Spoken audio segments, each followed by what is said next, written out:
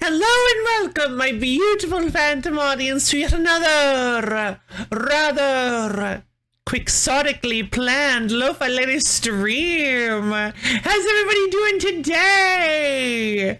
I hope we're all having a wonderful day. Wonderful-tastic, super-duper.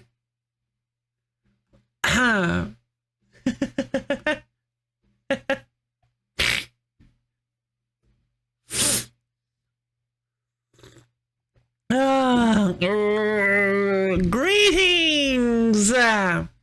I definitely expected this to be the outcome. I was hoping I'd be able to wake up a little bit earlier, but yeah, I didn't. Oh. But hello everyone, we have a massive turnout this morning.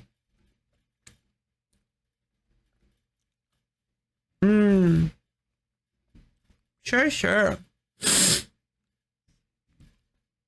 Melee seems like a game that you could get pretty salty at. Idle Showdown definitely is. Idle Showdown is such a fast-paced, incredibly tough fighter. Okay, well I am. Oh, I don't mean you specifically. I just mean as a person.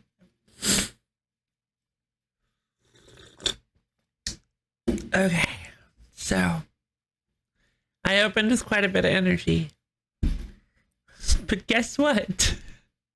I'm actually kind of worn out, so we're gonna be a little bit low. Mang Doobie is gotcha. I'm gonna be a little bit subdued. So yes, yesterday I went to a super cool Hey Skeletons. Hey everybody. Hey Abiel Board Misha. Gold, hey, happy Pride to everybody. Skeleclitch, And there was some eggs bando. You're wonderful. Where did you go? Where? Somebody took me to the Magic the Gathering Final Fantasy pre-release last night. It ran so long. It was so long. We every single round went to time. So yeah, it was really long. I had never real hands. Yes, it is. I bless thy street. Thank you, skeletons. Thank you, the sacred bowl of oatmeal is appeased. Thank you. What was my deck? I was actually running.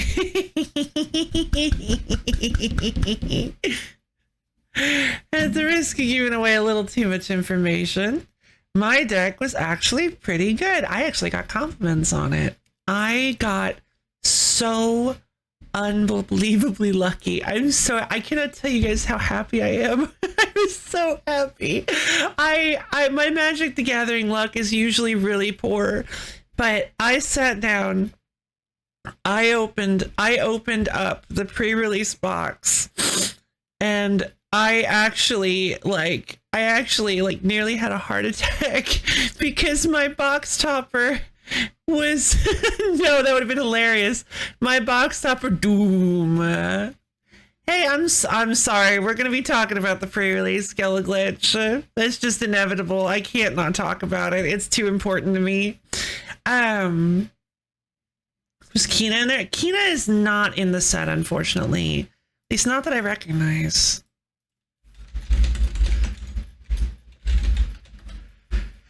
Oh wait, yeah, Kina is in the set. I'm so sorry. I did not get Kina. Kina's in it. You're right. I forgot who Kina was. Yeah, Kina is in the set. I didn't get Kina, unfortunately.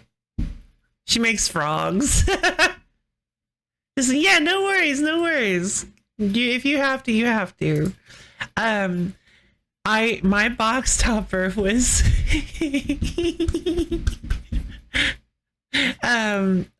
I should explain. When you do pre-release, every box comes with a foil year stamped version of a rare or mythic card. It has it has the year that the pre-release happened in the bottom left corner of the art, stamped in like a really nice foil. It's really beautiful. And I should preface this.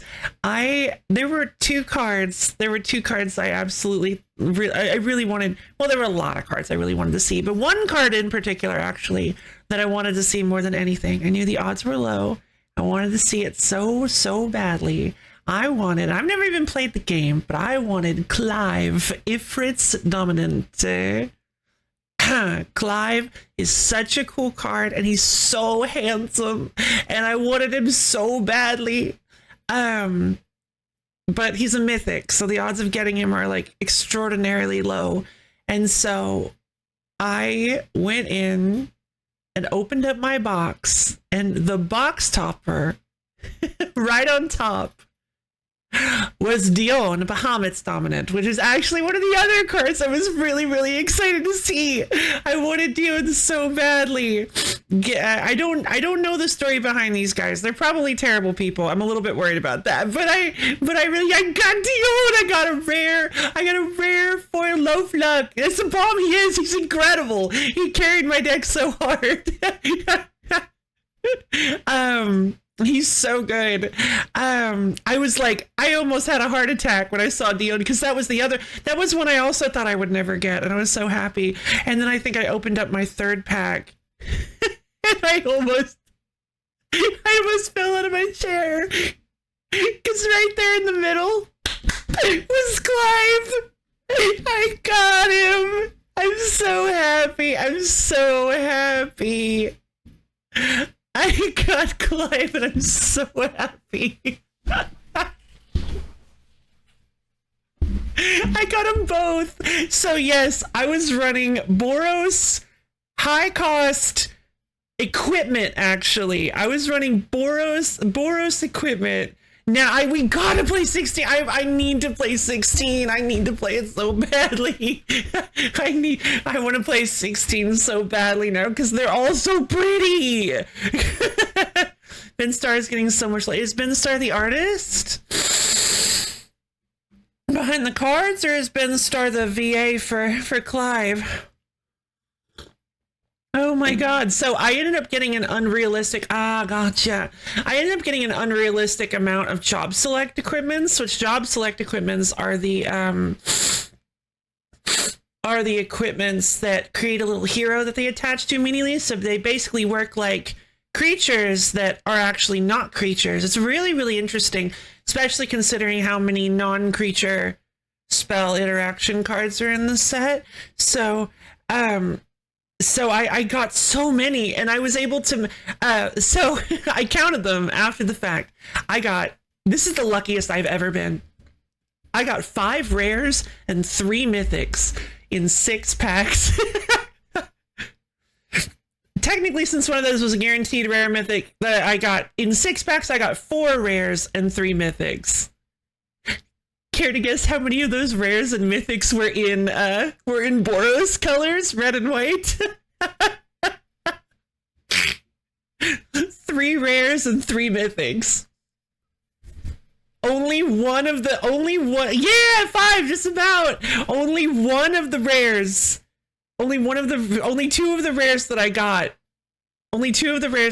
were not in red or white. I got lightning. Army of One. When I played Lightning, I was like, yeah, she's a really good card. When I got Lightning Army of One, yeah, cash! When I got Lightning Army of One, when I dropped Lightning Army of One, like, the other 2 people at the table were like, oh my god!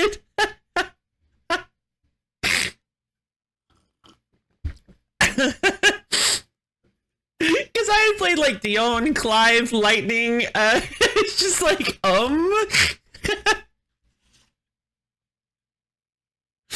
I think she got a seeded pack. Yes, I burned all of my luck for the past and future 17 years. I'm so happy. Like I said, I don't get that lucky with anything, especially Magic the Gathering. I am very unlucky when it comes to pulling Magic cards. I have to just buy singles because I might as well not even bother. But with the pre-release, that's not the point. Well, the point is to have a good time and see what little cards you get. And only crystals? Yep. Crystals? What do you mean? Oh! Yeah. The big 4 drops. Yeah. No, I didn't see anybody play those. I'm not surprised. I saw 2 people get the water crystal. They bad and limit. Yeah. Love's nice day. That's my nice day. Walking out and having a nice day. I had such a great time. I'm exhausted though. The chairs we sat. I feel so awful. I woke up with a headache because I guess I slept weird or something, and the chairs we were sitting in were so badly shaped for any sort of human being, so my whole body is sore. We were sitting in the chairs for like 6 straight hours, but I had such a great time. You gotta be kind of a guy playing Melissa Wincott Unlimited. So true. Also, blue is just not a good mill card. Nice and see that. I hope so. I'm still buzzing. I can't. I'm just so happy. Oh. My friend, of course, my friend who doesn't play a whole lot of Magic, but really loved the cards. She was like, we got to do this because the cards look so pretty, and she plays some, but she's just not. She's not as experienced or as like me or a bro, for instance. She ended up pulling a traveling Chocobo, and she said after the fact, she's like, every time I played this card, everybody was like, whoa, no way. When it's so funny too, because when she pulled it, I also made like this horrible noise. I was like, because yeah, it's like one of the best cards in the set. I don't know if it's the chase card, But luck, yeah, I guess so. Her luck is so strange. She needs to, it's like the less she knows about her odds, the better her odds are. Yeah, Traveling Chocobo is such a strong card, especially when paired with like Bartz and Boko. I'm really sad I didn't get Bartz and Boko. That was another one I was really hoping I would get, even though I knew I probably wouldn't be able to run a limited deck with him. I was really with them, I suppose. I was really hoping I'd get Bartz and Boko. Oh, Bartz, yeah. Bartz and Boko are so fun. Although, I guess if you get like super lucky, Bartz and Boko is pretty good and limited. Yeah, they did do Final Fantasy V pretty dirty in the set. But like I mentioned, Gilgamesh got the ultimate treatment. I haven't even met Gilgamesh on 5 yet. I'm so excited. Gilgamesh is like one of the strongest cards in the set. He's expensive, but if you build your deck correctly, you win. You just win. Birds be good and you don't need too many. Yeah, exactly. You only need 3. You only need 3 birds, I believe. And then if you manage to get them to be tough enough, ooh, fun. Yeah, but I believe Board mentioned that yesterday. Oh my god. So here's the deal. Should I mention this now? I'm actually curious if you guys would want to do this next Saturday, since we're getting the wheel. I was actually thinking, instead of doing a I guess I shouldn't. I'll say if the full set is in Forge, like programmed as a set, with the option to do this by the time we play Forge next Saturday, I was considering doing a Final Fantasy draft at the beginning of this to open the stream, instead of just immediately jumping into the Chandelar part. Because I don't know how long it would take us to find a Final Fantasy draft in in the overworld. So we could just like go into classic menu and do a Final Fantasy draft. If it's not in the game, I absolutely want to do it. Okay, cool, fantastic. Welcome back, Skeletal Glitch. Good content. I think so too. If it's not in the game yet, I definitely want to do it for the next Forge, because I want to do a Final Fantasy draft. I did Final Fantasy Sealed in person. I want to do a draft now. Yeah, but not very much. It's oh well, I guess maybe we are. Yeah. I guess we still are. But yeah, I think we're beginning to wind down. So yeah, I'm trying to get myself fed. Oh, this is so good.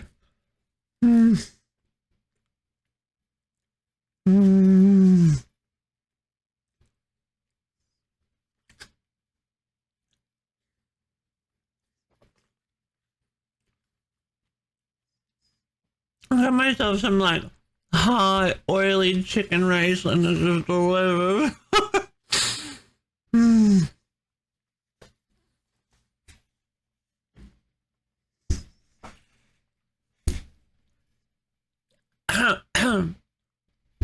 I think I threw my body out of whack because I forgot to drink water all night.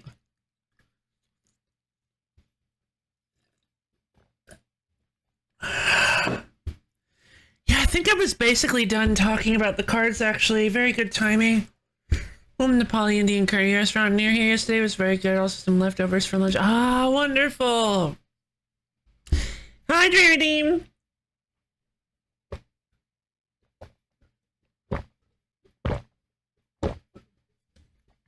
Oh, thank you.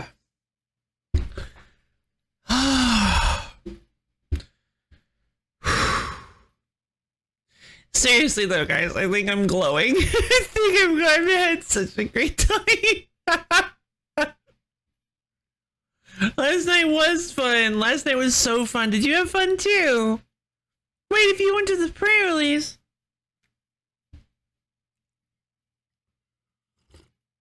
Oh my god. But yeah, I haven't played it for that's fair. Limited is scary, but also depending on the crowd you get, you could like my first pre-release. My first pre-release was Dragonstorm. I thought I'd really enjoy it because it seemed like a neat set, but all in all, the pre-release experience was really bad. We everyone, my whole party, they ended up getting matched against really awful, like it was just bad matches for us in terms of like personality. And everybody was kind of like, everybody seemed kind of sweatier than normal, and it was just like, or no, like not like physically. I mean, like they were tryharding more. They were tryharding more than normal, and just like it kind of felt bad. Like I had like one, I think I had like one good match. Plus, it got cut short because we had enough wins around everybody to end, so we only ended up doing 4 matches. So I was super prepared to try to win back, to try to get like top 8 in the to get top 8. I ended up getting 9th, but like I was trying to get top 8, and I was ready. I'm like, all right, match 5, I can do this. I can pull this back. I'm playing like the worst deck I'm playing Jeskai. I'm playing the worst deck in the format, but I can do this. And then they were like, all right, we'll just end this here. I'm like, no, I don't feel satisfied. But yeah, in terms of this one, this was one of the best nights of my life. Like it was just one of the best experiences ever.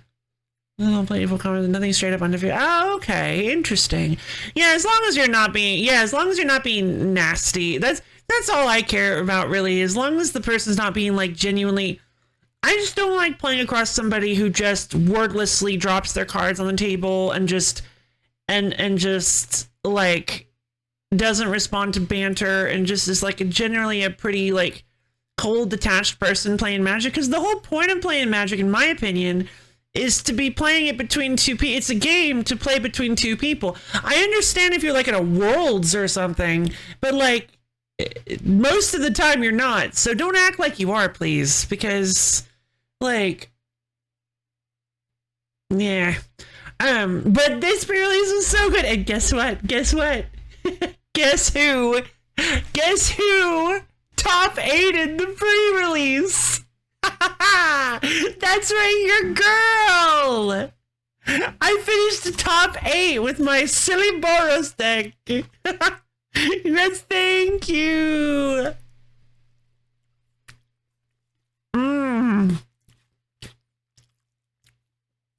I'd actually forgot to mention that earlier.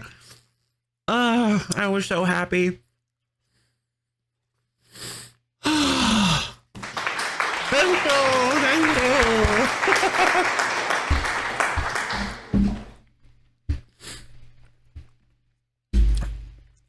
And hoping, the community got so much better. There were much different people there this time, and they were much more fun to play with. And our matches, all of our matches were so much better. We just got really unlucky in Dragonstorm. I had a couple of matches that were like suboptimal, but the other 3 made up for it so much. Like the other 3 were so much. Well, yeah, the other 3 were. I'll say 2 of them. I'll say 2 of them definitely made up for the other 3. But they weren't awful. They weren't awful. Yeah, let's go twice. None of my matches were awful. The worst it got was that they were just a little shy, or, which, to be fair, let's be but anyway, they were a little bit shy, and meow meow meow meow meow meow meow meow meow meow meow meow meow meow meow meow. Hey Ren, what's up? Either shy or just like focused on the game, and I get that because like you want to get first place, you want to win, but again, it's a pre-release, and the rewards for like first placing a pre-release aren't that big of a deal. Pre-releases are more about now arena. Ooh yeah, this time I'm not holding back. Trying to imagine my opponent was some kid. Yeah, there actually was a kid there. I've never actually played him. But yeah. Large competitive game is going to have some jerks and purely because it becomes harder to play. Yeah. It does make sense. It does make sense. The idea behind a pre-release, for anybody who doesn't know, the idea behind a pre-release is that it's just a really approachable. It's a really approachable way to get into Magic, like especially the limited format. It's a good place for beginners. Ideally, it's a good place for beginners because you go in, you sit down, you crack open 6 packs, and you have you crack open 6 packs, and you're just like, all right, I'm gonna take these cards, slap them into a deck, and you go and you just play rounds of Magic against people. And then, and you just sit down, and it's very casual. It's supposed to be very casual. I'm just gonna say I'm not even gonna lead with ideally anymore. It's very casual, and the prizes aren't like super great or anything. You maybe get like top 8 will usually get 1 pack. You cracked 4. Wait, really? Why? Pre-releases are supposed to have 6 packs on them. Hey, Blue, how's it going?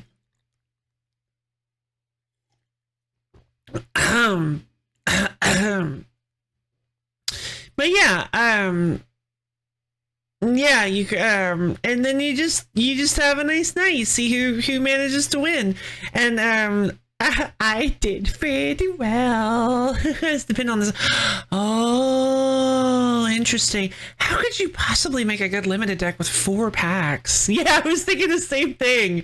How could you possibly make a good limited deck? I mean, I guess if everybody's doing 4 packs, then everybody has messy decks, and it's a lot more casual, which I guess makes sense, actually. But also, you get less cards. You touch less cardboard, and that's a crime.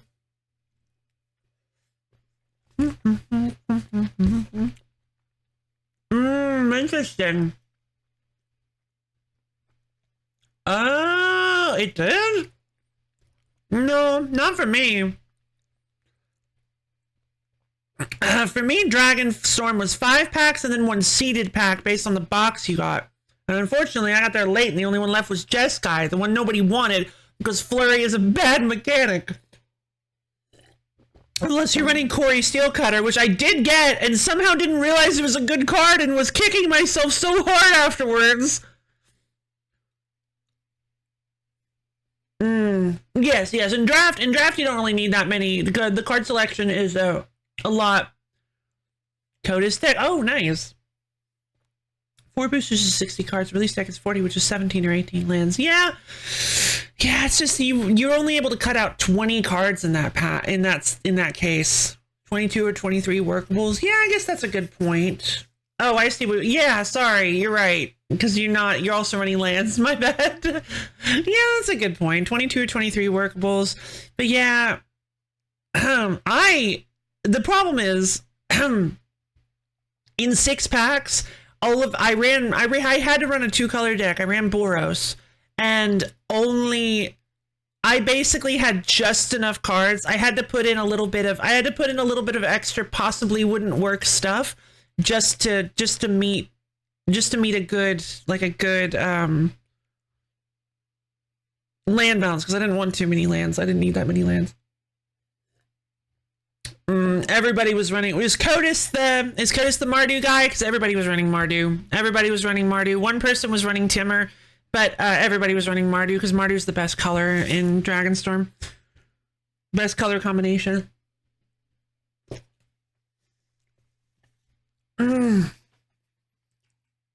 Soul Tie? Gotcha.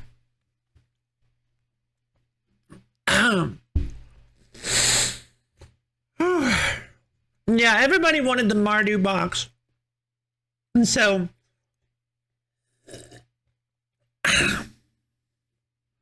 yeah, that Mardu Siegebreaker is a nightmare. Nasty card in limited. I played against somebody. Thankfully, I played against somebody who had who unfortunately didn't really know the best way to use it. What? That's disgusting. But all right. Now we're getting into Dragonstorm, which is not one of my favorite sets. I much prefer Final Fantasy. Okay, so fair enough. I'm much more fine with that. I just don't like three. I don't like there being a seeded pack that has 3 colors. I don't like the seeded being 3 colors because the problem with that is the thing I didn't like about Dragonstorm was that there are so many 3-color cards. All of like the best cards are 3-color cards. So it's just like there's no flexibility in the set. There was no flexibility and it just made me really upset. So when I opened my packs, I was like, I made Boros and then I looked at my black cards. I was like, I actually pulled like Garland and some other good stuff. I could do really, really well with Mardu here. And I'm like, but I can't. I literally just got done complaining about 3 colors and limited. So if I make a Mardu deck of all decks, I just feel like I'd be losing the moral victory. So I decided to just go with Boros. And I still did pretty well. I turned around against Spin-On. Yeah, it makes sense. Somebody I talked to had actually not played limited in a very, very long time. I had a really good conversation about like old school limited and how the like collector boosters kind of impacted the draft and limited format in a weird way.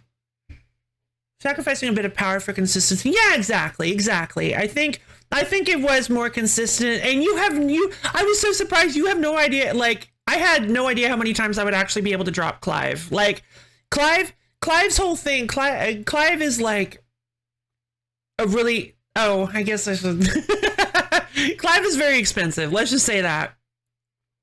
Oh, hold on. Skelly Glitch, close your ears. I gotta tell you guys about the best card I got. I got the treatment version. Yeah, let's take a look at it. I got the treatment version, like the special artist version of Ader and Priwin. The mythic equipment that sets the creature's stats equal to your life total. I got so lucky. And so, actually, you know what? I should mention the combo. Okay, Skelliglitch. Little while longer, buddy.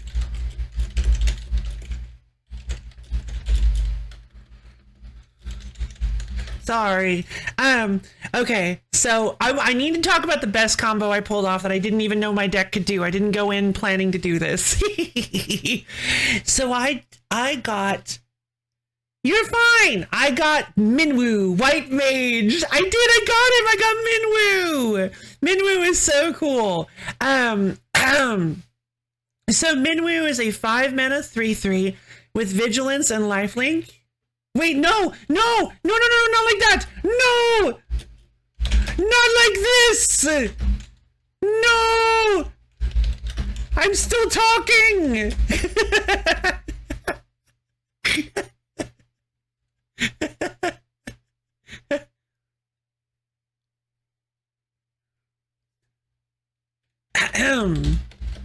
All right, so the combo I ended up discovering that my deck could... Okay, this will be the last thing we talk about Final Fantasy. Then we can get to the Retro Saturday proper. Unless we go on another tangent, which is entirely possible.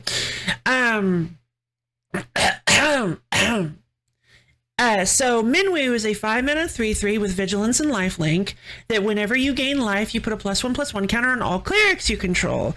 Normally doesn't seem pretty good in limited, but I did also draw the White Mage's Staff, which creates a hero makes anything it's attached to a cleric. So I had 2 clerics in my deck. Living large, baby. I had 2 clerics in a 40-card deck.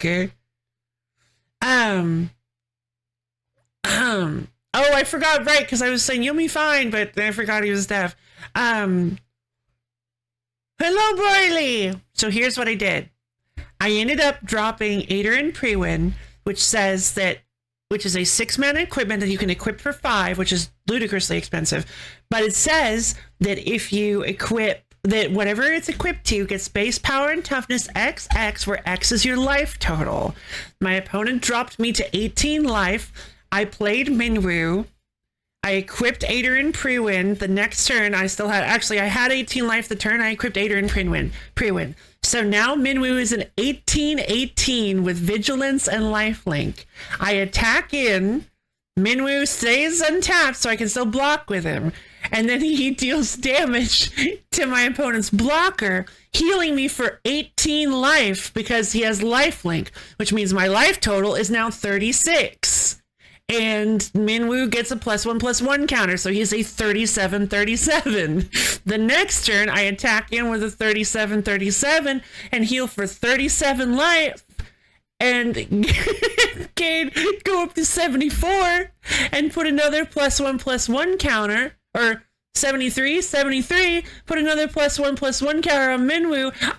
By the time my opponent scooped, I was sitting at 155 life. This is a little too much information because this is definitely going to identify me, but I don't care. I had to talk about it. I didn't even know my deck could do this. I had literally no idea my deck could do something like that. I didn't put it in going for that. So now that I've bragged, stuck in sorcery. Yes, exactly. He was running Gruul though. Yeah, exactly, one person. Oh man. Oh no, it's more like 6. I was very loud about it.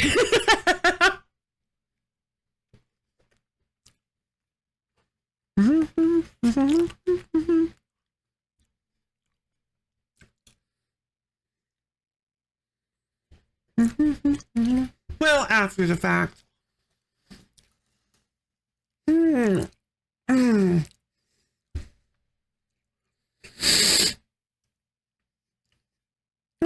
Okay, well, so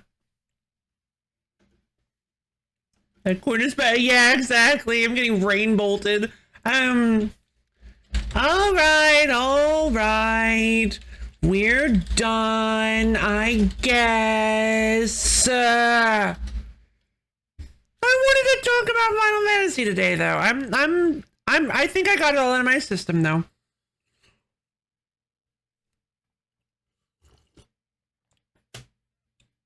I wanted to talk about Final Fantasy. It's a nice stream. Allowed to do what I want. I love to yay. Thank you. Look at Blue's. Yeah, like honestly.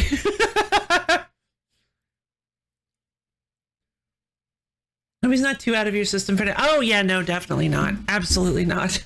Not even close. I promised I wouldn't make any. I promised I wouldn't make any Final Fantasy decks on Forge until I got to go to the pre-release with my friends. But now I am free. The shackles have been released. Sorry, Master. I'm gonna have to go all out just this once.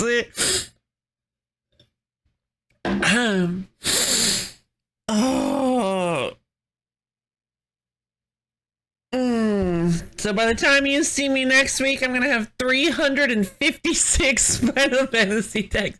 I have come up with I have had so many ideas.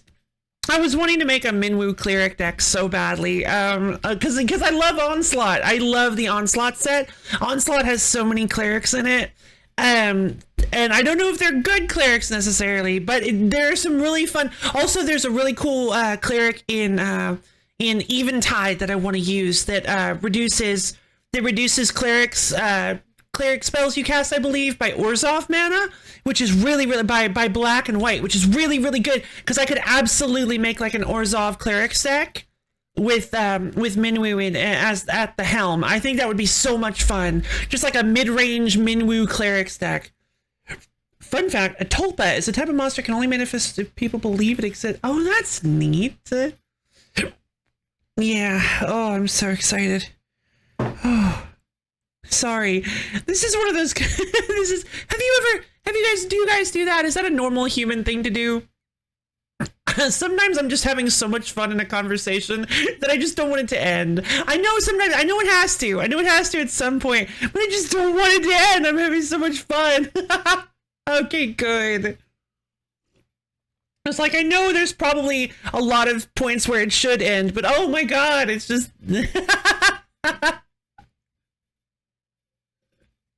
Oh man. 224. Oh yay! My people!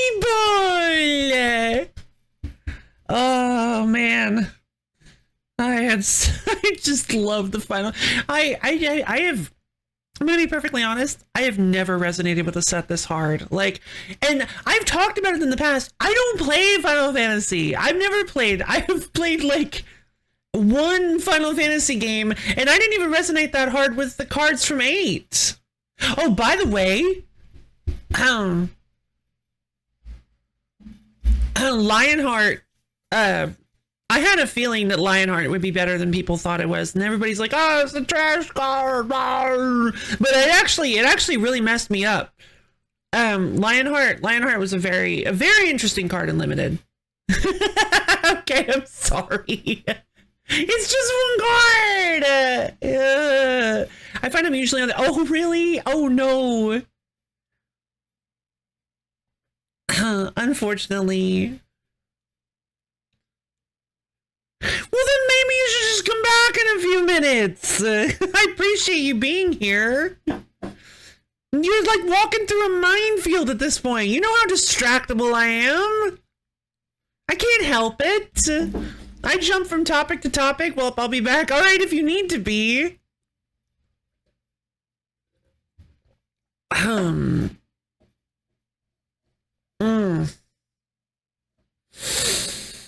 But yes, somebody played Lionheart. It is a 4-mana equipment that shocks something when it comes, that deals 2 damage when it comes in. Clearly I have to if I want to avoid spoilers. I mean, I suppose, but I thought you already, I'm so confused. I thought you said you already played it on Arena. Don't you already have like haven't you already seen some of the cards? Like, if you're worried about seeing cards that you haven't seen yet being played against you, what? No, I've seen the Jumbo Cactus. Okay. That's it. Okay. But yeah, also, like, this is my stream, and I like to be able to talk about things. I understand that, I mean, I understand I want to be accommodating, but, like, I want to be able to talk about and have fun with the things that I want to talk about that aren't like generally offensive. I get it, and I don't want to thank you. I appreciate that.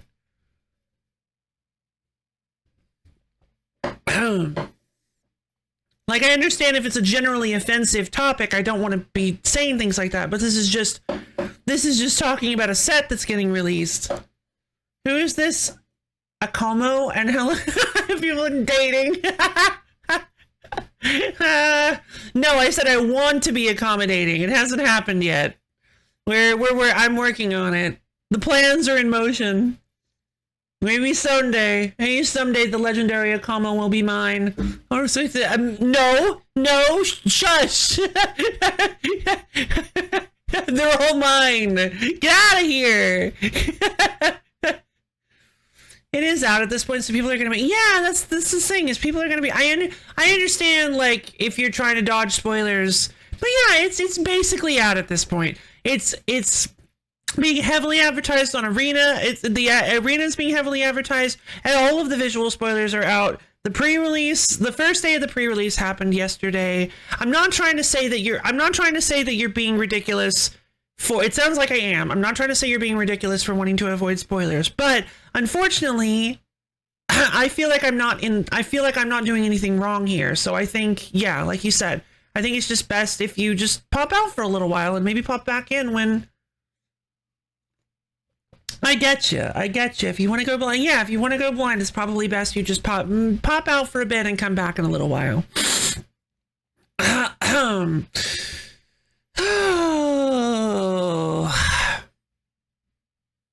Alright. Well, is there anything else? I think I might actually be done now. Such is the way of things. But yeah, somebody played a Oh, darn it, you said you were gonna leave! I was about to talk more about it. This is such I don't like this. I'm just gonna say it. Somebody played Firion, and they played Lionheart against me. And it was a really good combo. Oh. I don't like dancing around like this. It's ruining it. Somebody played Firion and Lionheart, which Firion makes it so that you create a token copy of any equipment suddenly enter the battlefield. Okay. Leave your equipment. Yeah, go! It creates a token copy of the Lionheart, so they dealt 2 damage to 2 of my things, and they were able to wipe my board because I had some small things. It was really nasty. It was really dangerous. So.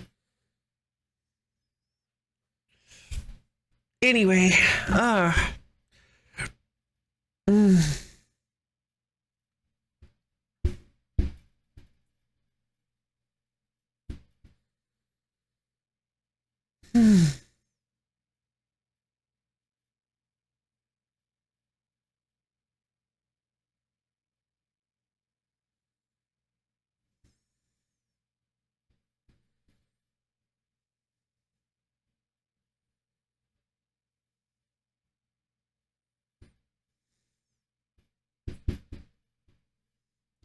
So anyway, I guess that's one way to end the conversation. All right. Yeah. I guess we'll go ahead and move on now then.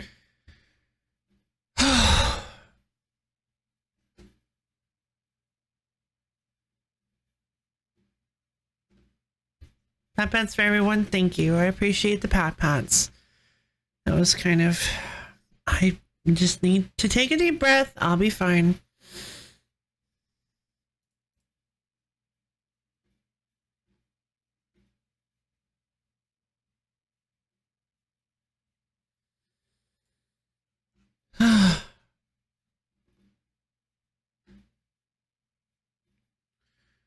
Let's see.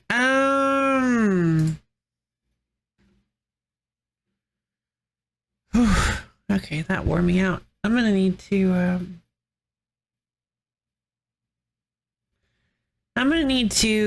grab myself a little snack thing.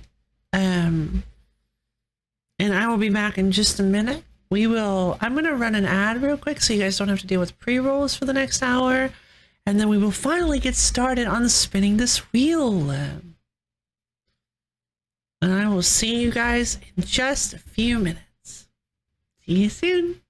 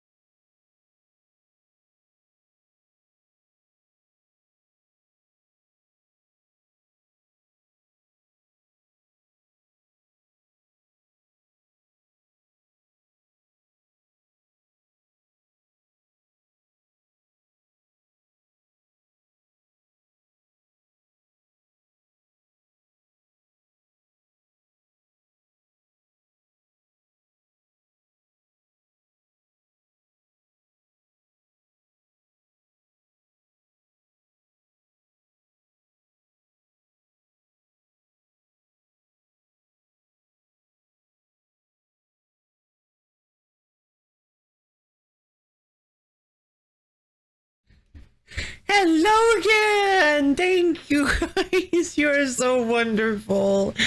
I genuinely appreciate all the love and support. You guys are wonderful. But look at this games. Like for the be going, wow, cool, nice. That's wonderful. Yeah, I've just been, you guys have probably noticed it, right? Like for the past 3 weeks, like I think it started kind of close to around when Fantasy Life I released. I've just been so excitable about everything. It's a weird feeling. I have so much manic energy and I've had it for like the past month or something, or 3 weeks. I've been getting so excited about everything, and then I get so excited I just start shaking and devolving into a bunch of rambling noises. It's just been, life has been so good lately. Manic energy is the best energy. Happy, yeah. It's just, it's so exhausting. Like I'm having the best time ever, but it's also very exhausting. And I do worry, cause I'm still same loaf. I do worry if maybe my rambling. I do worry a little bit my rambling is a tad annoying, perhaps, and it might be, but like I don't know. I've been just really, oh my god. I've been just burning. I've just been accumulating energy and then burning it all. Nah, thank you. That's so sweet. Love stats. Wow. Yeah, I just oh man, that was just, yeah, it's just like, it's the thing, it's like when you have a really good time, you have a really good day or a really good conversation, you don't want to let it go. Like, you gotta, and it's probably better if you do. If we stop doing things for fear they might have noticed, we might as well. And that's a good point. You are so wonderful. Thank you. Quick night. Hope you had fun with it, and hopefully maybe someday I can join you. But I'm gonna be honest, yeah, like,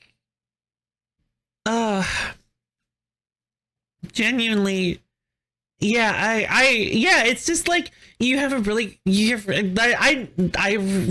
good days, really good parties, really good social interactions, really good conversations just with people, and it's like you never want it to end because you're like, oh god, why does it have to end? This is so fun. I feel very sensitive to perceive it. Same. And I've been trying to kind of curb that a little bit. Like, obviously it's a really good idea to be aware of when you're really upsetting somebody, but it's also actually, it's not so much about curbing it. It's about changing how you react to it. Because if somebody is showing disinterest rather than getting shut off or upset about it, or or peeved like I used to, it can be better to, I'm trying to learn that it can be better to be like, hey, you want to talk about something else, or maybe just subtly change the subject, or I'm doing my best. I'm not great at it yet, but what if the cave has really good bugs? Oh yeah, the really good ones from Lion King? Yes! Absolutely! Or you mean like ones that you can pet, like big giant centipedes that just wander around and you go like, pet the centipede. Or a giant millipede. I love millipedes. Millipedes are so great. Are millipedes the best? Can you imagine if there's just like a cave with a giant centipede? Yeah. Could you imagine if there's just a cave with a giant millipede in it? It's just like wandering around. It just kind of goes like, it just kind of like, what? It just kind of paces in its own little environment, and maybe occasionally it'll wander past you, and you just go pet for like 25 minutes because it has to get past you. 50-50, the cave would have both the good petting bugs and the good eating bugs. Okay, well then I can understand not wanting to leave that cave. That cave sounds perfect. No, it's a cute millipede. It's not like a scary one. It's a cute millipede. He's just got little legs that go like on the ground. Fish pads, yes. Yeah, millipede pads.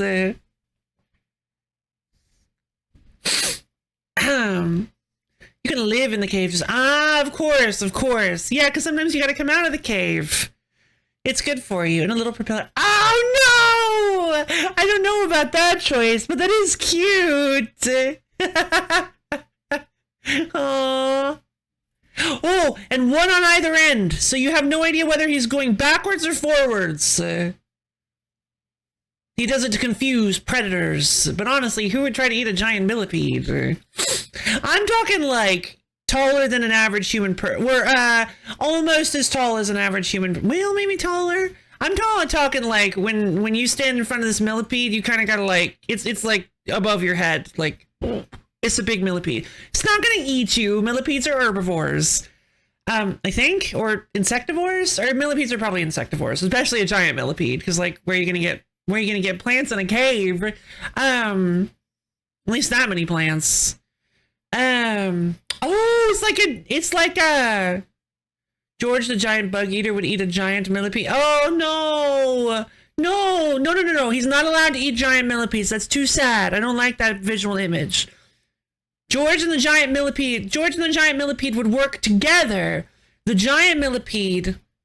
Anything for us? Really? Millipedes are herbivores, plant to try divorce. Oh, okay. Cool. Fancy millipede. Yeah, millipede was a giant millipede. I would pet them. I would pet them in a cave for sure. And like the yummy, I think they like the yummy slime molds. Oh no! Now I'm kind of picturing the giant millipede stops over a little bit of slime mold and goes like, and just like slurps it up, and then like it goes like a vacuum. So you're like, so they don't move. They just like go like, and the slime mold goes like shoop right into the millipede's mouth. The giant millipede. Oh, I love this baby now. I love this baby. And back, welcome back.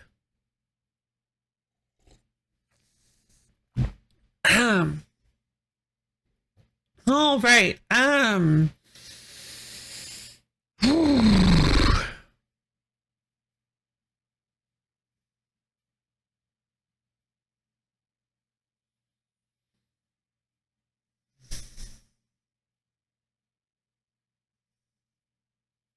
Who knows? Honestly, we're just kind of having conversations. So far, this is just Zatsudan. This is great. We're just having a great time chatting. I'm having a wonderful time chatting with you guys. The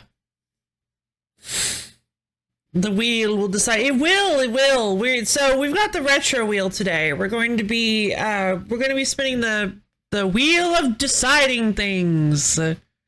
This is the retro wheel. Who knows what we're gonna play? But right now I'm in such a drowsy mood. I'm in the wheel of fate is turning. Rebel 1, action. Yeah, I've been having a great time. All right, well, I guess you guys are tired of waiting for the fantastic wonderfulness of the retro wheel. So let's go ahead and pull it up. I'm kind of just sitting here. Plan so far today seems to be that I need to figure out a way to become a giant millipede and then get pets. Yeah! You gotta find yourself a cave. You gotta invite me to said cave, and I will sit there as you walk past me and just go pet, pet, pet, pet, pet, pet, pet, pet, pet, pet, pet, and I will pat you. And you'll go like, yeah, I love it. I somehow ended up on old Discord posts, and I found that one where it was like, I saw a millipede today. I did. I actually got to see a millipede, and I was so happy because I think that was the first time I ever saw a millipede. It was a wonderful time. It's a wonderful time.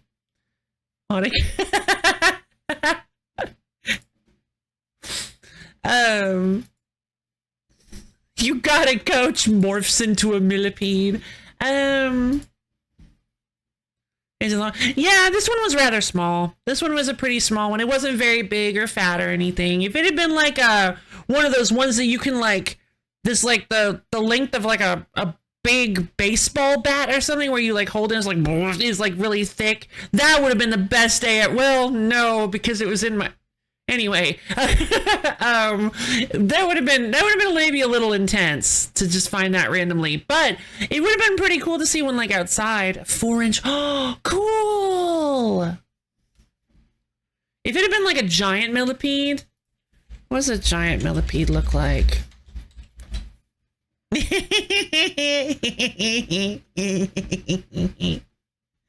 Oh, okay. I guess I'm misremembered. I guess I'm exaggerated the size. I guess my brain exaggerated the size of Arcus Paraustriptus gigas, which is the giant millipede, giant African millipede.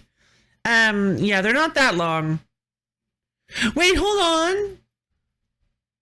Arthroplera, a giant millipede like arthropod. Well, that's not the same because it's not a millipede. But yeah, it turns out they're not that long. They're like, I can't sell the... okay, so growing up to 33.5 centimeters in length, 67 millimeters in circumference. Oh, so about 13.2 inches in length, about 2.6 inches in circumference. So, yeah, so they get kind of big and kind of fat. And I would have loved to see one of those little guys, and then I would just be like, off you go, baby! Off into the wild. Not that big. Yeah, I said baseball bat size. I was thinking like they were like 6 to 8 inches in circumference and like 3 feet long. I was thinking like 3 times as long as the giant African millipede. Also known as the Shongololo or the Bongololo. But millipedes are so cute. They're adorable. They don't hurt nobody. They just eat plants and detritus. They're adorable. I love millipedes. Millipedes, snails, number 1. Snails will always be number 1. Slugs are pretty good. Slugs are fine.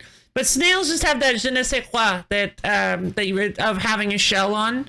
Snails are the best. Snails are the absolute best. But then you have millipedes pretty closely after because they're adorable. They just go across the ground. Old earthen days, I forgot what era, but there was a literal giant centipede, like we're talking person wide and 6 feet. Like, ooh. Yeah, je ne sais quoi. Is that not how you pronounce it? Je ne sais quoi? Is it like quoi? Like more? Is it like a little softer? Je ne sais quoi? Okay, je ne sais quoi? Oh, okay, it is quoi. Okay. Is it? Moths! Oh, how could I forget about moths? Moths are so great! I love moths. Yeah, okay, fantastic. Je ne sais quoi? Genius. Fun fact you guys might not know, tame chocobos say je ne sais quoi, but wild chocobos say je ne sais quoi. Because French is your first... Oh, I didn't know French was your first language. Fair enough. Probably because I didn't know that your French was your first language. Well, eating insects and I had to stop because I was getting too hungry. Apparently ants taste like citrus. Ooh. I don't think I could do that, but all right. That's interesting. Jenny the Chocobo. If I get an opportunity to... Yeah, if I get an opportunity to name a Chocobo, I'm absolutely naming her Jenny. Yeah, I mean, you mentioned that you could speak French. I just didn't know it was your first language. Quack. Quack.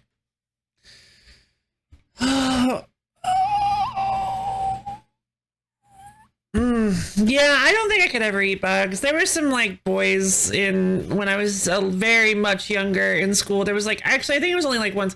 There was like one boy, somebody dared him to eat like a grasshopper or a cricket or something, and I almost got sick. But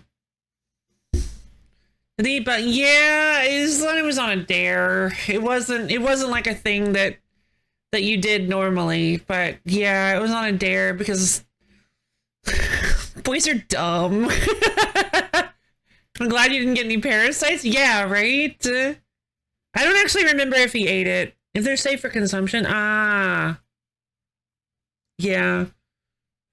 I mean, if you cook them, they make great protein snacks. They have barbecue flavor. Ah, yeah, that makes sense. I've heard cooking bugs and flavor because, like, I know there's some like Mexican candy that has.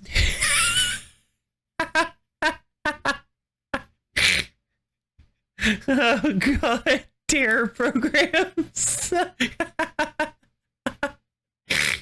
So eating raw. That's interesting. Jeez. I try not to consider that escargot is a thing. Eating a raw snail, I've heard that can kill you, yeah. Literally top one way to die eating random stuff. Wait. I thought you said he did end himself. What do you mean luckily nothing happened? Filled my watermelon and slipped the coon. What are we playing? Who knows? Alright, I fixed lunch, filled my water bottle, swept the kitchen, wrote a book, finished watching a 2-hour movie, ran a marathon, then signed up for the decathlon, then finished. What are we playing?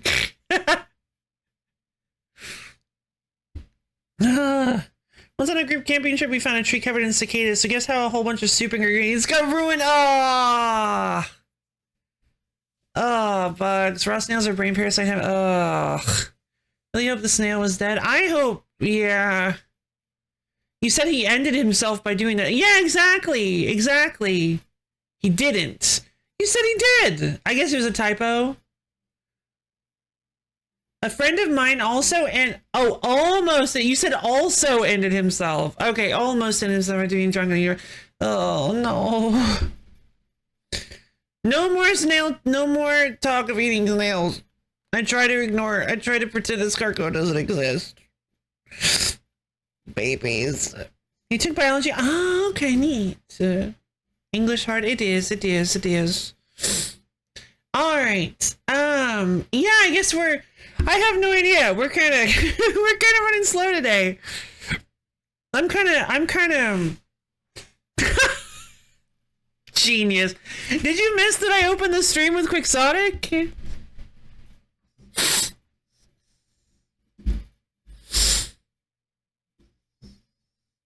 Would you really read Toriel's 72 uses for snails? Probably not. You didn't miss it. Alright, cool. I was wondering.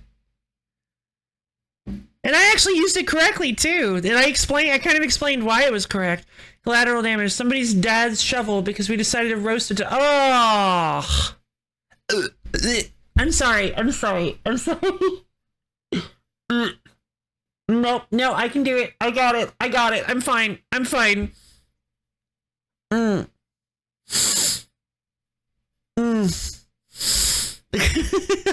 I'm good. Just won't think about it anymore.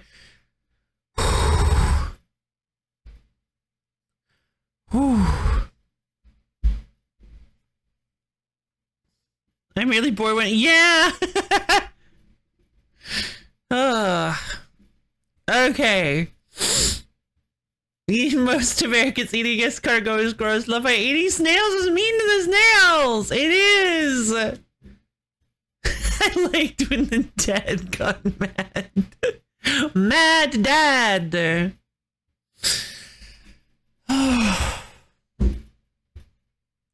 Yeah, after I woke up, I was like, wait, should I have, like, canceled the stream today? I'm gonna be so useless. But no, this is great. I'm having a great time.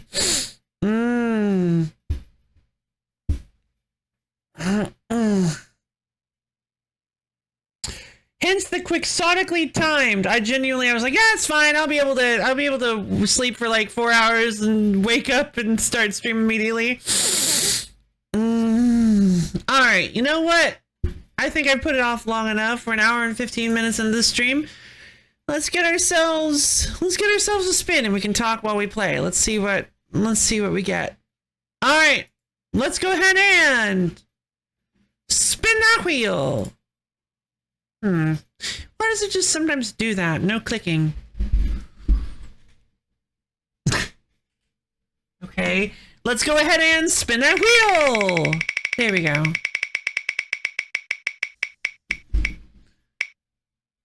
Okay, and that one's actually leaning. I don't think that was Marvel. Was that Marvel? Was that Marvel or was it? It didn't look like it was quite on Marvel. Oh darn it! No, I wasn't paying attention. What did that one land on? Was it S2? That actually would be S2 for sure. The wheel loves them lines. Yeah, I don't know why the wheel loves them lines so much.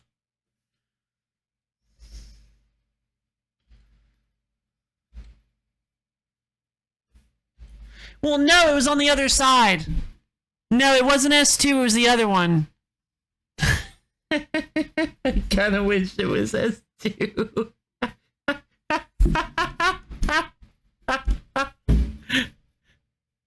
But the wheel has spoken. Marvel. No. We'll do Marvel. We'll do Marvel if we actually land on it. Call it your choice when it's yeah, but like it is poking over into the other one. I think I would it'd be a funny joke, but I kind of want to see what the deal is with Suikoden 2. I kind of want to see what everybody loves so much about this game. It's like really calm, and it's like a calm, slow-paced game, right?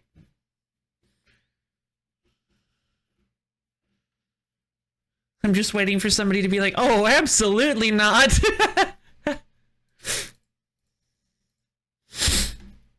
What did it land on? Nothing. CITH. Oh, absolutely. The opening has been intense narrative-wise. Knockoff Toyman. What laugh? What do you mean? What's wrong with my laugh? It was just a normal laugh. I didn't do anything wrong. What did it land on? I wouldn't say Marvel is calm. No. It didn't land on Marvel. It landed on,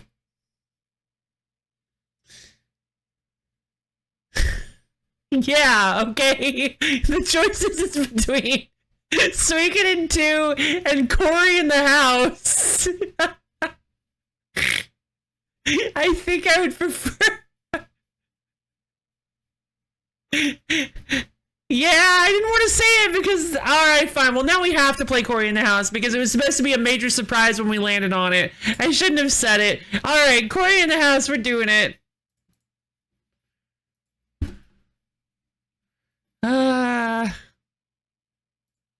Alright, let's do Cory in the House.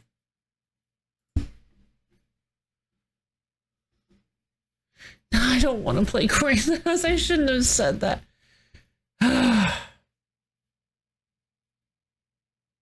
It was on Cory. It was more on Cory in the House. So let's do Cory in the House. The wheel has spoken. Love Mega Man 2. Is that what Cory in the House is?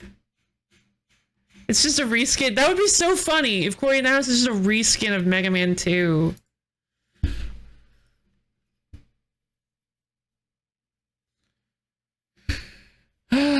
You are responsible for iCarly, which was actually fun. I'll admit, iCarly was fun. So I'm gonna relax. I'm gonna calm down a little.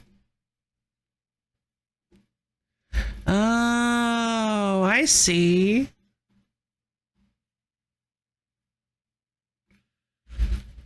Da, da, da, da, da, da.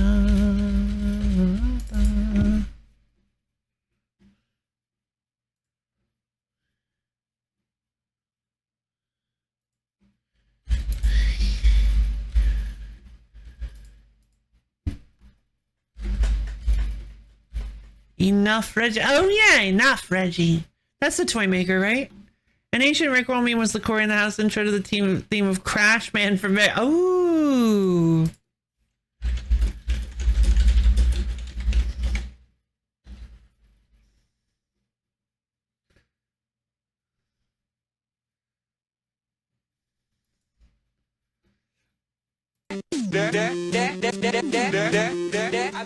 I think it just wants your head.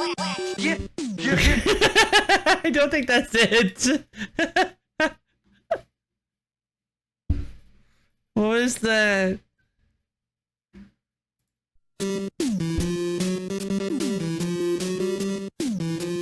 Oh, I see. Oh, so it's just Crash Band's theme. Gotcha, but it has Cory in the House. Oh, it has the Cory in the House, like, characters and stuff. I see. It was visual. It was visual. The scene from Shrek 2 where the trumpeter plays the Wi-Fi theme of the messenger.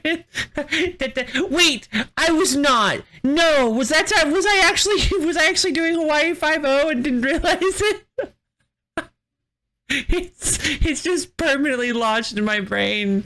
I can't get rid of it, no matter what I do.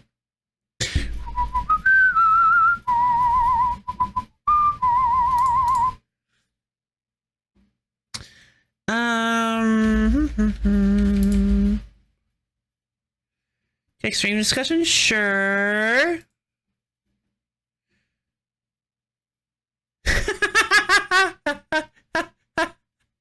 It really does look like one. That's really good. It really does look like a Yakuza screenshot. That's so good.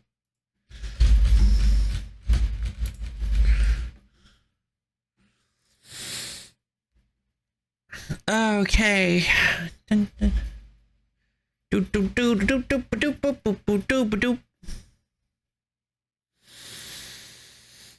Okay, so now we're probably going to be playing just a total meme game. Not very...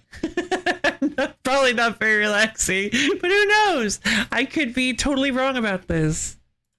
This could be the best game ever made. It's made by Handheld Games. Guys.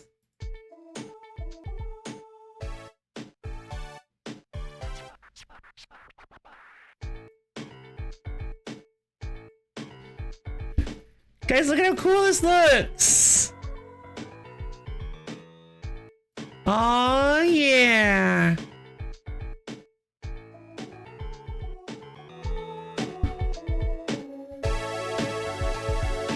Cory in the house! Cory in the house! Alright, we're gonna test this touch screen to start, everybody. Are you ready? Are you ready? Because we're playing the best anime of all time. Alright. We're gonna choose a what happened? Oh. I kinda thought, oh wow. I didn't realize I hit it that hard. There. Corender House! Alright, I guess we'll choose this profile. I guess I have to use the A button. Episode. Oh, there he is! It's him! The boy himself! The man, the boy, the myth,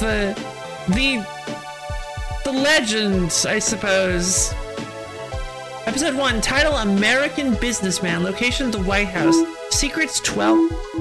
Wait a minute, what do you mean by this? Is this like a... Okay, I'm anticipating like Home Alone style platforming where I have to run around and grab all the my pranks and traps that I've laid around the White House before the president can catch me. Yeah. Oh, it is really foggy, isn't it? That's weird. Yeah, the selection sound is so loud, but everything else in the game is so soft.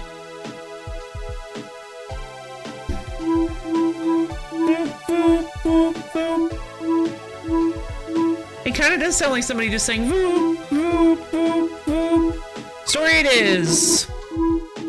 Oh, come on. I'm a master at everything related to Cory in the House. Hard mode, baby. Let's go. Episode 1, American Businessman, Day 1, morning. Oh, no! Hey, Dad, did you hear my presidential bobblehead won first prize in the Wacky World Toys contest?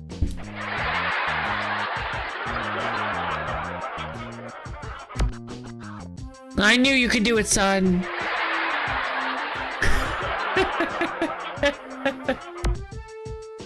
And they're sending me a boatload of them so I can sell them to tourists. Hello, money. I don't think I'm not gonna do this the whole time, but like, it's a sitcom. Yes, yeah, that's me. Yeah, I'm doing that actually. Oh, wait, hold on. Yeah, hold on. You're right. I should try to get rid of the bar. Hold on. Wait, what? There is no screen. Wait, there's no screen cap. Oh, it's letterboxing.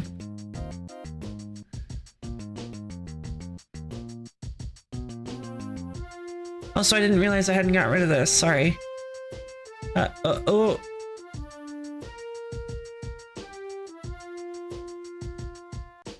Corey's imminently punchable face. Oh no! It's the stupid chaos face.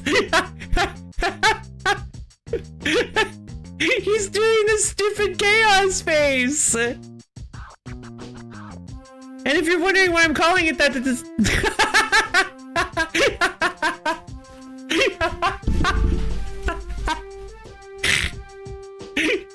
stupid chaos face.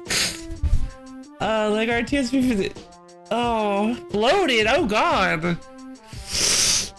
I love how his dad looks like genuinely frightened. Like, Oh, I think he makes that face a lot in the show. Anyway. Oh, they actually did add a laugh track. No way. No way. You can't make this up. Did you guys hear it? You can't make this up. Well, keep your toys out of everyone's way. Remember, Samantha is the boss. I'm just kidding. Don't worry, Dad. Corey Baxter, American businessman, has it all under control.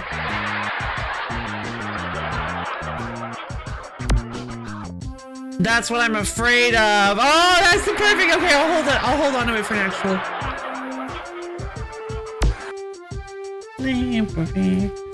Oh, great, it's Sophie. Yeah, I know. Oh, hey, he changed his face. Oh god, he's just like staring into my soul. You're right, you're right. Stupid Chaos face is way different. His mouth is closed. It's Sophie. Sophie! Not the right Sophie. Corey, you want to see my new toy? It's a high-tech cell phone. No. High-tech cell phone. The best part was all that I had to trade for it was a box of those silly bobbleheads. Oh wait, hold on. Is there like a...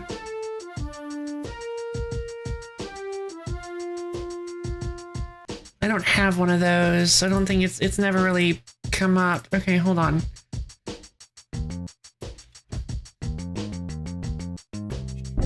Whoop, not wrong.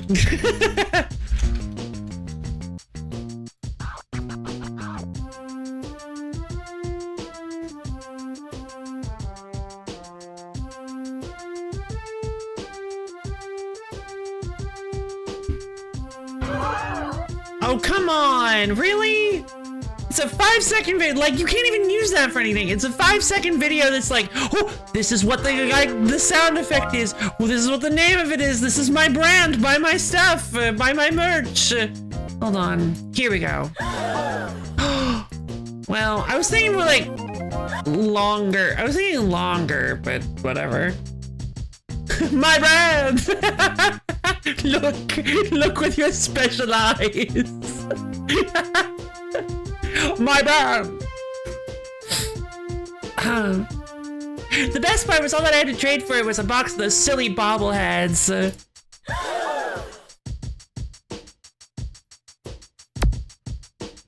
Silly bobbleheads? My bobbleheads? You traded them? I wonder if I could like layer this. I told you I traded them for my new cell phone. Try to keep up, Corey. Sheesh.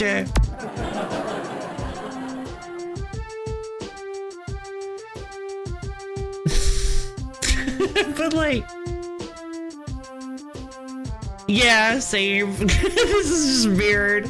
I'm so upset. I never would have put the laugh track after that, but I guess I don't. I guess I have better humor than sitcoms. I guess that's good news. Well, since the bobbleheads were yours, you can have the stupid cell phone. It doesn't have any games on it anyway. I don't want a cell phone. I want my bobbleheads. Sheesh, Corey, why don't you go check in Daddy's room? She doesn't have games on her phone. I guess not. You mean the Oval Office? Yes. Ugh. Sure, unless you're chicken.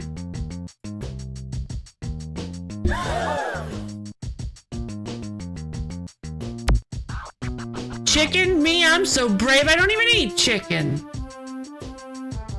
Huh? That's not a laugh track moment. What are you talking about?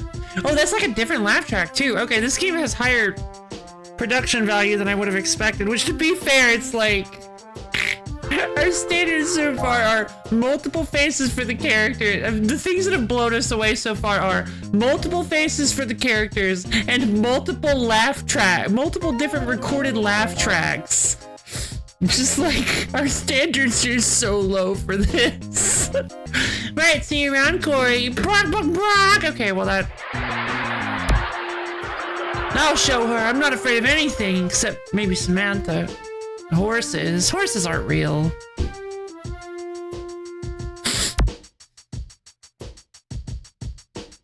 I gotta keep quiet about finding those bobbleheads around the White House. Dad would kill me if he found out. I'll need to use the control pad if I'm going to get around the White House. Who doesn't love a cheesy game? Honestly, yeah, it's kind of fun. Corey, what are you doing? Well, I guess I better follow my ghost. Now that I'm having an out-of-body experience. Oh no. Does he just have like a does he have like a beatboxing idol that he does? No, please. I bet I can find hidden items by inspecting areas around me, like under the couch cushions.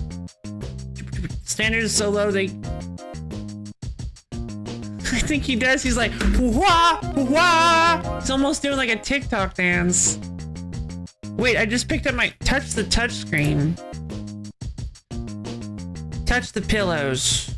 I can't touch the pillow. Why do I need to touch the pillows? Oh, okay. Oh, the original bobblehead. Well, that's kind of cool. Sweet, I found my President Martinez bobblehead. Hello, neighbor. Can you feel how soft they are? Yeah, that's fair. Okay, so that's kind of cool. You can do scene interaction on the fly by using the touchscreen. That's actually a fun feature. And if it was in anything other than a Cory in the House game, I would probably be like all over it. And I mean, I am. I think it's a really neat feature. Stop, Cory Baxter! Oh wait. Oh wait, hold on. You are under orders to not enter the rest of the White House today. So this is a real game. I almost feel ripped off. Yeah, right? It's actually just a real game. Rats! Rats? Yeah, rats in the White House. Big ones. I think this is just a straight up joke from the show. I used to watch Cory in the House. I know, shameful secrets. But I used to watch Cory in the House. And I'm pretty sure this is actually a joke they used in the show. I was trying to catch them. Well, get back to work.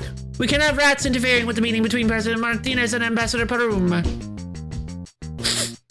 Cory, you are under arrest for being a child. Rats! And remember, when you approach another person you wish to speak with.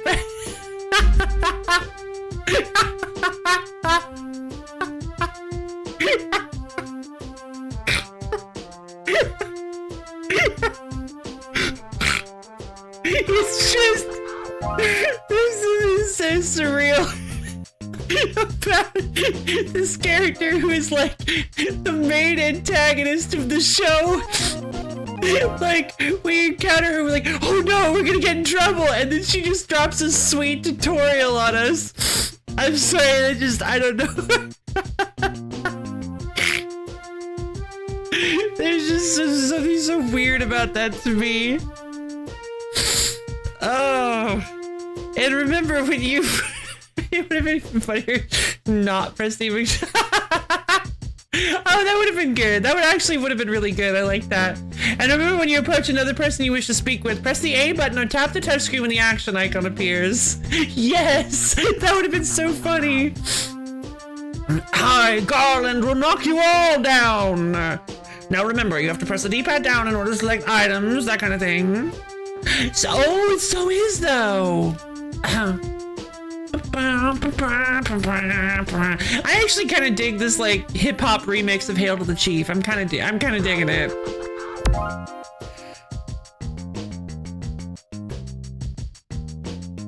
Corey, I need you to get rid of those nuclear. This was also in the show. I need you to get rid of those nuclear nakishkas. Nuclear who? The little Bahavian pastries that burst when you eat them? Yes, those destructive delicacies. Oh, this is my weapon.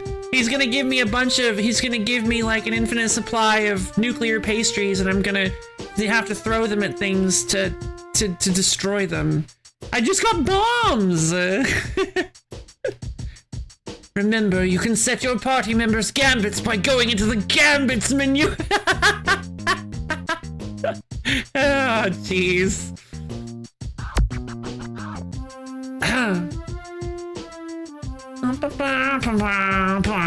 Not to worry, Dad.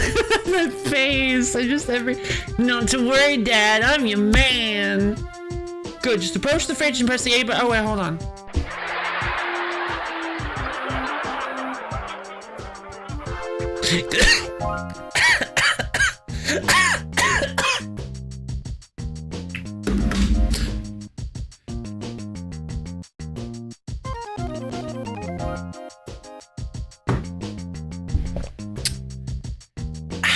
Water.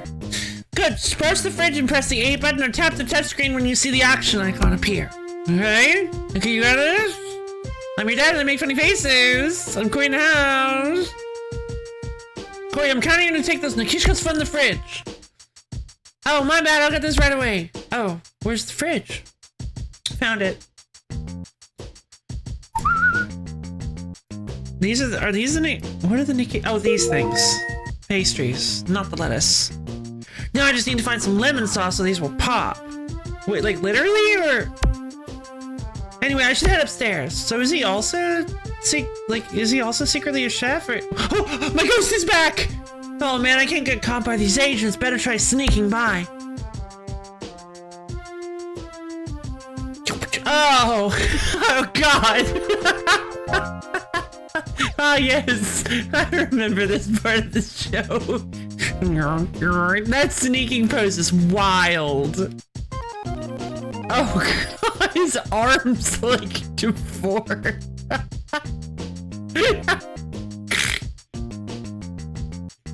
Why did they think this is a good idea? Tight lemon sauce. Sweet, with this lemon sauce, and the Nakishkas will be able to stun on impact.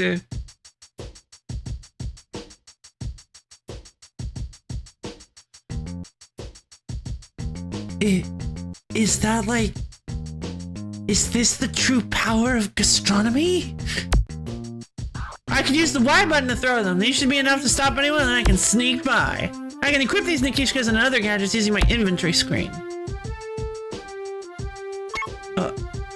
Oh, okay. It seems I only have 3. Whoa, cell phone.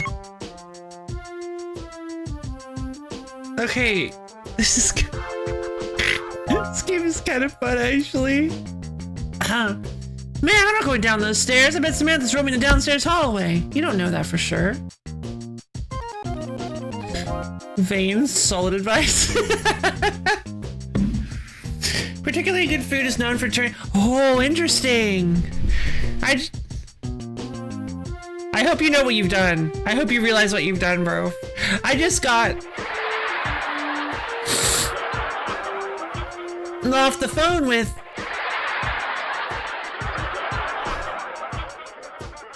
my landlord. Wait, sorry. My landlord He said my rent. It's too early.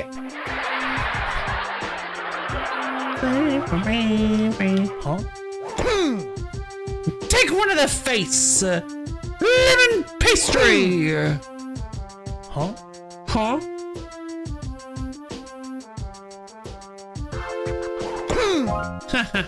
I'm unstoppable. I didn't even need to do that one. Hey, you're not supposed to be up here. Go back to the kitchen. Oh? Dang, I gotta be more careful. If Dad and Samantha find out, I could get in serious trouble. I don't even know where I'm supposed to go. I'm supposed to find the bobbleheads, I guess? Shoot, the door's locked. I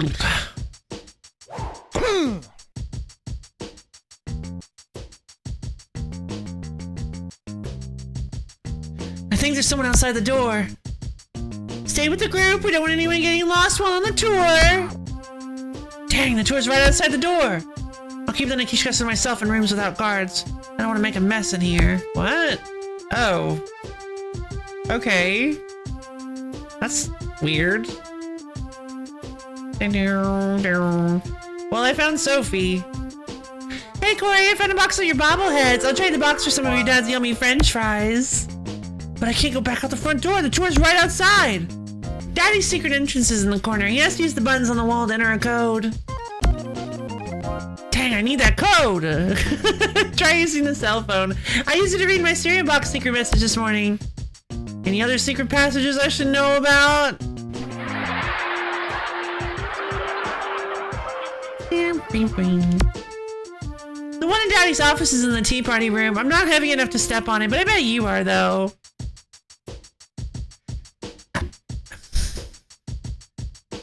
I'll give it, like, half a laugh track.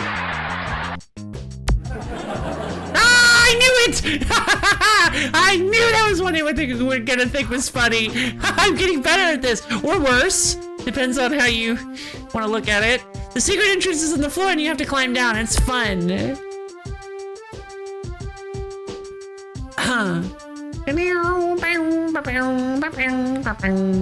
secret entrance is where? Oh. Keypad. Touch keys on the keypad. Watch the numbers as they fill out. Maybe we should get a Scooby-Doo paragraph chart. I want to play. Watch the numbers as they fill out the code to press on the lower screen. Press the numbers in the correct order before time runs out. Harder keypads require more numbers. Oh, good. It has a hacking minigame. Harder keypads require more numbers than easier keypads. Keypads give access to electronically locked rooms. Keypads can unlock electronic locks for keys. What, oh god. What? 3*350? This doesn't make any sense. 98142? Okay.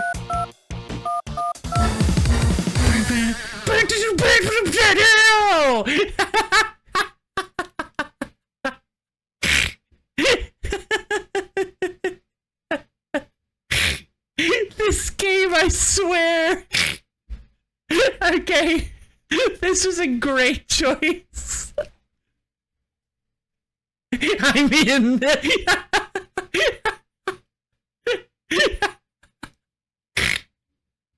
No worries, Skelly Glitch. Enjoy your bike ride. Oh my god. I'm sorry, I just hacked into the secret room code bed in Sophie's room. Later, Skelly Glitch. You were in the kitchen, no worries. Whoa, a passageway opened up in the corner. Like, we played a hacking minigame, and it was like, and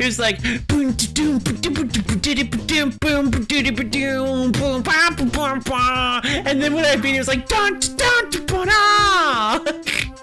just like, it was trying so hard to be like really intense, and it was just the silliest minigame. Oh Oh, this is really funny. Good submission, Misha. This is delightful.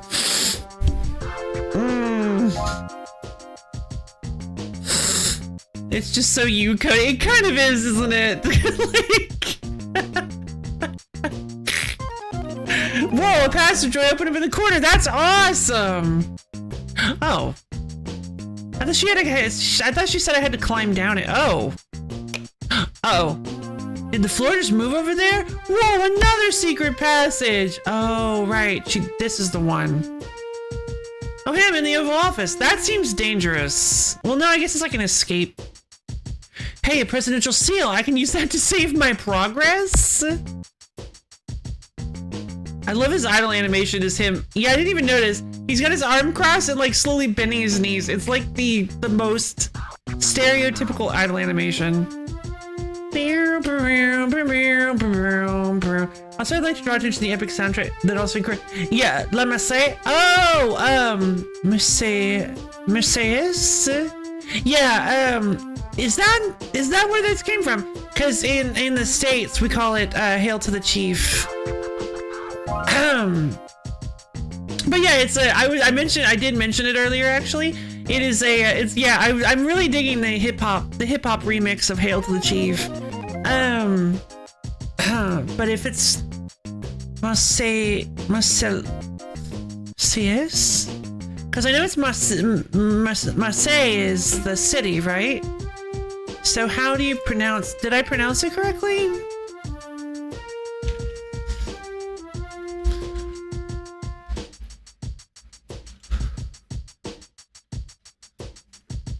Marseillaise, supposedly. Oh! Whoop! Guess who it is? It's our boy Julien Miquel! Yeah! Making another guest appearance after quite some time. Well, this is Julian, the Frenchman who makes French pronunciation videos here on YouTube, and we are looking at how to pronounce the name of the national anthem of France. This is a song that was written in 1792, just a few years after the French Revolution, by Claude-Joseph Rouget de Lille in Strasbourg, after the declaration of war by France against Austria. Wow, this is the most I've ever heard him talk. That's so cool. Essentially a revolutionary chant. How do you go about pronouncing the name of the song?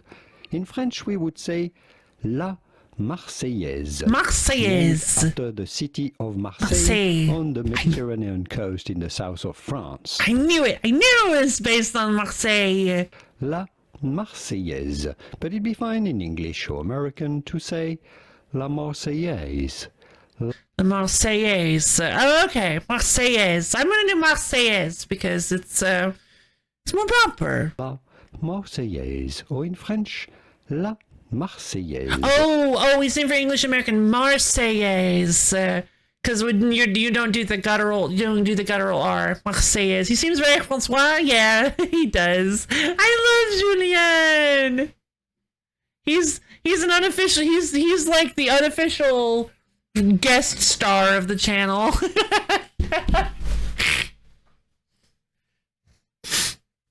Because there's so many times where I'm like, how do you pronounce this? Let's go check on Julien. Let's see if Julien has a pronunciation. Here are many more videos on how. Of course. Oh, okay. So, neat. So I didn't realize that seems kind of. I'm sorry, that seems kind of scummy. Did we rip off?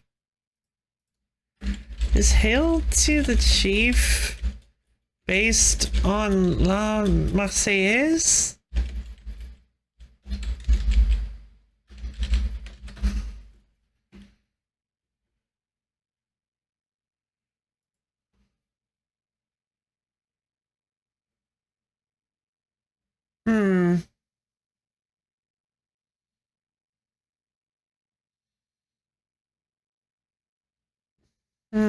Doesn't say anything about it. Funny House featuring Julien Miquel. Save store.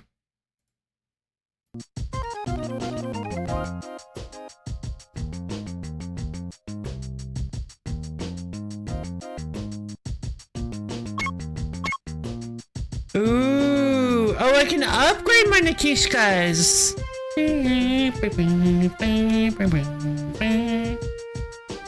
Wait.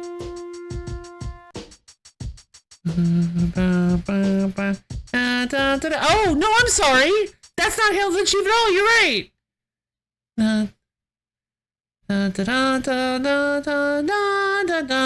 Oh, I'm sorry. Hail to the Chief is. Oh, I'm so sorry. I got them mixed up because they kind of sound like. Oh, okay. I guess it is La Marseillaise. Why? Why? Because. I mean, that is kind of. We do use that song occasionally, but now that that's the French national anthem, why do we use that? Could be a case of one work inspiring. Maybe. But like, I don't know. That was just me missing. Okay, hold on. I want to look up La Marseillaise. Marseillaise.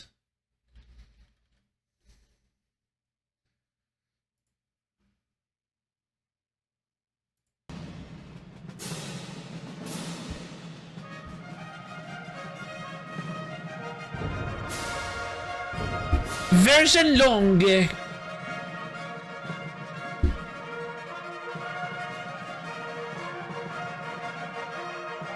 It's a lot of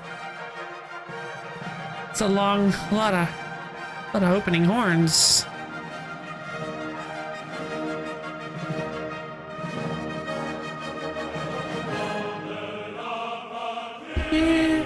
Oh my god! What? Wait!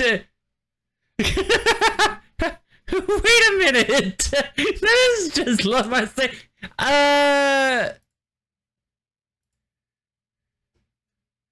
Why does the US use the imperial system? Honestly, really, you're about to fight Glass Joe. Oh, does that play during?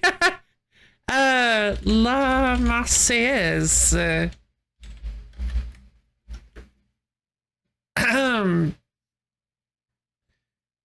So the anthem's evocative melody and lyrics have let, not as its national anthem, it's that, okay. Huh. Weird.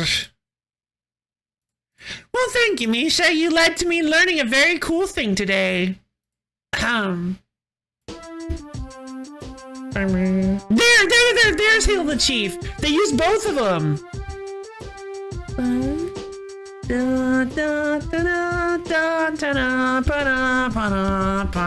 Yeah, that's the hip-hop version of Hail to the Chief. But then they also use La Marseillaise for some reason. Guaranteed to stun pesky enemies longer. I can buy a cute sailor's uniform apparently, or is this just my normal outfit? Patriotic clothes for $600.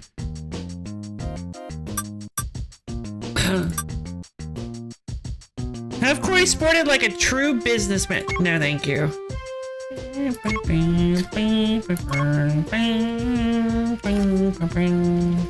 Wow, this is great. I can also use these save points to replenish my health. Your health?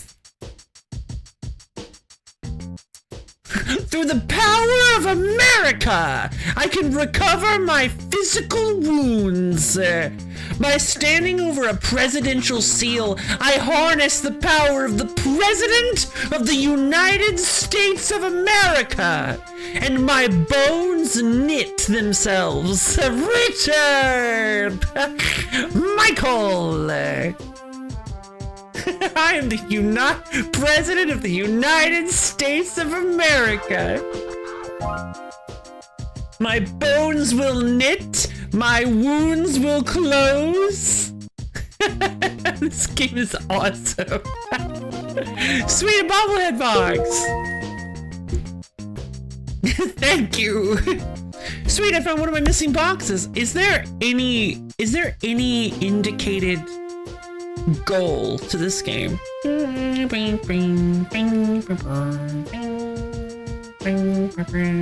gotta admit, this soundtrack slaps. Another bobblehead box. Score, bobblehead box. Like, I'm just curious if there's any way to know how close I am to finishing this progress. I only found one secret. I am 1% of the way through the game. Good lord, how big is the White House? You'd think as an American I would absolutely have this information memorized and encoded into my soul, because that is how Americans work. When you become a nationalized American citizen, you immediately develop an unquenchable hunger for cheeseburgers, excuse me, and a photographic memory of the the White House. What the? My PDA can't access this keypad. What gives? Oh, I need to upgrade my PDA. Huh? Up. I missed. Hey, you're not supposed to be up here. Go back to the kitchen. Dang, I gotta be more careful. If Dad and Samantha find out, I could be in serious trouble. Wait. Now I'm in a bad place because the tour guide is still outside of. That's fine. I'll snack later. Well, I need the French fries. Hey, Dad, you got any French fries? Hey, Dad, can I have some of your French fries? 168 feet long, 85 feet, 60. Yeah, exactly. So wait, 6 inches wide. Oh, 85 feet, 6 inches wide. Gotcha. One thing well known about the White House is it is very long and very thin. Smash burgers. I think all humans have an insatiable lust for cheeseburgers. That's why vegan burgers were/are the most important hill to climb. I see. Yeah, this is a good point. That's a good point. Corey, you should have some vegetables or something. They're for a friend, I swear. I mean, he's not lying. Sure, well, tell your friend he won't fit into his pants anymore if he keeps eating fries.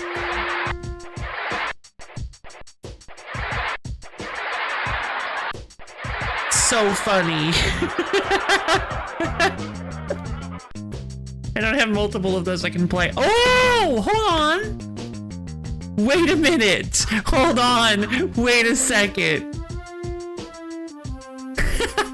Wait, can I actually do this? I think I could make just the worst thing ever.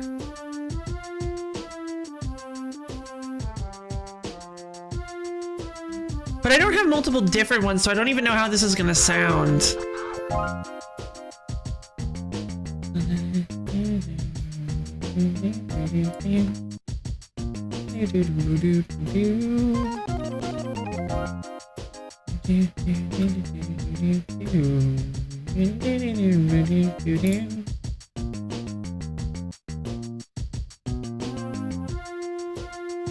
I'm gonna do like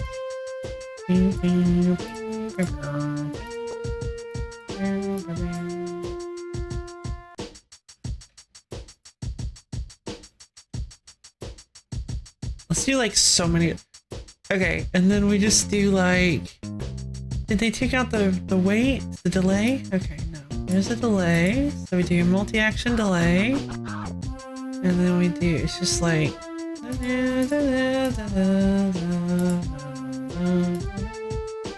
just like 1 second.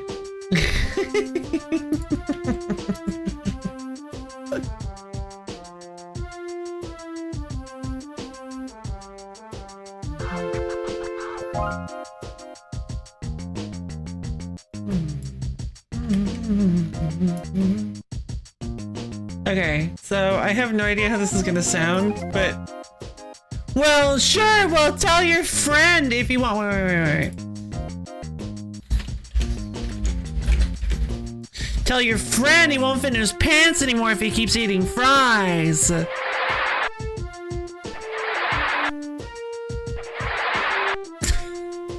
did not work the way I was expecting it to.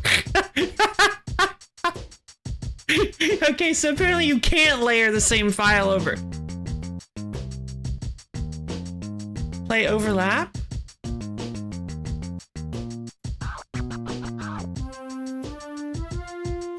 Da-da-da-da. Oh, I see. This is so important, you guys.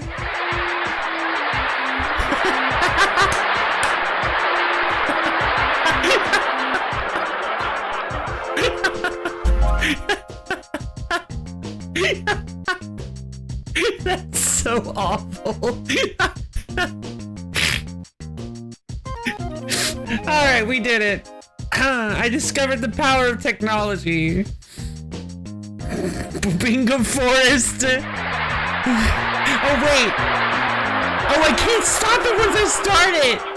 Oh, I gotta be careful about that one. That's a dangerous weapon. I need to keep the safety on that one. Oh, actually, I can stop. Oh, wait, no, I did stop it. I just can't stop the... Okay, I can stop it from adding more. I just can't stop it. I can't stop each individual one once it's started. Just like a bullet, once it's been fired, you cannot put it back in the chamber. Just the stroke of a brush, like the stroke of a sword, is like the stroke of a sword. Once you make one, it cannot be taken back.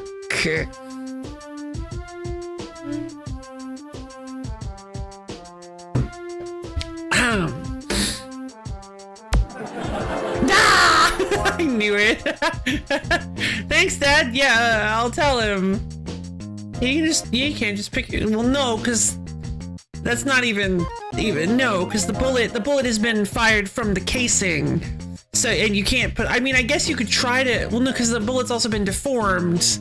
Like, you could try to put the bullet, if the bullet hasn't hit anything and it just landed on the ground, you could maybe repack the bullet, but you'd need to get, like, gunpowder, and you can't, you can't just put it back in the chamber. Then replace the case. Well, you could, but, like, it would take too long, and it's not the same bullet. It's like the bullet of Theseus. Well, I mean, it kind of is the same bullet, I guess. Because you can use the same casing and the same bullet, so it's not really bullet of Theseus. I don't know where I'm going with this, but you can't just... Well, okay, fine. Sword is better. Sword is better. But also what I mean is that you can't put it... Because once you fire the bullet, the action of firing the bullet and whatever destruction that bullet has caused is done. It's permanent. You can't take it back. Just like making a mistake or doing something bad to hurt somebody. You can't take it back. You can only try to mend things. Anyway, now let's go back to playing the funny Cory in the House game. Alright, I got some French fries.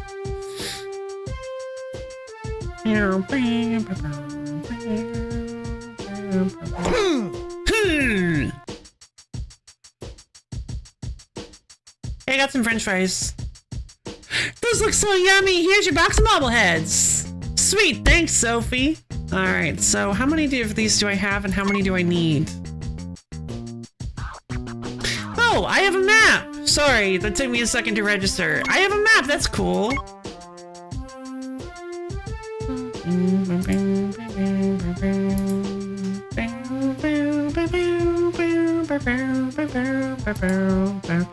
So I need to head here to the Lincoln bedroom, it seems. Oh, and I can keep it active. Cool. Wait, I'm confused. There's still a quest in the Lincoln bedroom? This looks so yummy. Here's your box of bobbleheads. Sweet, thanks, sir.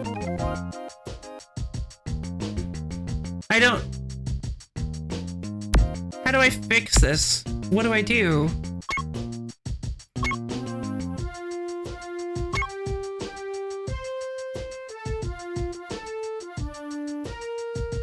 You finish this. Oh, okay. Find dining hall box. Okay, so there's only 2 more boxes. There's only 1 more box to find. Alright, so this is the Lincoln bedroom. I just need to go this way. Yeah, that's right. Back off.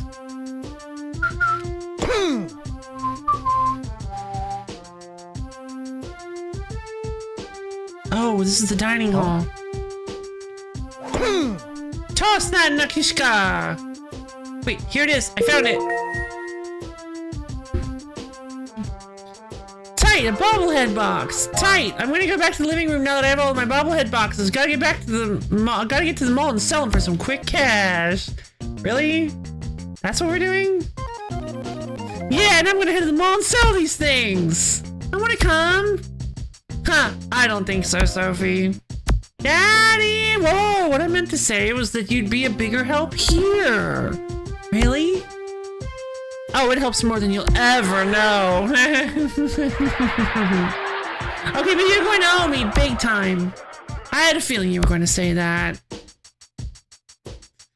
Oh, use the stylus to choose road run. Use the stylus to choose direction. Guide Corey through the streets with the 3 directional pieces. The pieces remain constant, but their direction changes on the map. Avoid running into walls. Corey just can't run through them. Not yet. Enemies will capture Corey if he runs into them. Don't go over the same place twice because Corey's in a hurry. Shouldn't I just take the fastest? Not until he gets the speed booster. Exactly. Wait, shouldn't I just take the shortest route to get to where I'm going? Touch the touchscreen to begin. Do I have to? Oh. Oh god! Dang a dead end! What?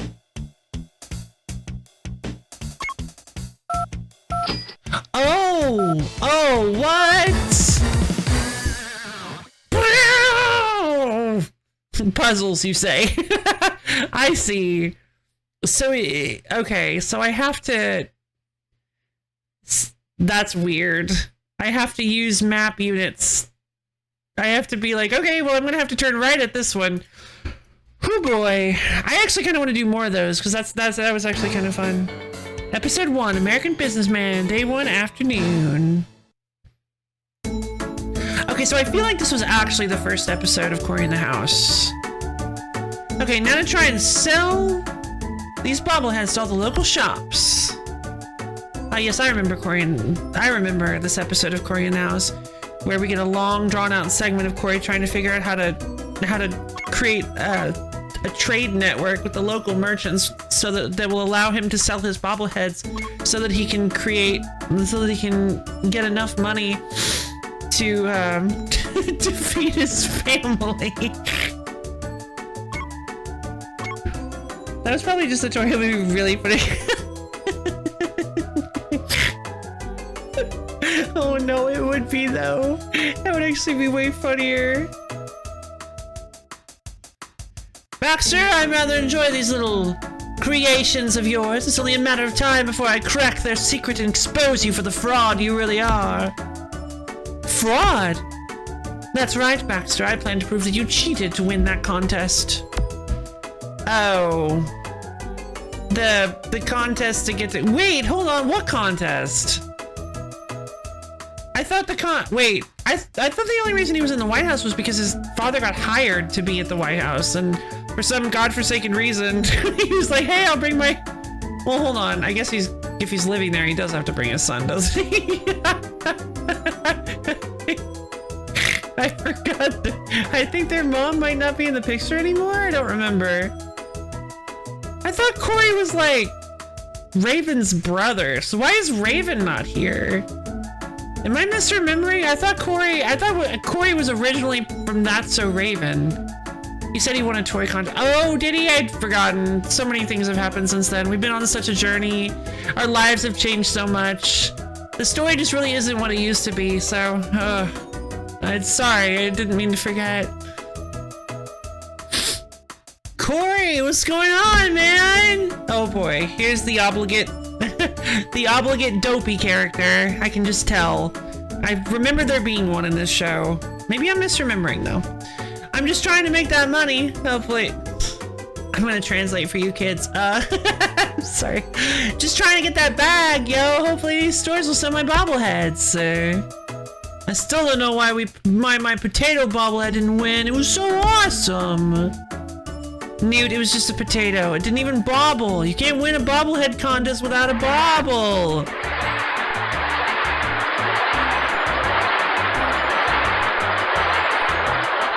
Okay, that's the only one I'll do for that's the only one I'll do for like the rest of the game. I better get back to work, okay? Laters, dude, and by the only one, I mean the only laugh bomb, the one that's overlapping. Oh, hi. Don't bother me, I have to decide what to buy before the mall closes. Hey there, I'm Corey Baxter, American businessman, and I have a wonderful product for you to sell in your store. Oh, do you have the game Kung Fu Cats 3? No, I have these fabulous presidential bobbleheads. Well, find me a copy of that game and I'll gladly sell your toys. Alright, fine, just be ready to deal when I get back. Ah, yes, the life of a merchant. Doing weird favors for people so that they will sell your products, which I guess, no. Whoa, this guy's like walking in a stiff breeze. Man, this is driving me crazy. The playoff game is on the radio, but the Radio Hut doesn't seem to be open. What do you mean? Well, the sign up front is off. Maybe the owner's sick today or something. Ah, I just gotta know what's going on. This guy's walk cycle. That's incredible. Corey just doing squats while idling is great. Those are not squat. Well, yeah. Yeah, Radio Hut.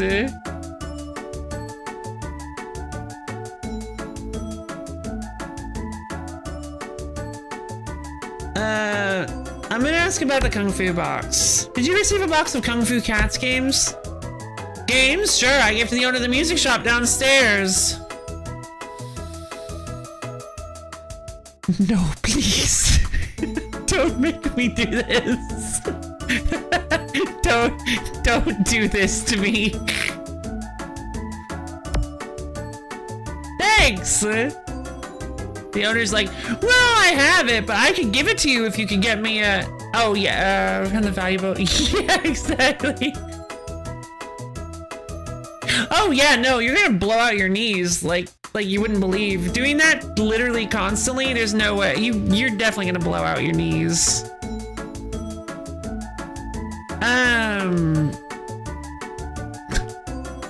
Sure, I have a copy of Kung Fu Cats 3, but you're gonna need to trade me something for it, and maybe if you have like a weather vane, I could totally trade you for that. It's like, okay, I'll go get a weather vane in the mall, apparently. Get to the weather vane guys. The guy's like, well, if you have some sort of medicine to help cure my illness, I'll give you my weather vane. Like, okay.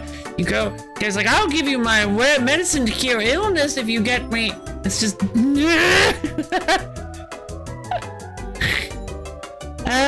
so bobbleheads. Are you guys open? Yes, we're open. Sorry, the sign is broken. Are you the repairman? Oh.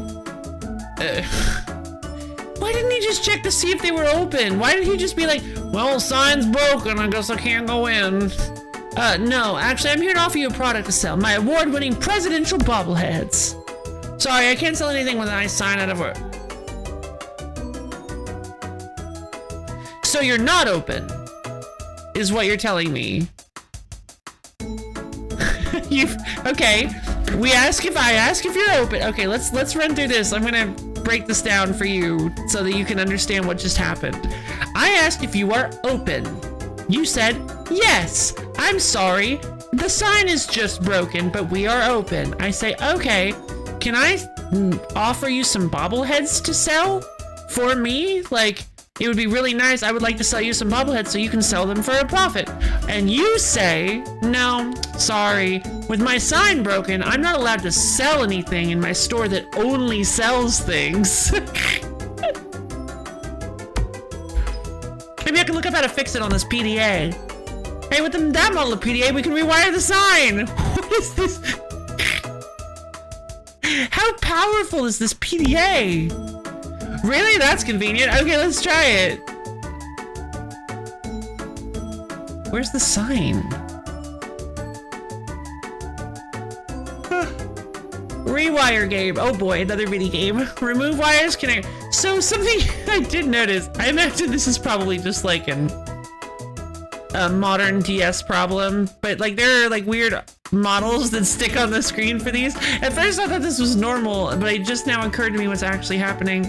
Remove wires, connect wires. Let's do this. Disconnect. Oh no, Corey's still here. Disconnect the wires on the right hand of the bottom screen with the stylus. Look at the top screen to determine the new wire connections. Drag the wires from left to right on the bottom screen to make new connections. Wrong wire connections will retract to the left side on easy mode. In hard mode, all connections are reset on an invalid attempt. Oof. Try the rewire game in your arcade menu to hone your skills.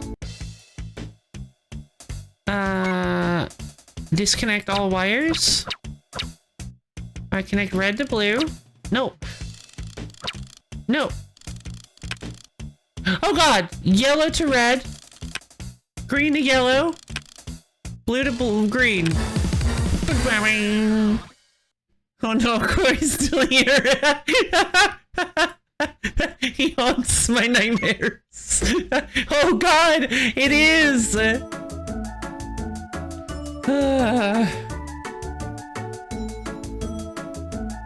Oh well, it's usually green. That was red.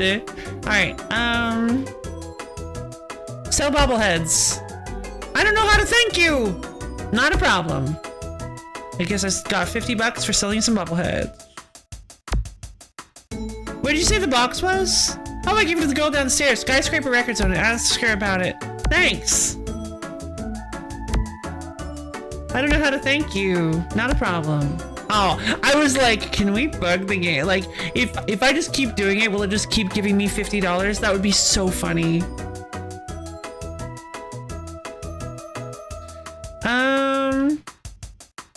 Geez, that smells on wheels. Smells on wheels. That smells on wheels owner is rude. I asked her if I could sample her product and she wouldn't let me. Really? Man, that's harsh. Excuse me. She is so controlling. I wanted to purchase something, but now I'm not so sure. Who does she think she is, telling me what I can and can't do? As the owner of a business, she does have the right to deny free samples.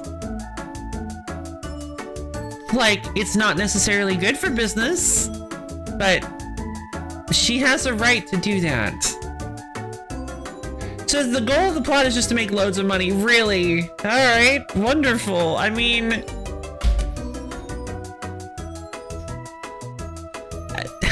I hate to say it, but I'm charmed. I like it. I like it. I like this game.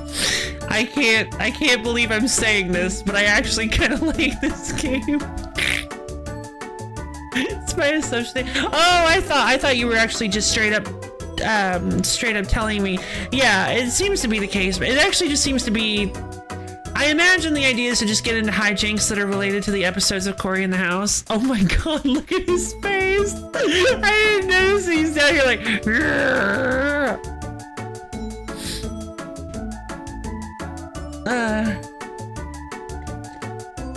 Cory out here looking like Doom Guy.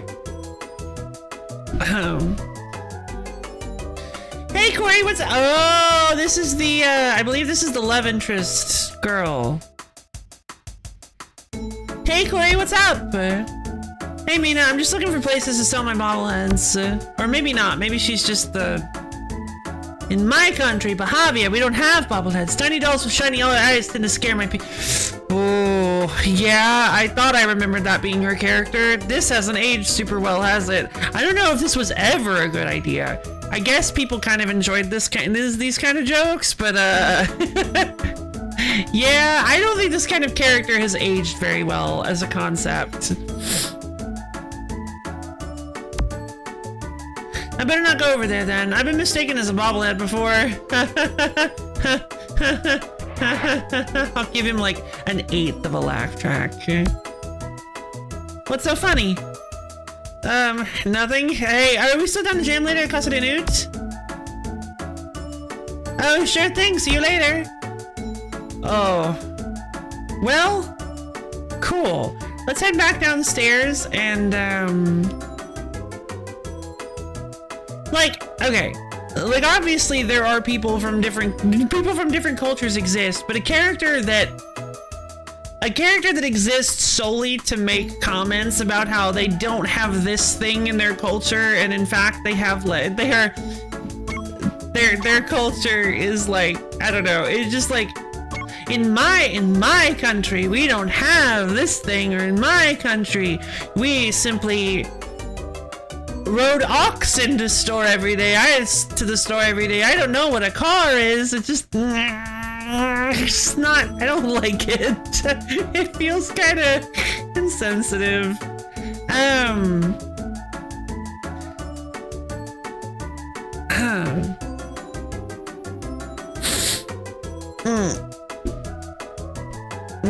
especially because there's like always a laugh track. It's just the concept of being not American is the joke. Yeah, you guys get it. I'm sure you do. You guys are smart. I like you. Sorry.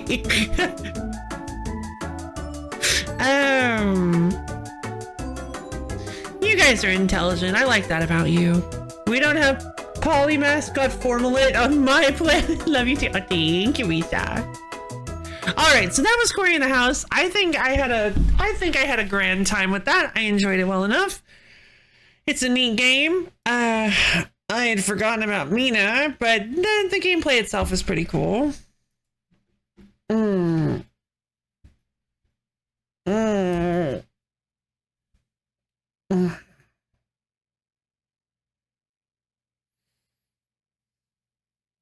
hey, maybe I'm not being fair to her character. Maybe Cory in the House, the sitcom, actually kind of did her character in a respectful way. Who knows? I don't remember that much about the show.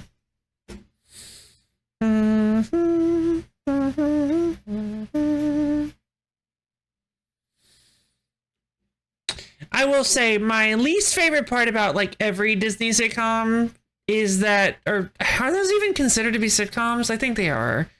My least favorite part about every Disney sitcom is it seems like they felt the need at that time period of Disney shows. Every single one had to have some sort of like dopey character that's always like, oh, hey man, I just got done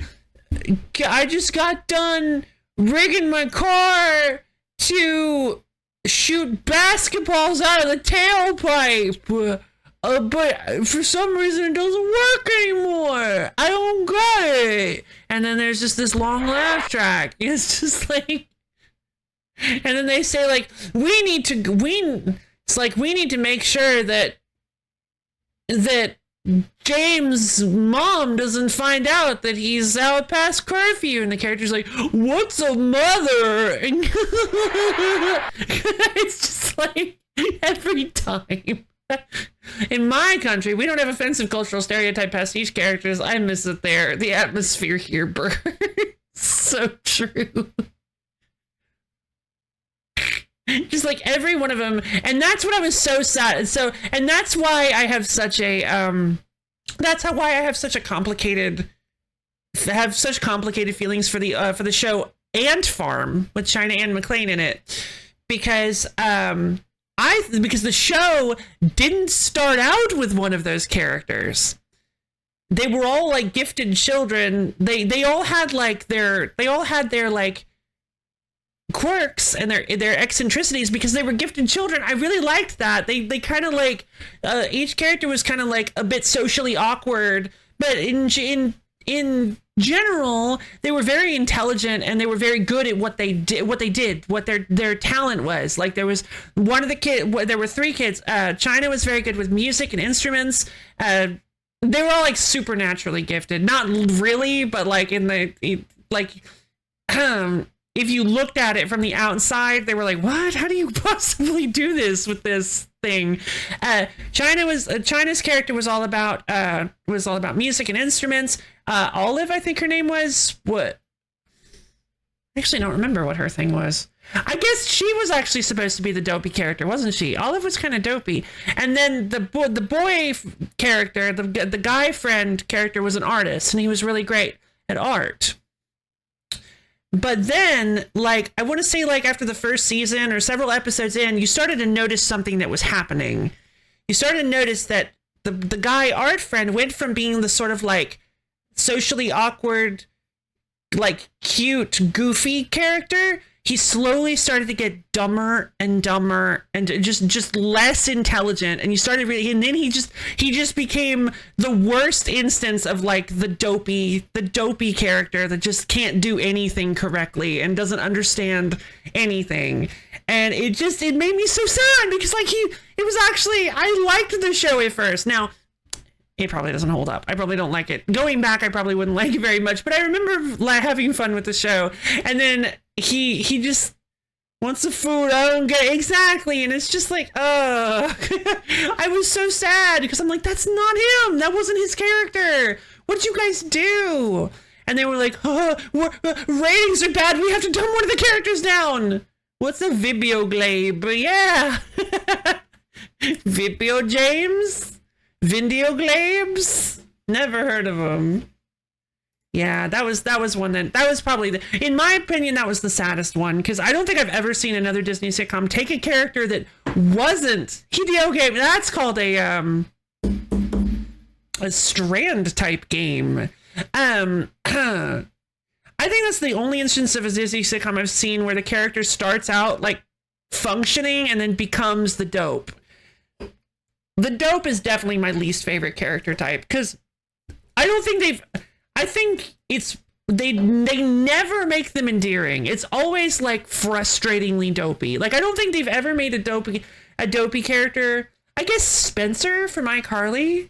Spencer's kind of a dope, but he's also really competent in like art and other things. Like he's not useless and he's not stupid. He's just Ariana Grande played the dope in Victoria. That's that's an interesting one. Yeah, that's so funny. I was actually thinking of Victorious. I was actually wondering if maybe Victorious had like a transition from smart to dope. But yeah, I've never been a fan of the dope character. At least not that I can remember. There might have been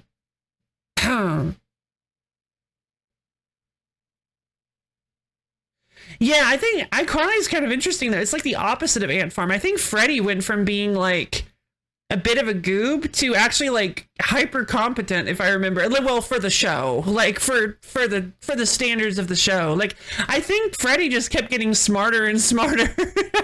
From dope to needs a stay-at-home nurse to survive.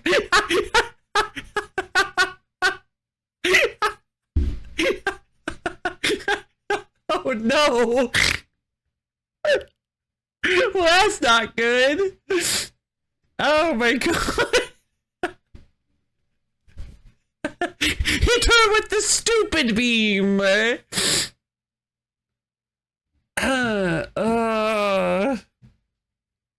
No, too much power! You're overloading it! What? Alright, so let's go ahead and take Cory in the House off the list finally. It was like decently high on the list.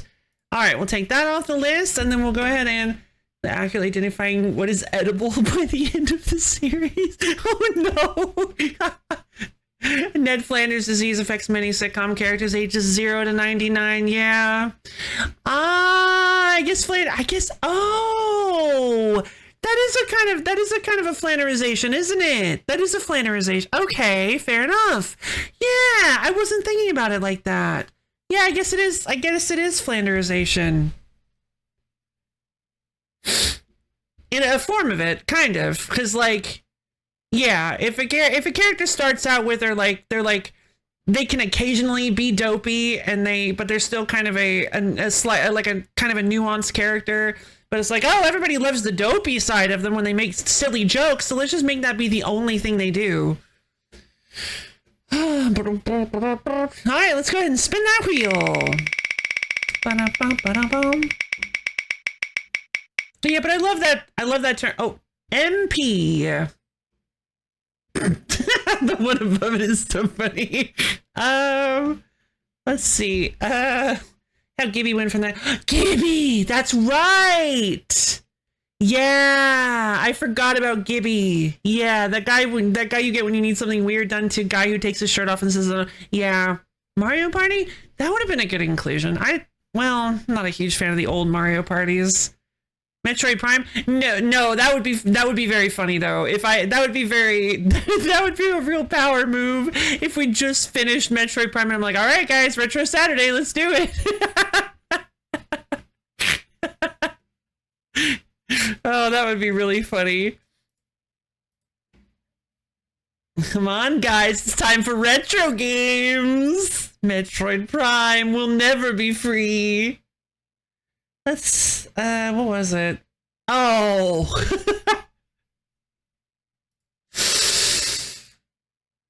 Okay, sure, whatever. Yeah, this will be fine. We'll be fine. We'll survive. Retro. This time you can grab this Katie Miss. Oh, yeah. It just reignites the series. I just played through the whole thing again, like I never played the first one. Like I never played it the first time. I just gaslight you guys and like, what do you mean we never played Metroid Prime? I could never do that. I would feel so awful. I would feel so awful.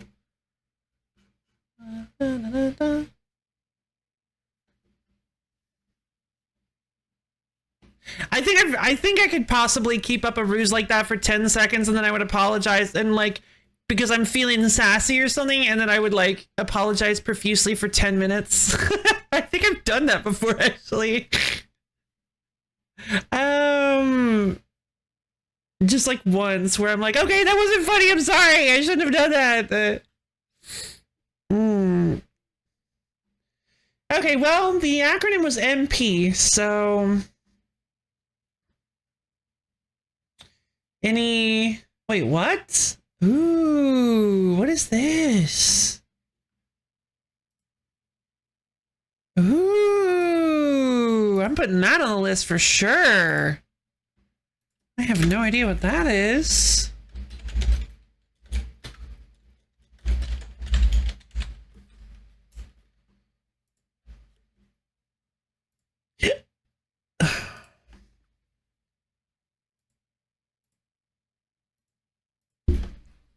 Is Power Rangers Dino Force on the Wii? Oh, it should be. It should be.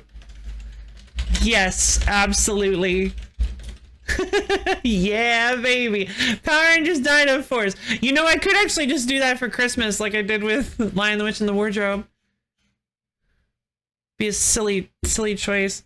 Recently, yeah.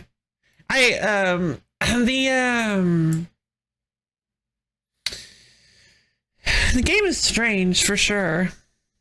Where is it? Okay, what am I doing wrong? Oh, here it is. Found it. Oh, by the way, I was gonna say, Melonbee, I really liked the way you worded that. Offensive cultural stereotype pastiche characters. I felt like I really wasn't able to word it properly how I felt about it. That's a really great way to put it. It holds up quite well. Oh, interesting. Then yeah, let's put it on the retro wheel. We can play a little bit of it. All right, so while that game mails to me, I'm gonna go make some tea, and I'm gonna run an ad break. And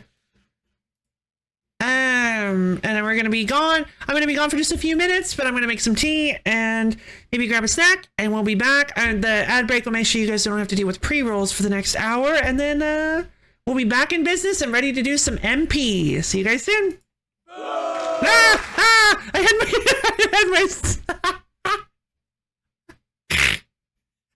I was on the wrong tab. See you guys soon.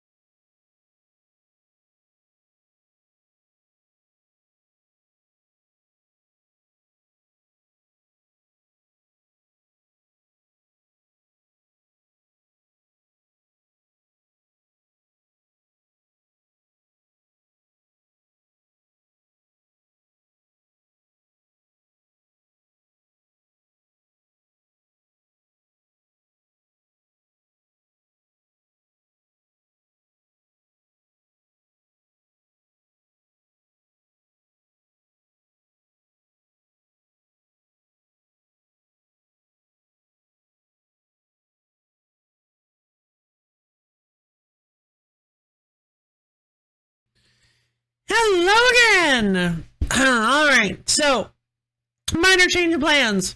I thought I'd give it some thought. And I realized that I do remember who submitted. Well, thank you. I do remember who submitted MP, who suggested MP.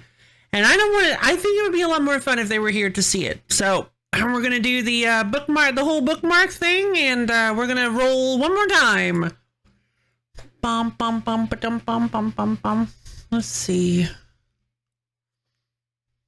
Spin, I guess I should say. Where's Corey in the house? I need to put it in stasis. Free love coupon.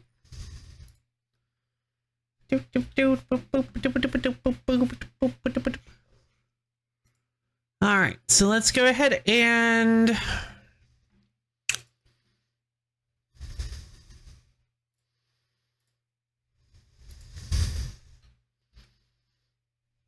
put that in stasis for now. So what is the game? The game is not going to be revealed just yet. There is, I am going to wait for the specific person who suggested it to return, which has a pretty high likelihood. Not going to say that we won't ever get to play it, but I think it'll be more fun if they're here to see it. So, because I remember it, I remember who suggested it. And I think it's more fair. I think it's more fair to them a little bit. It'll be a little bit more fun in the long run. So, we're going to remove this. Off the wheel. Never mind. Let's get started.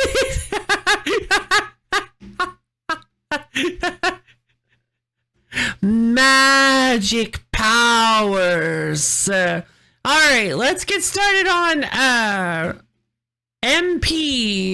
Yay! Meliby's at home now. All right. So this is a Meliby suggested game for the wheel. The acronym is MP. Meliby pick, which means it's really good. And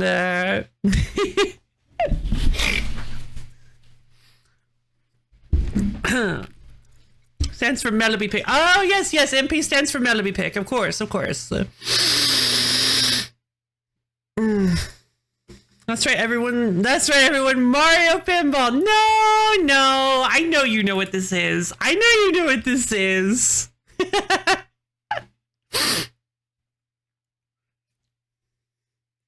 Search your feelings, Meliby. You know it to be true.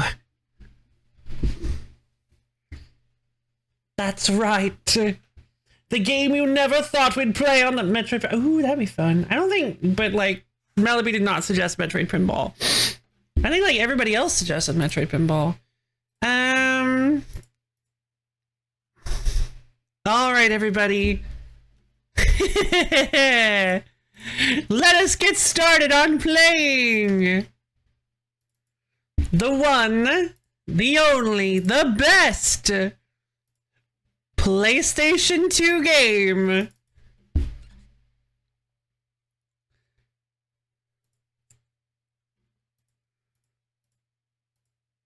Ah!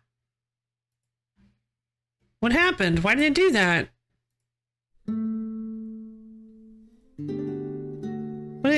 What is going on?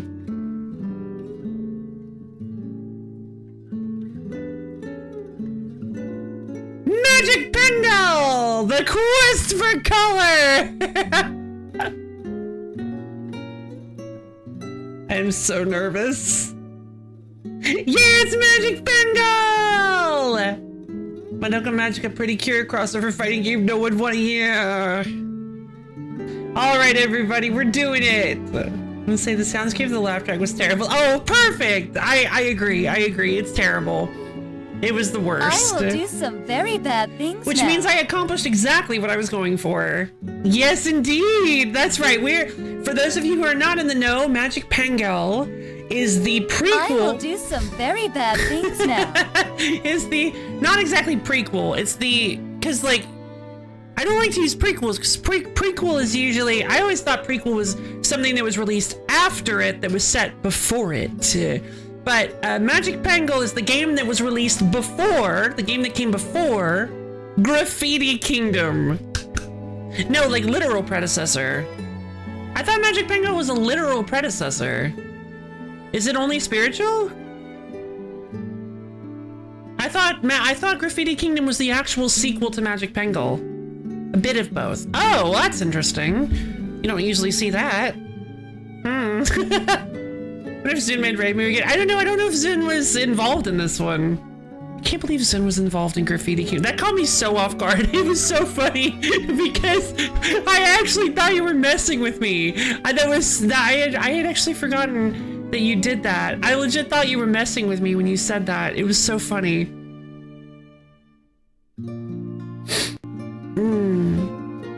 Or no, you said Zun didn't.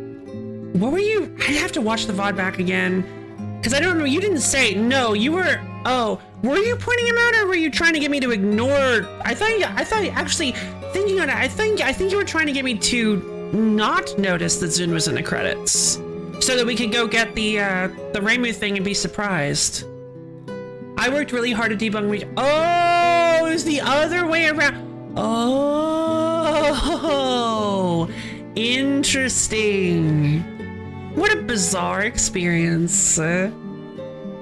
Alright, so we've got ourselves Magic Penguin is booted up. I don't remember. Oh, right. I need to write down a reminder.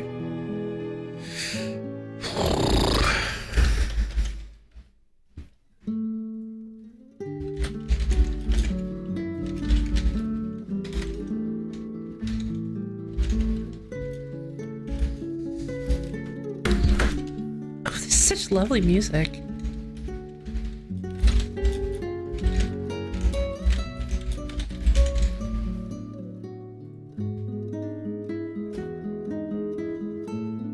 Okay. I love the cute little baby fox paintbrush thing up in the top right. It's adorable. All right, new game.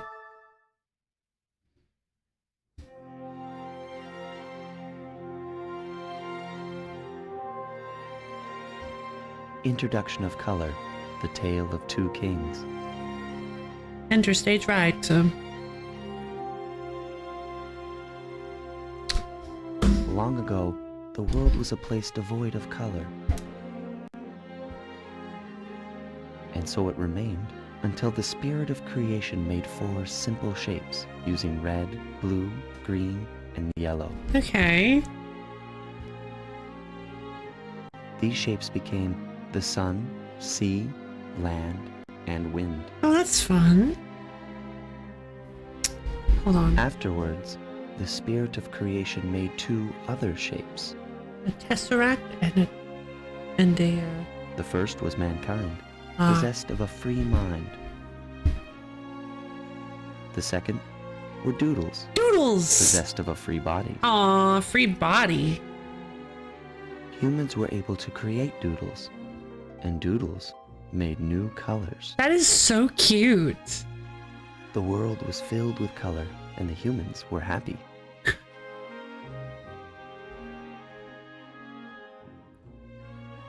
One day, however, a king was born among the humans. Well, that's not how that works, but This king, in order to obtain more colors, enslaved the doodles. no. But in doing so, the human king deeply saddened the doodle king. Yeah, I imagine. The doodle king pleaded with This the spirit is- of creation. It's a very nice bedtime story. Spirit, please do not let those whose hearts are impure continue to create doodles. If you grant this wish, I will return to you both my body and all the colors under my control. Oh, wow. The king of the doodles, no. The spirit granted the wish, and from then on, only those who possessed a pure heart were able to create doodles. I see. The doodles were freed from their enslavement. Yay, free doodles. God. But the cost was heavy. The doodles lost their king, and many of the world's colors disappeared. Yeah. Frustrated, the human king looked to control those humans still able to create doodles.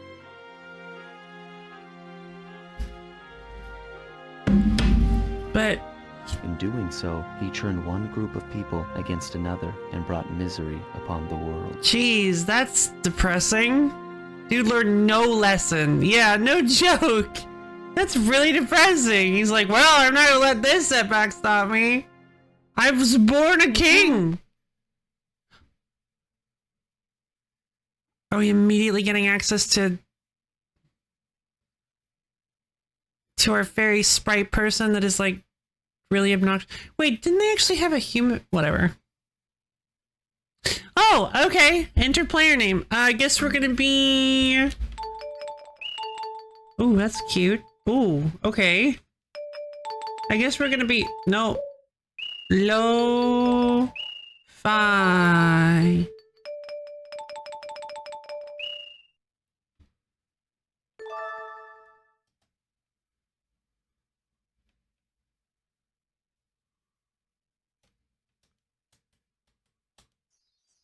Feel free to draw any shape you wish using this pen gel. Pen gel? What? Pen gel? Oh. Quest. I see. I understand. Like Pen Angel. No! She's here! No! Oh, God! This boy with his dog companion is also a human girl or something? Yeah. Please draw a circle. Oh, God. Wait, I don't think I have enough.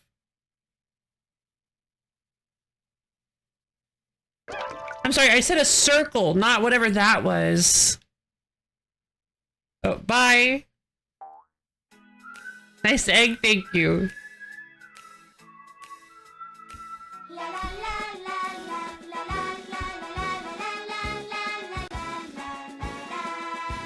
Magic pen gel! Daytime is here, here comes the sun.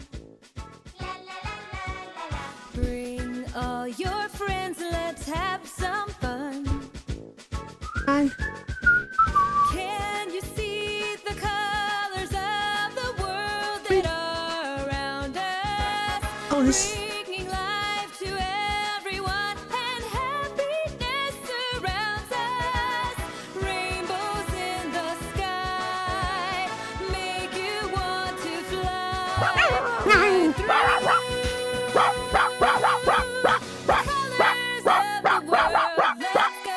Red, yellow, orange, green, and blue, painted all around you. Red, yellow, orange, green, and blue, living all around you. Red, yellow, orange, green, and blue, dancing all around you. Red, yellow, orange, green, and blue. Oh, wow. Do they belong to the colors of the world?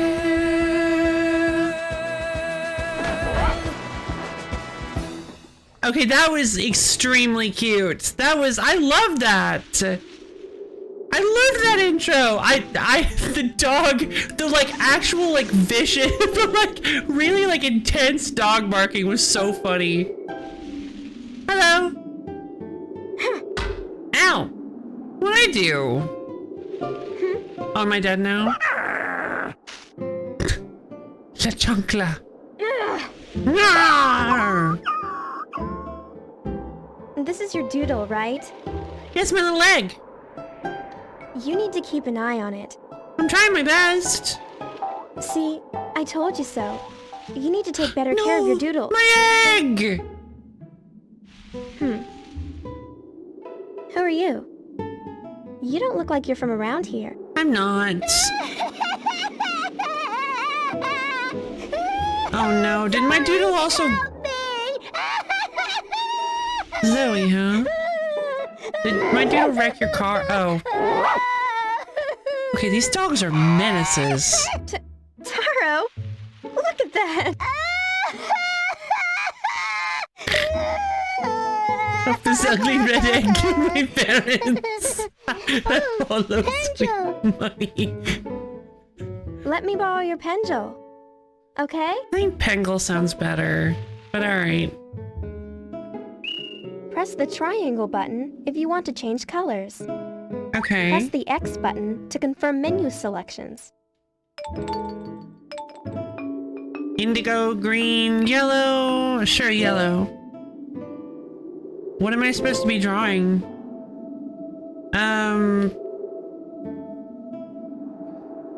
I guess we'll start with Scrimblow. I mean, I guess we could. Well, I don't know if we want to start that powerful. That's not too bad. Well, thank you. Okay, so we got ourselves a little triangle. Then we need to. Okay. We don't have black, so we'll go with indigo. Another part. Okay. Create protrusions such as spikes or horns. Okay. Dorito. That's indeed correct, apparently. Triangles of power. Yes, I do, but I can't add any more to the body, unfortunately. But hey, go, yeah, hey, Magic Pendule. Magic Pendule is going well, I suppose. Let's see. Let's add. Why can't I? Oh, I'm back on body. Okay. Nothing more can be drawn. What do you mean? Huh? What? Am I out of?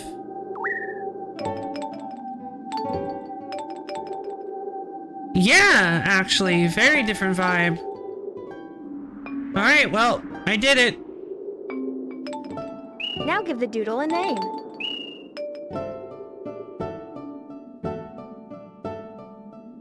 Fantastic. Soft lock. At incapacity, I guess so. All right.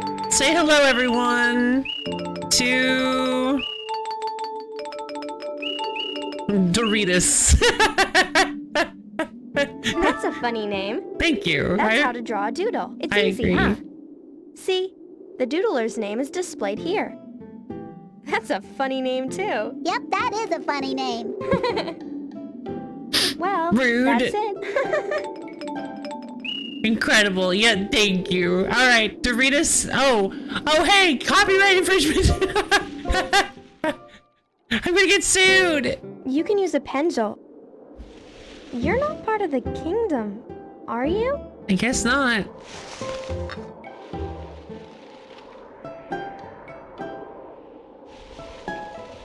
Sorry, I just had to take care of that. I'm going to the marketplace. Oh, Follow me! plarf. Zoe, wait for me! Sure thing, marketplace, let's go! Then it reveals my body and I am Doritos. I've been Doritos this whole time. That's the twist at the end of the game. It reveals it reveals your body and it shows that like you are whatever your first creation was. You were just your first creation this whole time. And you didn't even realize it. You didn't know what you looked like, but it was you, indeed. You have to hurry if you're gonna enter the tournament. Come on. When did I sign up for the tournament? Well, I mean, like, when did I sign up for signing up for the tournament? Oh, wow. Yeah, this is a completely different vibe. Okay, this is kind of cool. Fight me in drawing. Tetsu, hi. Welcome, welcome. How am I doing? I have no idea. My name is Tetsu. Stop by my restaurant whenever you like. How can I help you? Purchase a doodle. Okay, herb. No, thank you. How can I help you? Never mind. Thank you. Thank you for stopping by. I hope to see you again. Excuse me.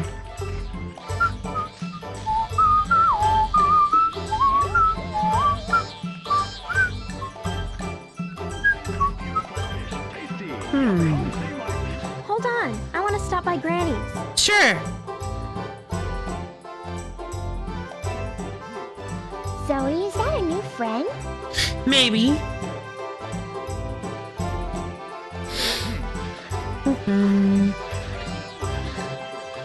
Hi. Hi, Devin is teaching me how to draw doodles. Zoe was your teacher, right? What? Well, kind of. Where's the main arena? What? Oh. Oh, that's easy. Go up the hill and turn right. It's at the end of the path. But also, she said she wanted to stop by Granny's first, so I guess we're not doing that. Oh, okay. Hey, Granny! Oh, Granny's Are you gonna... there? Granny's look is gonna be a surprise, right? Because... Oh, hello. Oh, hello, dear. Let's duel! I'll Let's take a gem duel! here and come back later to pick up the gold, okay? Gem. We're in a hurry. See you later, Granny. We're going to the arena. I don't have it. I'm not gonna duel the child. I don't know how to play. The king of the... There is no such thing as a king. I've been waiting. The king of the doodles does not exist. Is that actually... No way. I don't think that's his voice. Okay, that was extremely... Elderly shopkeeper, let's duel! You know why you need to trade other color gems for gold color gems? Well, it's too confusing with all the different colors otherwise. Trade color gems? No thanks. Spend your gold color gems wisely, okay? Come back anytime. Yeah, well see the thing is like, yeah, there was a dual option. In the heart of the truth. There was a dual option, but I'm not gonna do it, cause like... I'll end up getting... Arabelle? You're new around here, aren't you? My name is Arabella, and this is the Information Center. My name is... What do you want? Duel? Tournament? Duel? Oh, you don't know? A duel is when you challenge another doodler.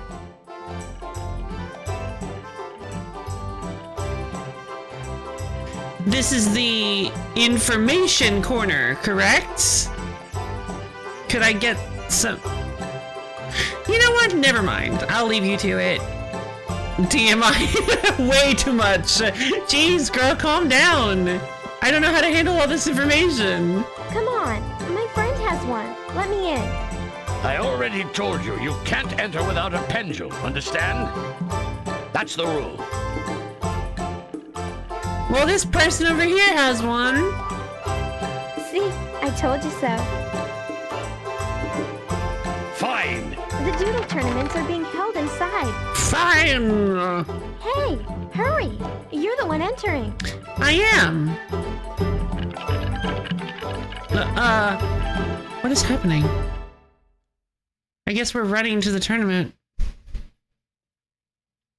Well, a bunch of dogs are running on the screen. I guess they were really fond of that dog design, so they had her come back in Graffiti Kingdom. Had to come back in Graffiti Kingdom. Yeah, why is that?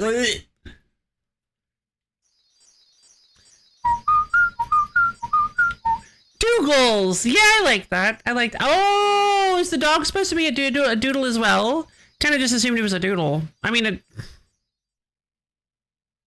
a dog. I kind of just assumed it was a dog. This is the main arena where the kingdom's official duels are held. The kingdom preliminaries are being held today. Right now the rules are 1 versus 1. You want to enter? Yes.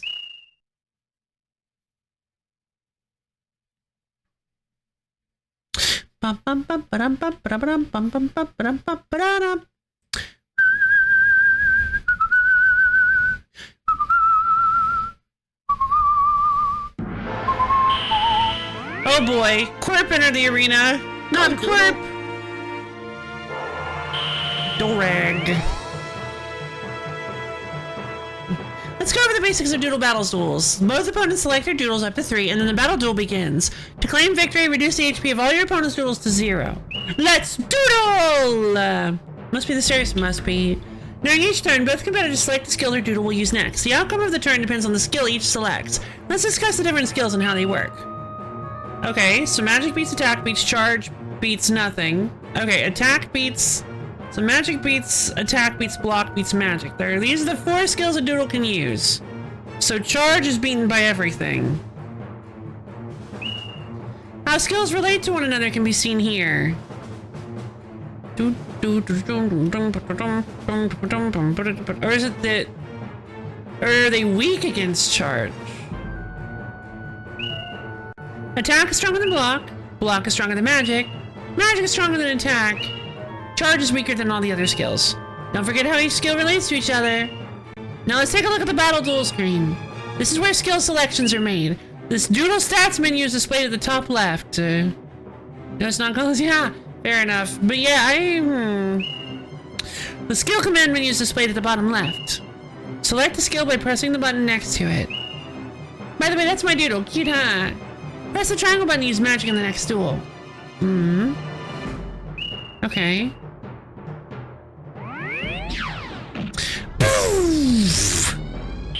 Oh yeah, it does have a Dokapon feel to it. Dorak's magic skill is cursed. Good job! The other doodle didn't inflict any damage, did it? That's because they chose attack and you picked magic. Everyone knows magic beats attack. Oh, no, it is Dokapon game because you don't know what they're gonna pick.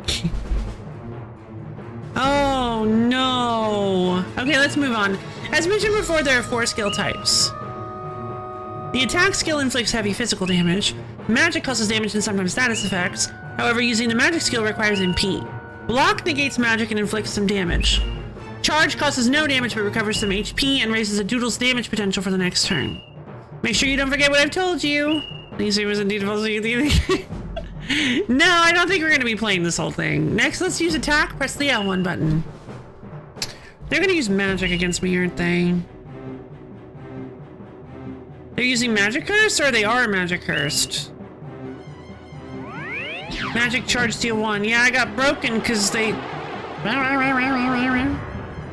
Charge steal 1 had no effect. As you may have noticed, once a skill has been used, it requires 1 turn in which to refresh. The maximum number of skins and skills available per turn is 3. Charge cannot be used on the first turn. I'm liking this a lot. I think it's overwhelming. Like I'm worried that the combat is going to be primarily luck based. This diagram shows the 3 starting skill choices. Let's suppose you decide to start with magic. TMI on the booth? No, what is happening? You can't see TMI on the booth. Well, I thought TMI was a joke on the booth. They didn't tell us anything. These would be your 3 choices on the next turn. Oh, I see. Oh, I see. I thought they meant specific. Gotcha. So you only have 3 options each turn. So you can kind of make an inference. Oh, okay, gotcha. You can make an inference on what they're going to do based on what they did last turn. So they used magic. I used attack, which means I have to use either a magic, charge, or block. So ideally, what I would do... So that means if I block, they used magic. Oh, jeez. They can only use... Wait, they used magic, so they can only use attack, charge, or block. I attacked, so magic is my best option. Magic is pretty likely the only thing that will actually work here. I could charge though. If they use a block, if they might also charge, but why would you charge? Because remember, charge can't be used on the first turn. I hope you've been paying attention. I have. Necklace, no! No! Don't make me block, I'm gonna get hurt again! Press the R1 button. Stop! Oh, we both blocked. Okay.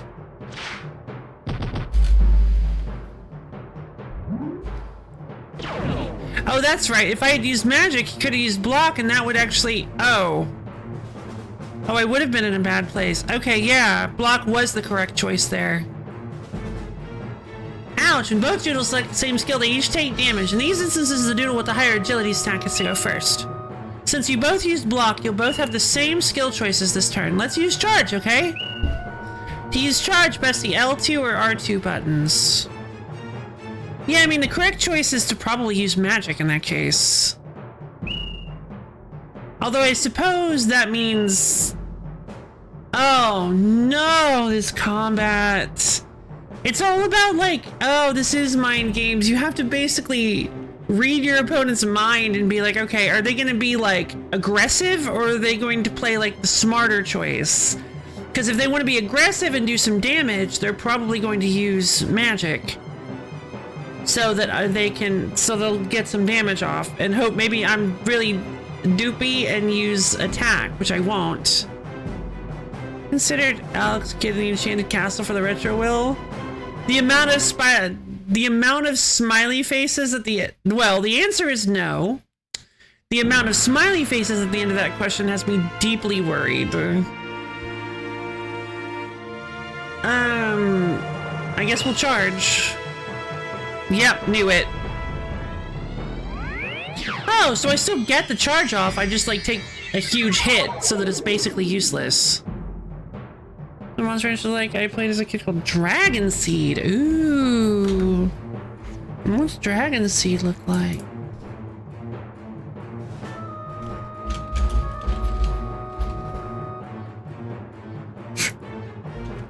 Apparently there's also a Dragon Seeds. It's one word apparently. Dragon Seeds on the PSX. Ooh. Yeah, I'll put it on the list. And I suppose, even though it feels like it's gonna be a meme game, I'll put Alex Kidd in the Enchanted Castle. No, not in the Enchanted Castlevania. What was that? Dragon Seeds.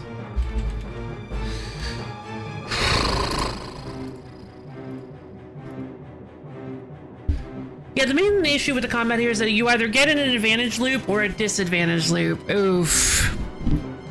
The Doodle recovered some of its HPs, yes. That isn't all charge does, though. It also increases the Doodle's damage potential for the next turn. Sega's former mascot before Sonic was invented. You'll be fine. Oh. Make sure you don't miss. Okay, let's decide which skill should be used next. It looks like the best choice is attack. Why? Because they just used a magic attack on... No. Yeah, they just used a magic attack on me. So all they have is attack, charge, and block. So if I use attack, we will either clash with both attack, or I will beat their block or their charge. They're probably going to charge. Actually, I would probably attack. The opponent can use one of these three skills next. If he uses attack, you tie but still do damage. If he selects block, well, attack beats block. If he uses charge, he won't hit you. You can't lose. Okay, let's use attack then. Press the L1 button. So I guess charging is a way to get out of the loop, though. You just have to make sure it doesn't happen too early. Block. Goodbye, Dorag. Dorag's colors fade. Oh, that's so sad! Oh my god! Well, I think that about wraps up the Battle Duel tutorial. When you win a Battle Duel, you'll be rewarded with color gems. You need these to draw doodles, so make sure you collect I what? I did! Melted. I did!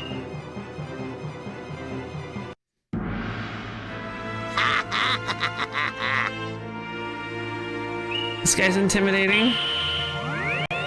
Oh no! Doritos! Bubba boop. Pepe introduced. Oh no! Oh god! All I am is Doritos. I'm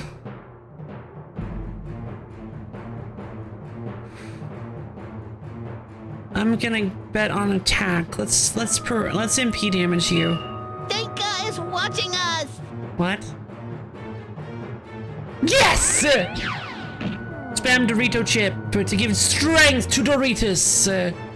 Direct an additional MP loss. Okay, you just use attack, so you only have magic and block. So I have attack, block, and I have attack and block. So block is probably the correct choice. Yeah, there we go. Wing. Ow. Wing. Okay, so you just use block, so you have attack and magic. So obviously magic is the right choice. I want to wait until they have... okay. I want to wait until they use magic, until they use attack again. Magic is the right choice, right? They just used block. Magic and attack. Yeah, so we're gonna go paralysis 1. Bjorf. Paralysis 1 had no effect. Pray to the Doritos. I got shrinked. Oh, no I didn't. Okay, so now we're both attack and block. So, okay, so We're both gonna attack. Denka is watching us. Denka is watching us! Oh my god. Stomp him, Doritos! Yeah! Dorag's colors fade, that's right. Show Dorag who's boss. I can't believe I lost. Yeah, well, it happens, kid. Loss is a part of life, so you'll be fine.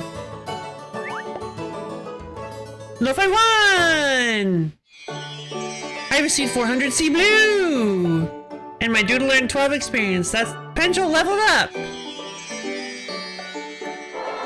Wah! Oh! Oh, I understand now. You said what you did just to get me mad. Our Pendule is leveling up and getting more hair. Oh, jeez.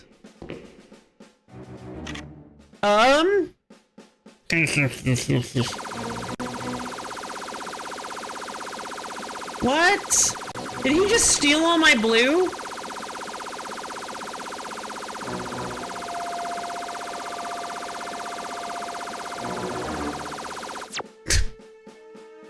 Hey, those are our gems. I guess he did. What are you doing? Give them back. Don't yell at me, little one. That's Gaia. That's got to be Gaia. First trip to the arena, eh? Oh my god, that has to be Gaia.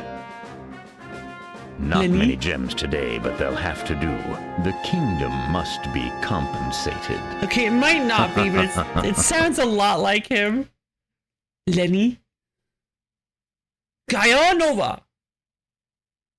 No, Gaia as in from Shining Force Neo. Wow, wow. Oh wait, did I always leave a little rainbow like this? Meow. The kingdom must be compensated. Levi, since you've won a preliminary match, your doodling capability has been upgraded. You gained the ability to draw arm parts.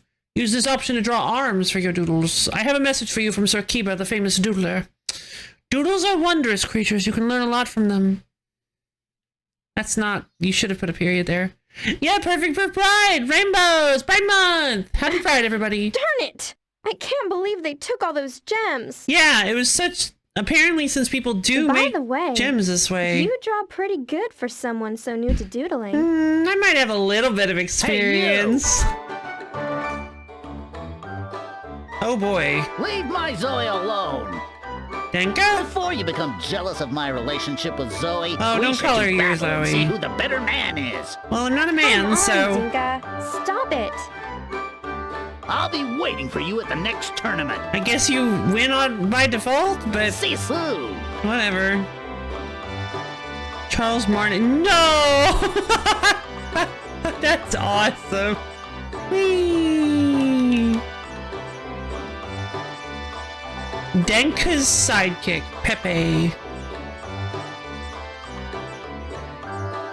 Okay, so this feels decidedly time-wasty.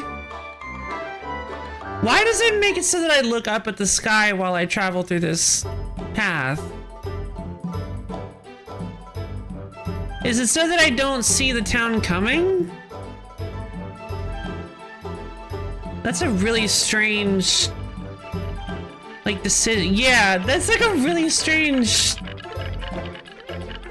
decision. But yeah, it's kind of hard to look up in this game.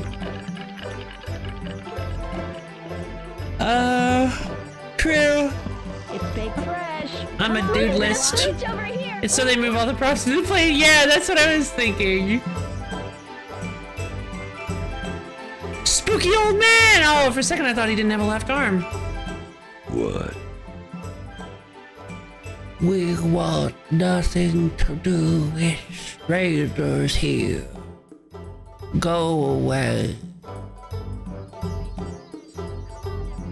Probably the only game with unexpected Martinet is Shadow of Destiny for the PS. It is not. But I can afford a slot for an unexpected Martinet.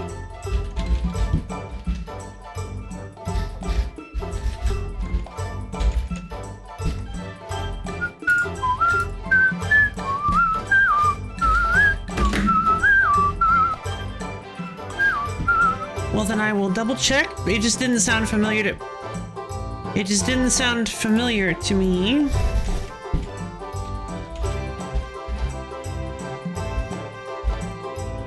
No, it was not on the list.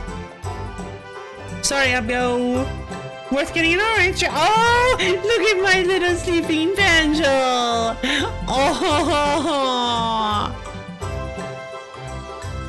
Oh, Time Hollow is the spiritual successor to Shadow of Destiny. That's interesting. Oh, interesting. Shadow of Memories. Sounds slightly familiar. Oh no. I had searched Shadow of and I didn't have anything, so doesn't look like it. I have remembered. Check disc. Sorry, the disc is currently unavailable.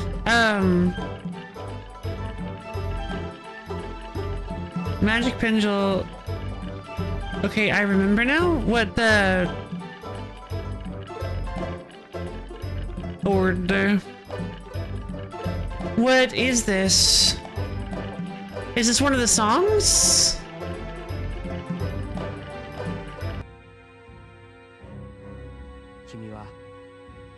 Oh wait, no, I don't want to see any of this. I thought it would just have the song. I didn't realize that it was...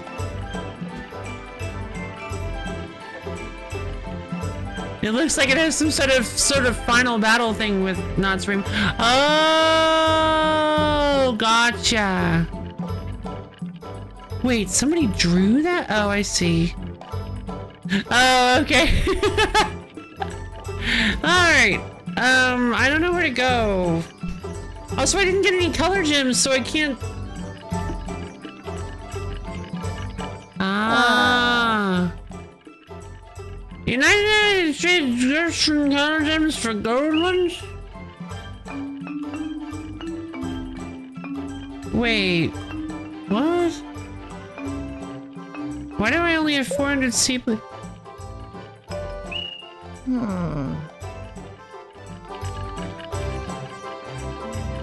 Wait, Zun actually shows up in this game as like an actual character. I saw the guy. I guess that was supposed to be like a big reveal. It was like, oh, this is Zun. Come see my beautiful fish, tasty, yummy. Come see my beautiful fish, tasty, yummy. Oh, okay. I actually thought my beautiful fish, tasty, yummy. Come see my beautiful fish, tasty, yummy. Come see my beautiful fish, tasty, yummy. Come see my beautiful fish. Separate up, I have a lot of good things for sale. I'm pretty sure it's only fish, right? Why so glum? Oh, I see the kingdom took most of your main arena gems. It's that tax, you know. They get you every time with that. The tax was 100%, sir. Never mind. Come again. Come see my beautiful No. I want to turn the music off so I can get a voice line of this guy repeating it constantly. Flesh. Oh. See my beautiful fish, tasty, yummy. Come see my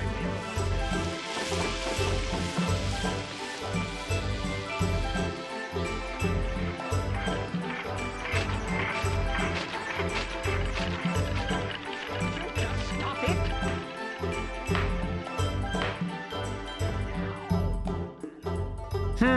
Now I'm looking off to the side. That's cute.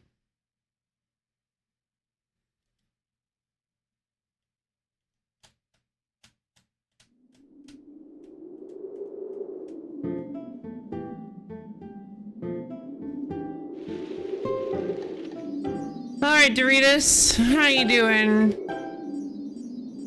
Yeah, your son just said flesh. No, he didn't.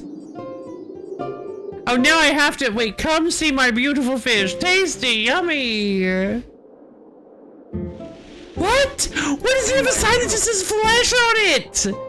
He does. Oh my god. I thought you were making. Oh my god. What? That's horrifying. Just like Gundam. Hey. You don't have a doodle book, do you? You can borrow mine. What? Draw a doodle? Sure. Why don't I just get my own doodle book?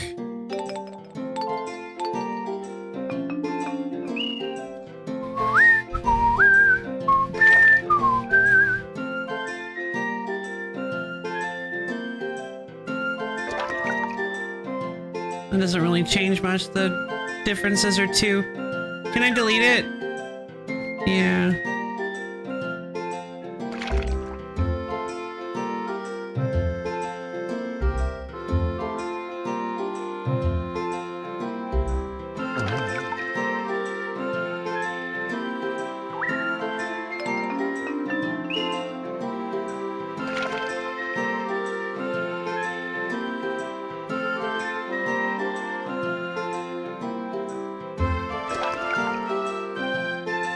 You may have crossed the line. I might have, yeah. I think I did, yeah. That makes sense. Alright. So we got ourselves a Bonnie.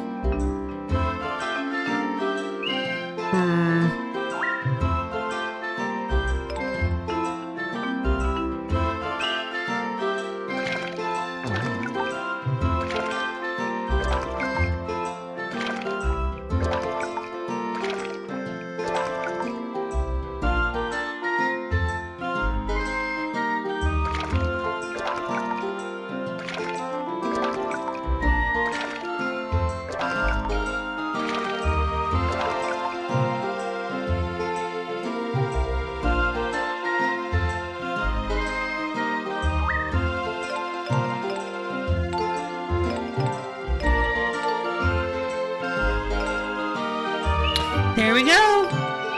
We have... No, not mucus. Amoebia.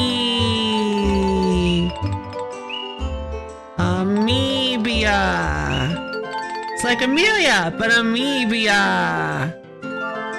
That's right. My amoeba. There's my baby.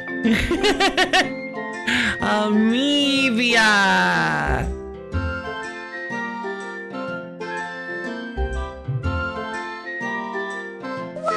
Right? Thank you.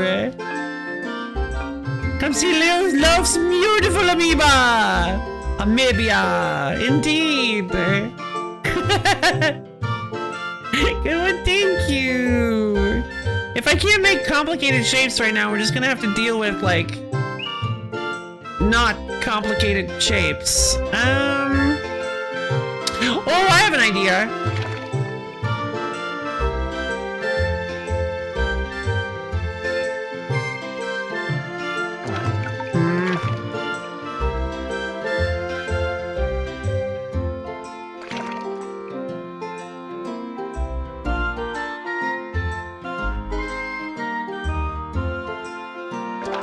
There we go. We got the start, and then we've got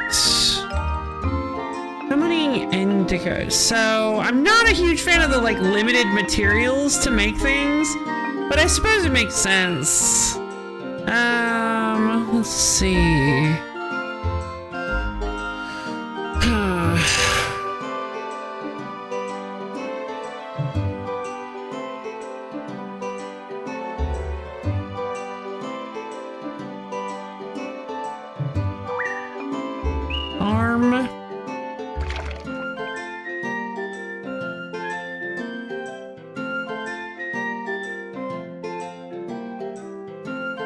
No, wait.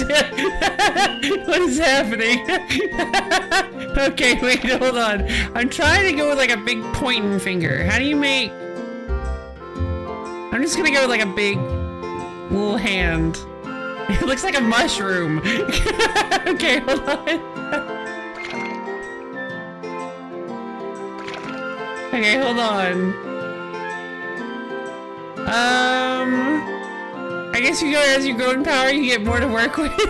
Fair enough. I imagine that's how it works. I tried the mushroom key. No, it looks awful. Hold on. No.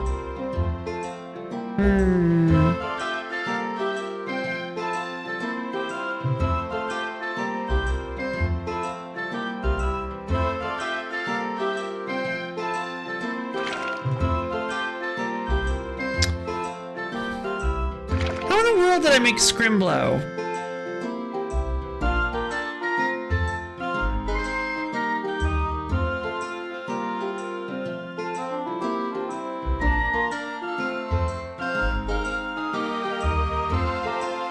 There. Well,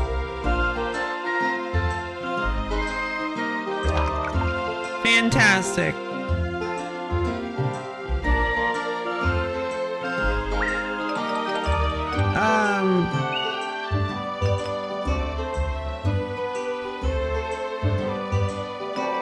I have no idea what to name this thing.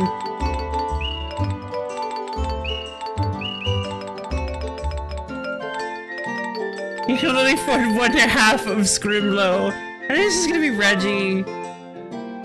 Blow. I'm curious, hold on, can I look at how Reggie moves? Oh no. Oh no, what have I done? Healthy.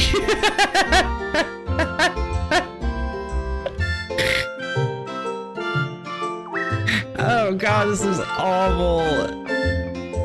Re-release this in Graffiti Camera Mouse trying to tell us what this. Yeah, right? Please, please re-release Graffiti Kingdom. Like, yeah, remaster Graffiti Kingdom. Well, yeah, make games like this again. Make games like this again where you can like draw your own boys. Like, come on, you guys did this in the PS2 era. Yeah, do a new one. Do a new one. That way we can just have fun with making a bunch of just extremely cursed creatures. Yeah, make it like Graffiti Kingdom where there's no limit. You can just go nuts. They're gonna make social deduction games. Yeah. There are a lot of new concerns. I mean, I guess, but like that's gonna happen anyway. Like, there's no way you cannot tell me that in the days of the PS2 that there were people that had like uploaded or were sharing with their friends at the very least pictures, because I know pictures could go on the internet. It just took like 15 to 20 hours for it to load. But you cannot tell me in the days of the PS2 that there were people who were not making extremely rude and vulgar creatures and be like, look what I made! Like, come on. It was happening. It just wasn't happening on the internet. There were databases of graffiti. Really? Yeah, exactly. They seem curated. Well, that can happen again. That can happen again.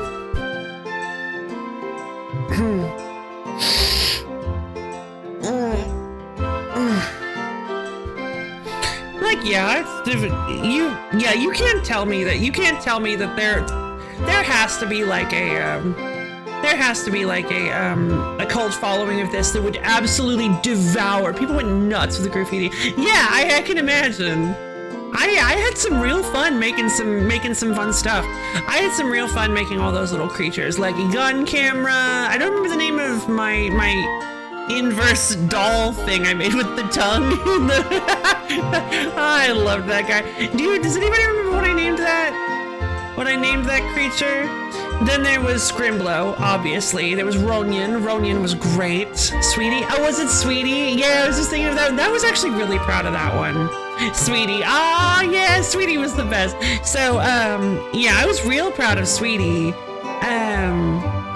That was inspired. I don't know where that came from. That was just kind of like living in my head. I was just like, wait a minute, I like this idea. I want to make a super cursed horror monster. I had made all sorts of goofy ones. Now I wanted to make a horror monster, and I think I did a pretty good job.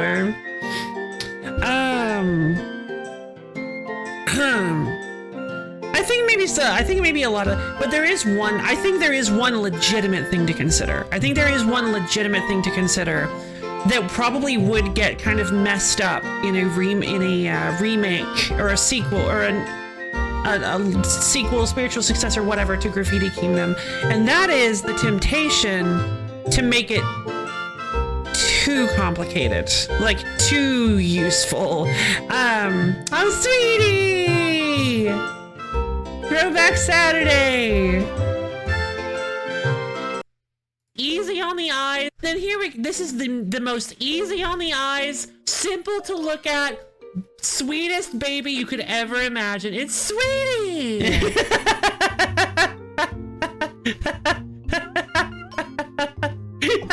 Check him out. It's Sweetie.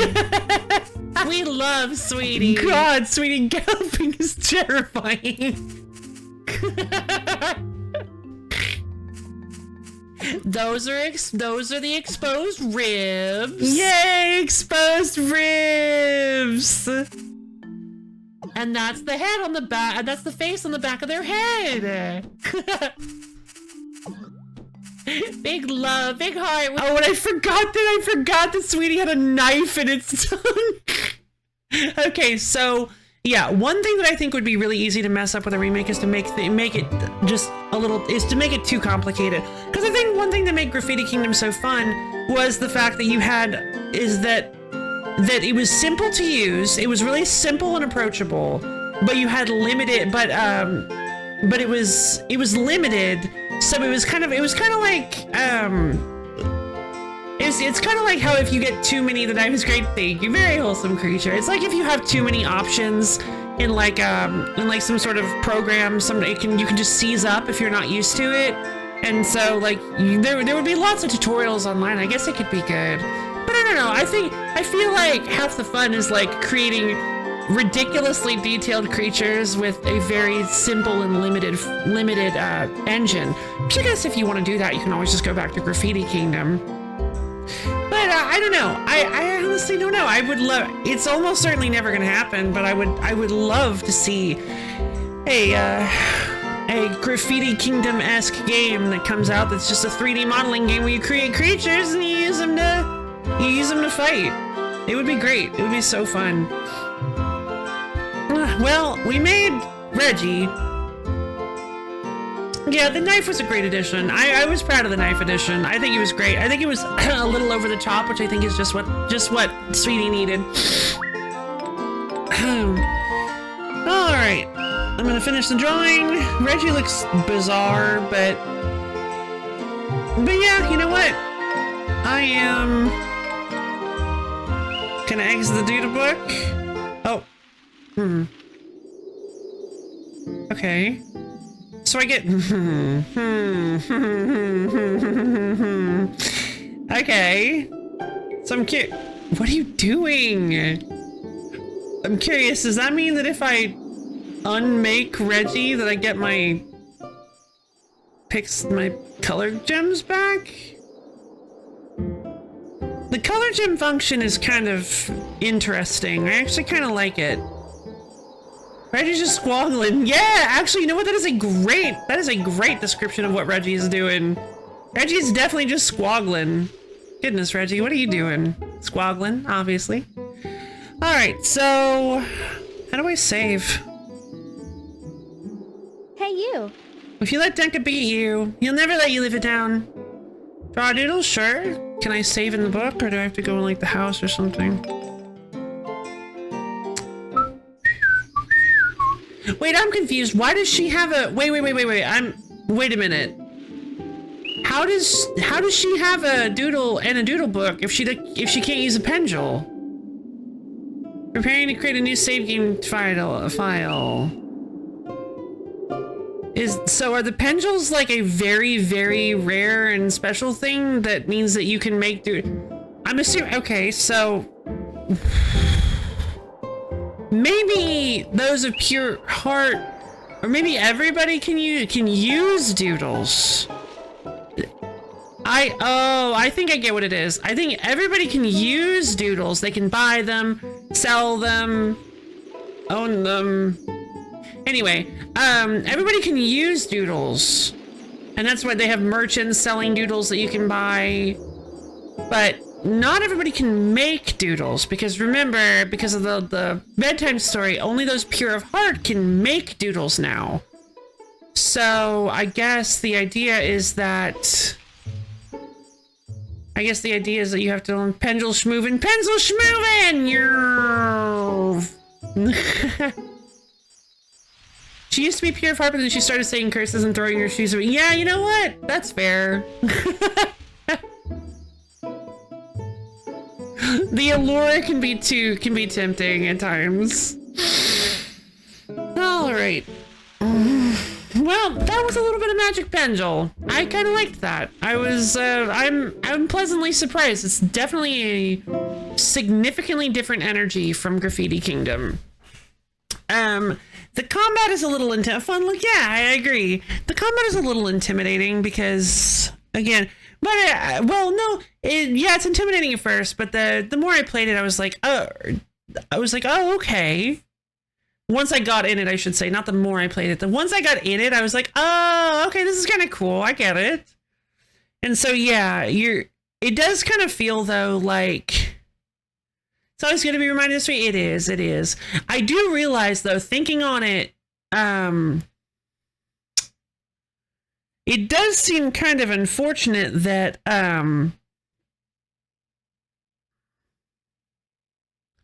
for my opponent, that I started off with the advantage, because now they're basically locked into either picking the bad option or the same option. Though that's not necessarily true, because I could pick... I probably wouldn't, but I could pick the option that would cause me to take the... I don't know. It's a weird combat. Just kind of there at the best of times and annoying whenever you get stuck into something. Yeah, it's kind of weird.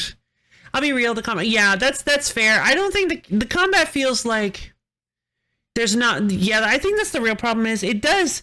So the more I was thinking about it, the more I'm like, oh, there is a lot of strategy. There's a lot of mind games. But then it's kind of like, yeah, not really, because...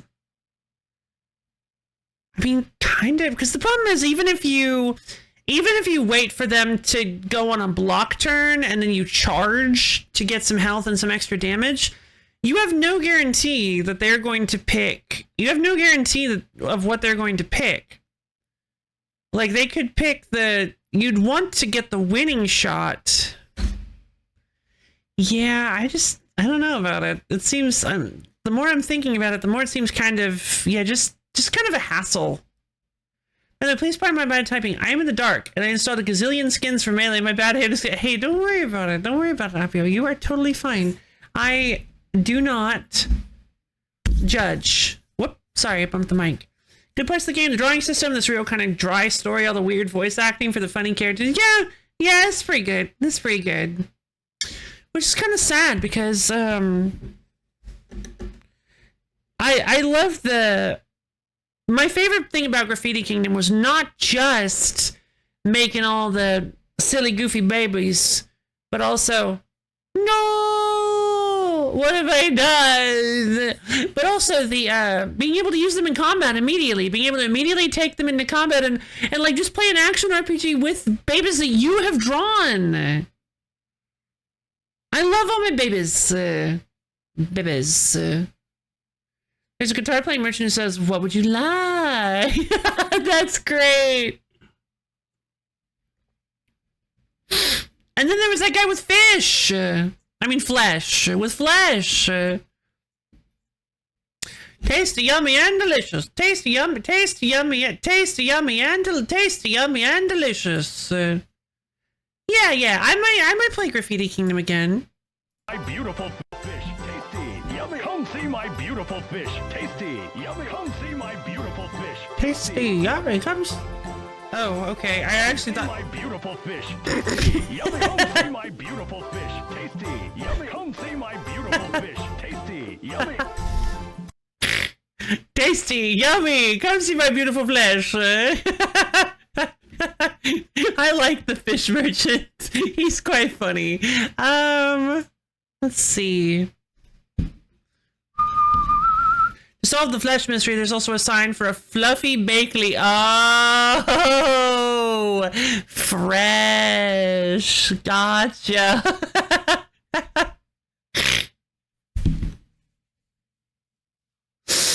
Okay, fantastic. I was thinking it was just like a weird... Yeah, you know what? I don't even know what I thought it was. Gotcha. Yeah, the translation does seem to be kind of weird.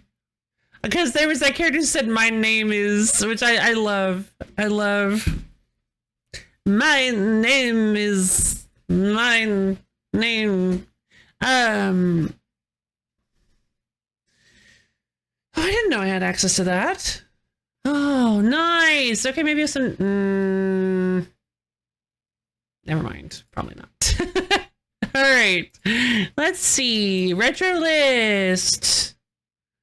Let's take Magic Pendule. Oh, right. I already put Magic Pendule in stasis. I will go ahead and leave it in stasis. Someday maybe we'll come back to it.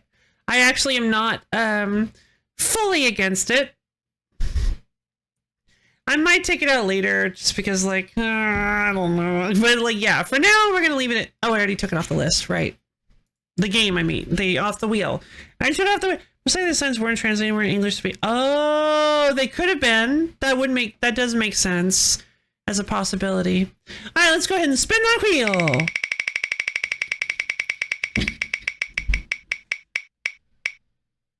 VP. Which one is that one?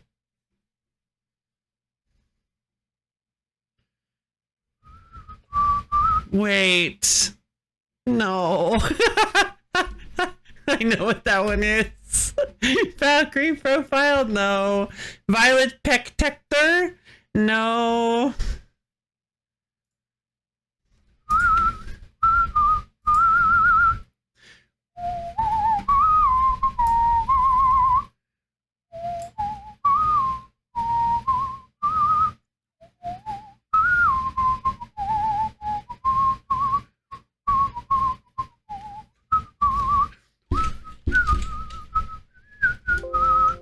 Hold on, what? Wait, what was the name of the game? Oh, did I mess up? Wait a minute. No, I know there was one for the... Oh, I messed up. I should have looked into this game a little bit more. What was I thinking of? Okay, so we're not going to be able to play this. I guess we could... I guess we could play... I guess we can play the DS version. But I don't know if I want to. Vandal Parts. Okay, Vice Project Doom. One called Milano's Old Job Collection for the PS1 because I didn't until I have not heard of it. Right, so maybe it's a pretty long game. A lot of fair enough. Not Valkyrie profile, sorry. Vandal Parts, Robopit, and Vampire the Masquerade. No, it is not any of those. I will actually tell you, okay. Oh, I don't know if I want to do this. Okay, I'm going to just tell you guys. I don't want to do like the deal. I was hoping. Okay, so it is it is Viva Pinata. The problem with this is I thought Viva Pinata was a GameCube game. It is in fact an Xbox 360 game, and which I don't even think classic. Yeah, the problem is I can't really easily get Xbox 360 games to work on my modern system. My totally 100% fully absolutely real Xbox 360 is a bit super buggy, so I don't want to do it. Oh wait, hold on, actually wait, the 360 isn't too bad, I guess. It's also an X-Bone game if you have rare replay. Ooh, fun! If Red Ring, no, worse, it's unreliable.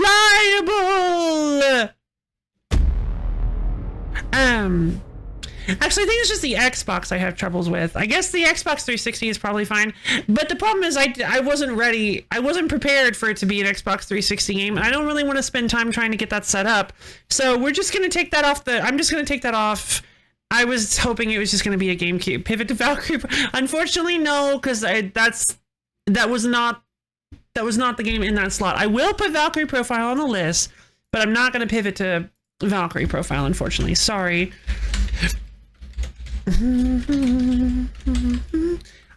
We will be taking, sorry, Viva Pinata, I misunderstood. I'm going to be taking Viva Pinata off the list. I don't really want to deal with it. And then, we're going to, do another spin.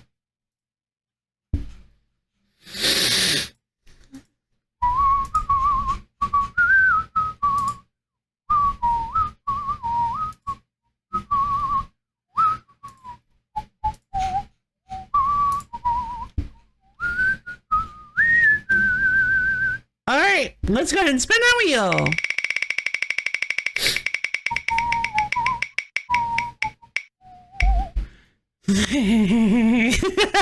Alright, C:COTM. I wonder what that could possibly be.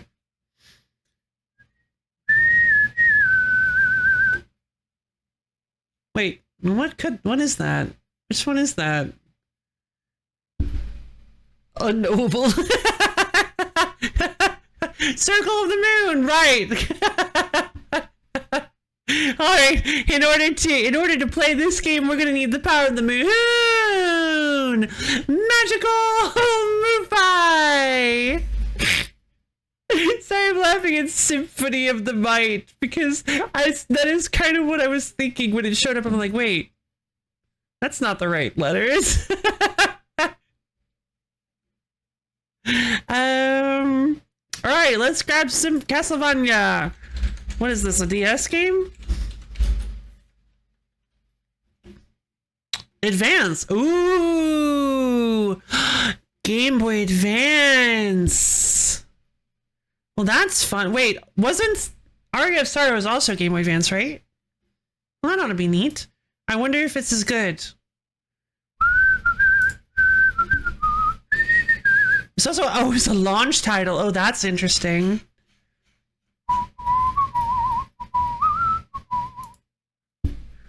This is the one no one could play because you couldn't see anything. Oh no. I hate how sluggishly Nathan was. Alright, well let's get into it and see how bad it really is. Or good.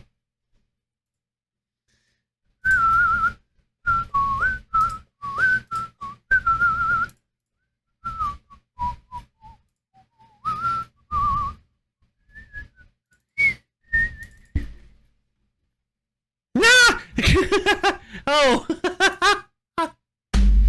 I forgot it. I forgot my computer does that. I jump scared myself. Don't worry about it. That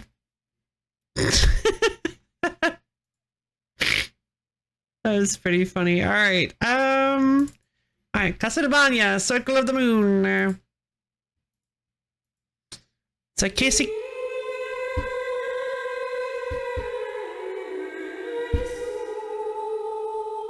Ooh. Castlevania, Circle of the Moon. Ooh. Ooh.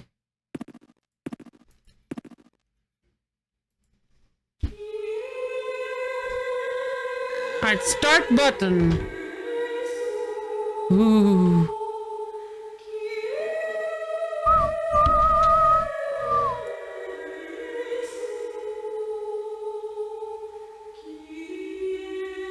I'm having trouble seeing. I've given this place. Oh yeah, fun. I have no idea what one of those are.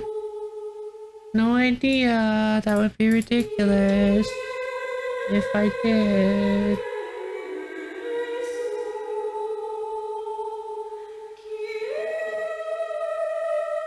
Data select, name change, data copy, data delete, or crossroads. Wait, crossroads? Oh, no, this is the crossroads. Data select. New game. I mean, that's set up. Yes, of course.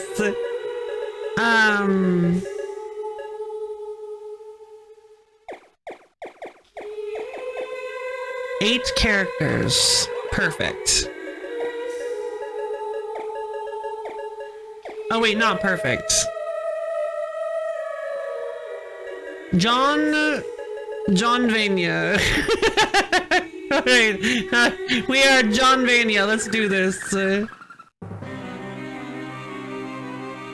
John Castlevania.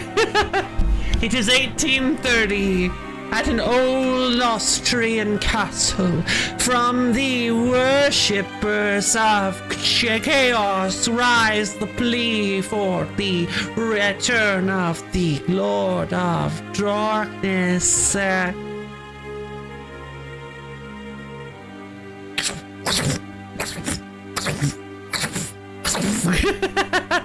like that. That's a fun effect. Oh. We crave the presence of the embodiment of suffering, the ruler of darkness.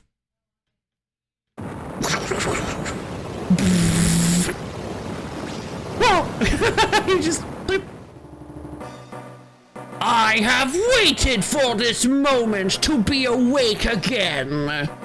To bask in darkness and feel the moonlight within. Did that rhyme? Count Dracula, I am honored to be in your presence. Indeed, though I lack my full power. We are preparing the rite to replenish your power. Stop! You cannot be allowed to taint the world! It's Morris Baldwin. I remember. You were one of the vampire killers that sealed me. What is a vampire? No, I'm just kidding. You've aged. It is our duty to see you banished. Amusing. To use my nemesis life to return my power. I have no use for children. Begone! Back to...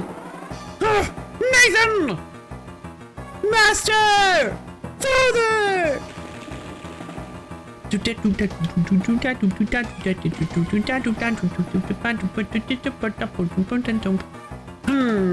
No creatures around here. Hugh, are you okay? Yeah, we were just brushed aside and ignored. We have to find Master.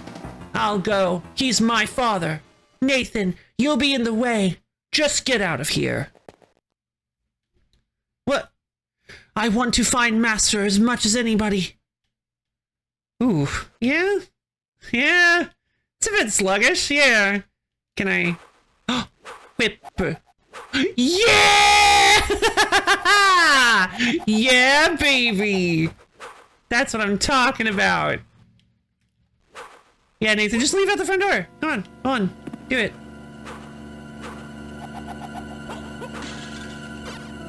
Alright. Skeleton bomber. DSS dual setup system. Action attribute. Oh. Okay. Item. User equip items. Sure. So what was the first? I didn't realize this vampire killer. I didn't realize this was a thing. So what is the... So what was the first... Must glitch to final boss. I can actually do that. That's fun. What is the when was the first game to use like the like Symphony of the Night-esque item system with the equipment and the usable items? Because I'm pretty sure the first original Castlevania didn't use that, right? It was just it was just a platformer where you could pick up sub items and throw them, and so it didn't actually have like a pause menu thing. Or am I wrong about that? Symphony of the Night. Fair enough. I had a feeling it would be. That was the first. That makes sense. That makes sense. I had a feeling it would be. Well, they nailed it. That was flawless. It just really good game. Ooh, I like that. Okay, you're kind of you jump really high. Oh, this is the second. Interesting, because Aria of the ooh, their salamander card. Attribute and action cards will create a specific effect. These can be set at the menu screen DSS option. Cool. Aria of Sorrow, I believe, also has a similar one to this one. So it looks like they kind of used. Feed Trigger lets you skip all the way to Dracula. Well, that's fun. No effect right now because I don't have an attribute when I just have. Okay, so you can combine each one of these attribute cards with each one of these action cards. That is so cool if that's the case. It's the third one. Okay. Oh, well, I was about to say, how do I get back up? And then I forgot that he can jump like 160 feet in the air. Should we tell her about the card trick? We should? No, what card trick?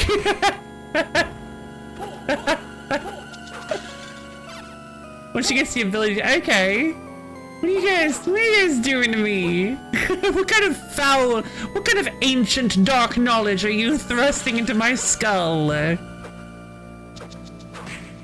you ever heard of 52 pickup? Oh no! No! Yes, I have heard of 52 pickup!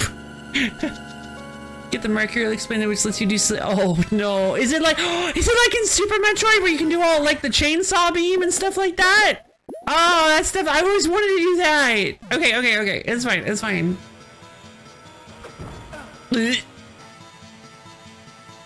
Kinda? Okay, that persists for a while.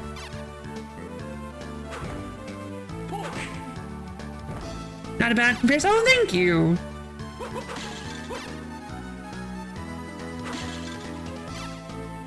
Batter. Bonehead. Oh, Mercury. Well, would you look at that? All right, load me up.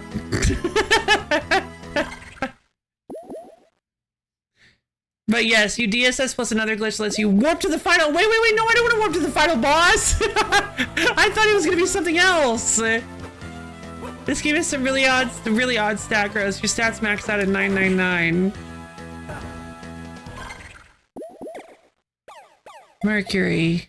I don't know what it does. Doesn't seem to actually do anything. Oh. What did I... Whoa! Fire whip! Fire whip! Yeah! Alright, fine. What's the glitch? Deactivate? How do I deactivate? Oh.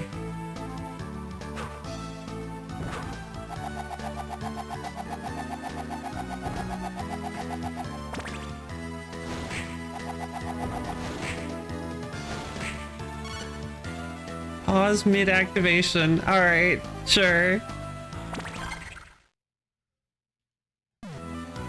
It isn't just for skipping to the final boss?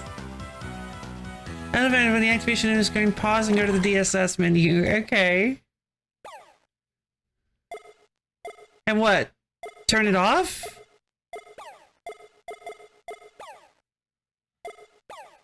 I recommend fourth card on the top and second to last card on the bottom. Oh! I get it! Whoa! Cool! You can cheat yourself in some... You can cheat in other... Okay. That's not... I don't know about that. I don't know if I like that. I like the DSS system, so I don't know if I just want to cheat in stuff. Right? Poison worm. You officially have access to every card. That's so silly! Have fun? Sure, why not? I don't think I want to, though. I'm too much of a goody two-shoes. But I appreciate you letting me know about that. That's really cool. If on like a repeat play, I absolutely will use that. If I play this game again, I would love to just like, whoa, what was that? Sub-weapon! There's another glitch that lets you warp, but that's much harder to do. Oh, I see. I'm gonna get caught by the video game, please! I'm gonna get caught by the video game, please! John Castlevania can't survive in prison! But it uses the DSO. Oh, okay. Ow.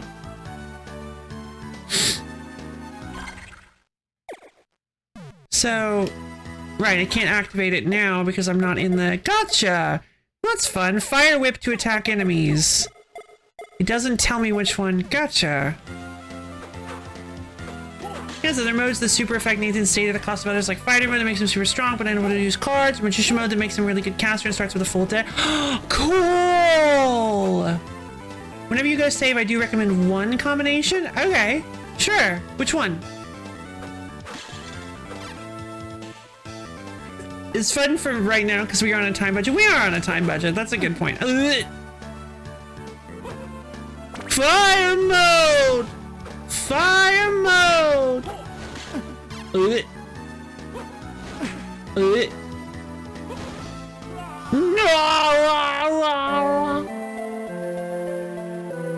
Let us go out this night for pleasure. For a bone, will ya? I have a dagger only. Last card, last card. Ooh, okay. It's best to just run from the Earth Demon. No, I couldn't beat the Earth Demon! New game, let's go! John Vania.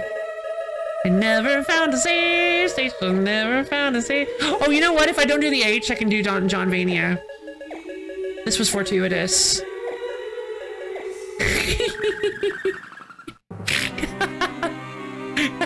I didn't realize there was a safe room. It is 1830 at an old Austrian castle. From the worshippers of chaos, rise the plea for the return of the Lord of Darkness. Lords of Magic. Earth Demon in the air. Well, yeah, because he can control Earth.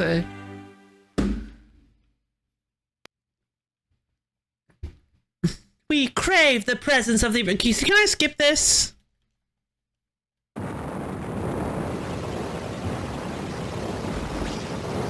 I love the way the coffin just kind of goes...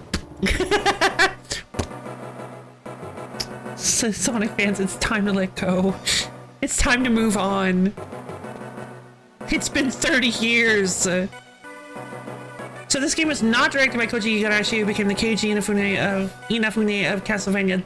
Thus he declared it unofficial and removed it from the timeline. Huh. You, Nathan!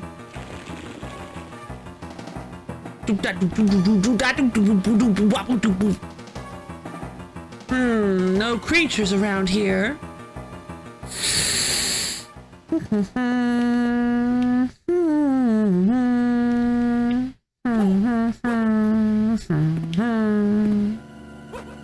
Oh man, I gotta find my cards again!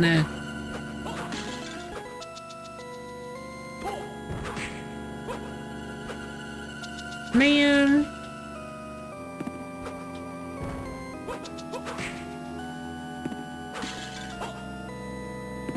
Nah. Kinda silly since if it's an alien and doesn't break the canon all that much. Huh, strange.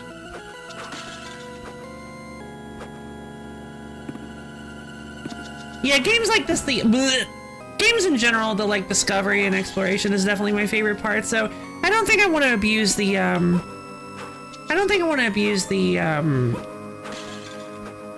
the card glitch too much. Especially not my first time playing. But it is really cool to know about, thank you! No, Castlevania Legends Das Non-Canon. Ah, gotcha.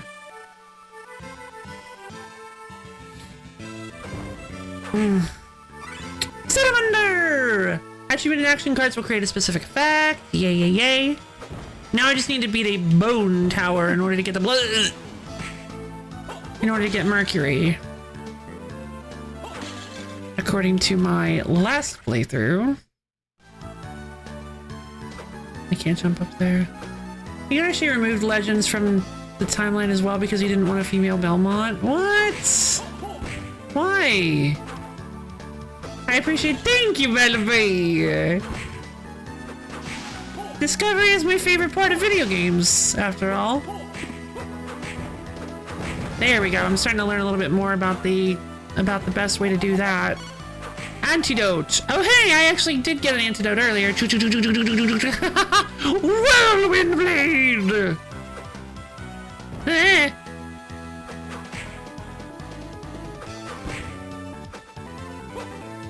I'm skipping this. Okay, well, I'm not planning on going directly to. Well, yeah, I guess I don't want to walk through any doors and accidentally walk into the Earth Demon again. I'm not skipping the save room. I'm trying to find the save room. I just don't know where it is. CV, sorry, 64 is the best 3D Castlevania game, honestly, and that one also got struck from Kid and Shame. Top left in it? Alright, I will top left in it. Oh, I wanted to spin. Why do you not let me spin?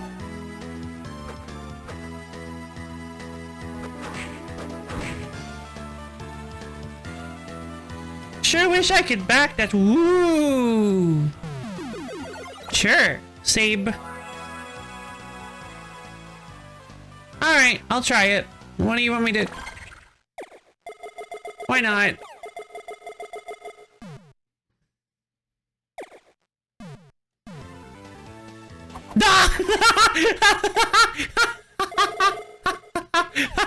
Skeleton! Bones!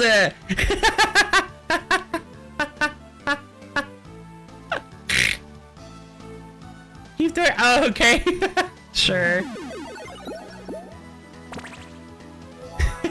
I'm Bone Man. Don't get hit. Oh no.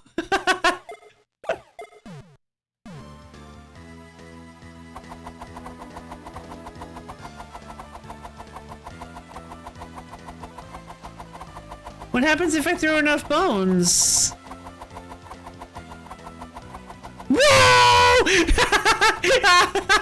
Where did he get that? Where was he hiding that? 9,000.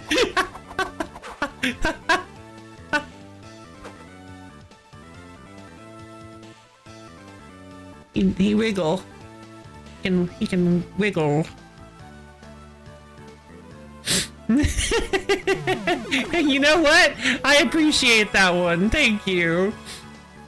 Got it from his own body. Nathan is now sadly boneless. Rare. It's a pretty rare bone. Yeah, I like the rare bone. It's a pretty good rare bone. You can in fact use shenanigans with bosses by skeletoning, giving them the big bone, and then unskeletoning to not die when you get. Oh, fun! Wonderful. The big bone. Large femur. A lot of goofy fun. Okay, this game has kind of won me over. Listen, I love me a game. I love me a game with glitches. I love a good glitch. And I love games. I love skeletons. So the nuclear Nathan glitch. I love me some fire. Dark metamorphosis. I really hope there's. I really hope there's a dark. I really hope there's like some kind of dark metamorphosis. Level up. Do do do do do do do. Itemless crash. Make some nuke everything in the room. Ooh. Cool. Wait, are we about to fight the Earth Spirit? Sure. Now you may run from the Earth Spirit, but I am like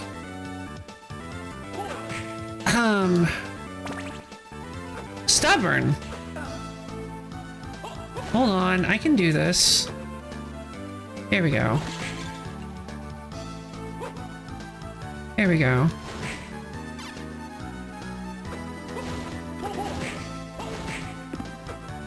because they die pretty quickly. They disappear pretty quickly, so... Yeah! Yeah, there we go! Yeah!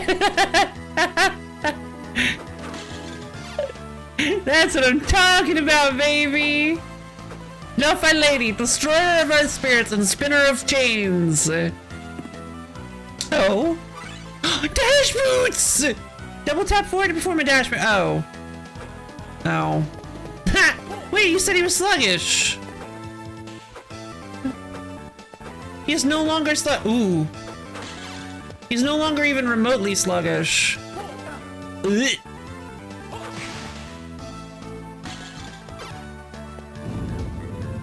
What's this?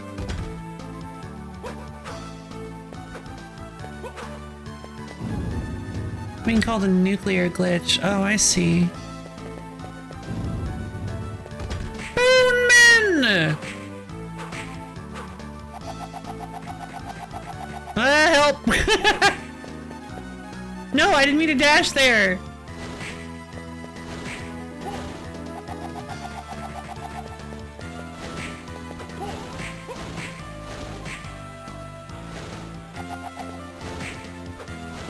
Okay, I think I get what you're saying now.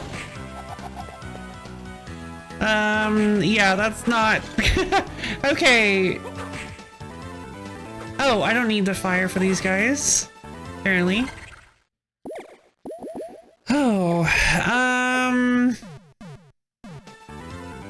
should I go back and save, or is the Earth Spirit gonna be there again?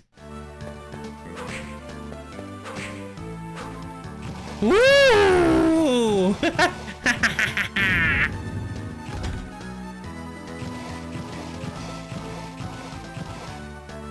That's fine. I got enough health that I can beat this guy. Alright, fine. I'll save.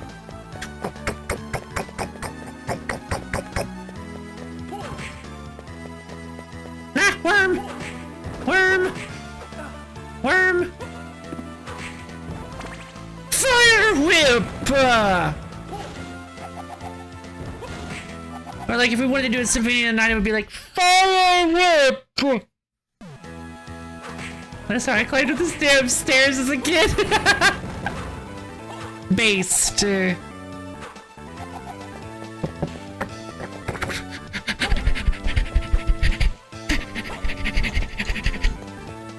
like that he needs to find boots in order to run.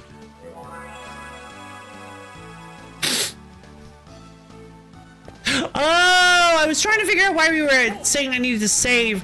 It was because if I went out and tried to fight something as a skeleton, I would immediately die if I'm not careful, especially if I didn't know that I would die in one hit. Gotcha. I was like, what? Is it like a potential game-breaking glitch or something? No, it's just that if I went out and tried to fight something with the bones, then I would be in trouble. Yeah, I kind of like that I kind of like that that most of them seem to be modes. I like that a lot. I like that most of them seem to be mode changes. Mode changes are fun. All the ones you've shown me so far have been mode changes. Fire whip! Actually, is there like an actual name for it? I should use the...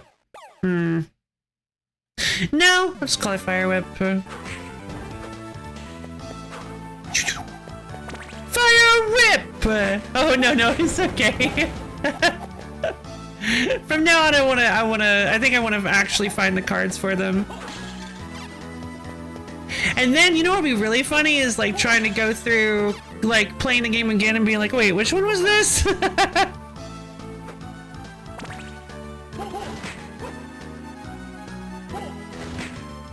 Huh? I can't jump.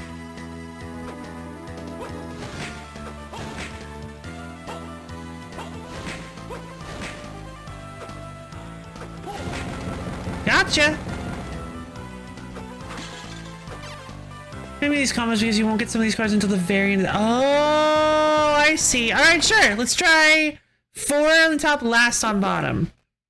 Attribute. I'm assuming attribute is probably... So this is probably like undead, right? Mercury. Huh? Gun! Yeah! Yes!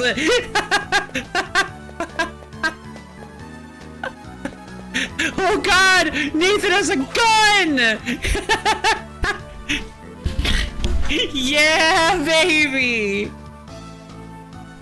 Gun has the highest attack in the game.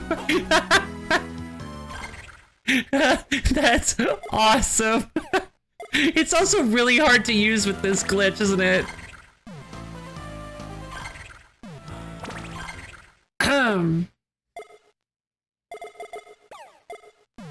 You cannot use it, but oh wait, I guess not, because yeah, you go into gun mode. Gun. Get you. Spirit companion, dark metamorphosis, soul steel, gun. Ah, man. Could you imagine if there's just a random gun? Wait, there are no guns in. Yeah, imagine if there's just a random gun in Symphony of the Night. That would have been very funny. Give us a lot of good. Yeah, I mean, it has a lot of combos. Like, if you do. Okay, so. If each one has. Okay, so I do. Okay, so this is. I know this is simple math, but I don't do a lot of math anymore. It's not just 1, 2, 3, 4, 5, 6, 7, 8, 9, 10. It's not just. It's 100 combos, right? It's the amount on the top minus or times the amount on the bottom. So it's 100 combos, I think. Yep. God, that's nuts! Yeah, it's not just 10 times 2, because each one of them, each one of them has 10 choices. So it's one. Each card on top represents 10 choices. So you have 10 times 10. So you have 10 times, which is 10 times 10, which is 100. So that's so cool! 100 different abilities. Oh, this game is cool. Mercury, the messenger of the gods, has the potential of strength. Oh, okay. All 10 cards on tops. Oh, is it the planets and then the sun? Maybe, or maybe it's like maybe it's the Roman gods, which I guess is a lot of planets actually.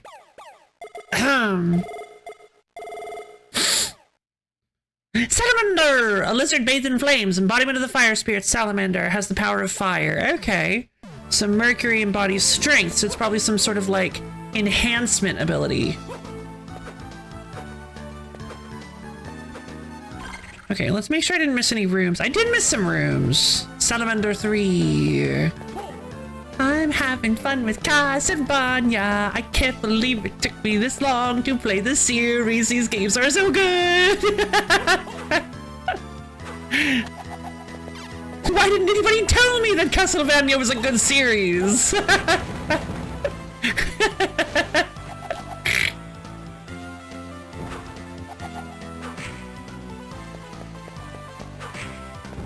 It's just like every time I play a new Castlevania game, I'm like, yeah, of course I would have. Also, I'm mostly joking. You guys did tell me Castlevania was a good series. I meant before I started streaming. The joke was like before I started streaming, like. And also the joke is that people have said Castlevania is a good series, and it's inspired Metroidvanias, darn it. I've been doing, sorry. Inspired Metroidvanias, and yeah, it's just been as a genre, I mean, Metroidvanias as a genre, and then it's like, yeah, it's just a really classic. Oh right, wait, hold on, that was a rock block earlier. Unless this is a different treasure room. It is. The other one had a door. Yeah, of course I would have believed you. Plus, you guys didn't need to tell me that everybody else already has. I guess there's not a lot of people been like, oh, Castlevania is a good series because of this, this, and this. I think it's mostly just people like, yeah, Castlevania is classic. They're good games, sure. And I'm just like, okay. I guess. I don't think it's my speed though. But the thing is because I thought it was like just like this with just you go through and you get a whip and you whip people in front of you specifically, and then maybe you get a sub weapon and you can like throw an axe above you or a knife in front of you or something like that, and that's it. I was kind of thinking that they were all like that. Classicvania and Metroidvania are very different styles of games. Yeah, I guess that's a good point. But without Metroidvania, we wouldn't, or sorry, without Castlevania, we wouldn't have gotten Metroidvania. The last Castlevania is probably Rondo of Blood. Oh, okay. Oh, so what I was describing that I thought they were all like, that's a Classicvania where they're just, where you're just running through and getting and not using like the RPG like menus and stuff. Okay, gotcha. Yeah, I don't know if I'd be that much of a fan of Classicvanias, but I do like Metroidvanias. I do like the Metroidvanias. Technically, the last Castlevania is last year's Haunted Castle revisit. Oh, interesting.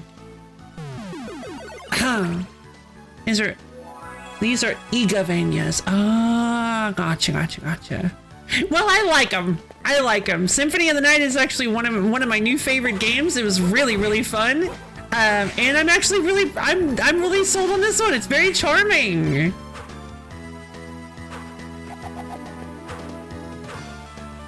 Help! Worms! Fire whip!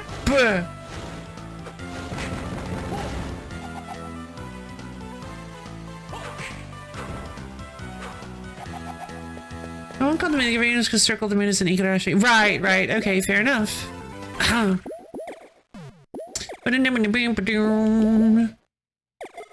Antidote. So there are 8 little items you can get. Cool. Oh, that's right. I could go down here. I had the option to go this way. So let's go this way and see what we can find. I no longer have the option to go this way. That was quick. Ah, I forgot how long that lingers. I do kind of wish there was a way to immediately go to whip spin. Huh, what can we find? A wall. Ah. Yeah, it looks like I don't know if the fire whip is really even worth using. Well, I guess because we leveled up, we're doing more damage now. Oh, right, I forgot I can slide! You mentioned this! Fire whip!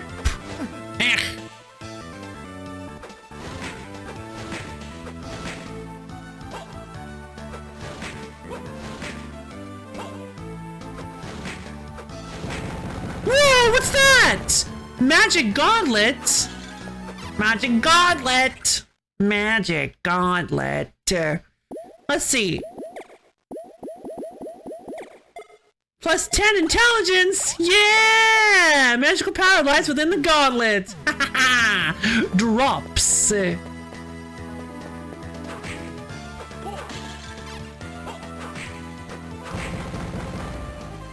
Feeling smarter. Indeed. Ugh. Oh, okay, I was like, well... I was like, IBW, no, you lied to me! No, I slid into a lingering explosion. Yummy, tasty, come see my beautiful fish. I'm just glad the luck works in this game. Oh, it does? Fun! I wonder how I can get more luck then. Can you do luck mode if you put in a special name?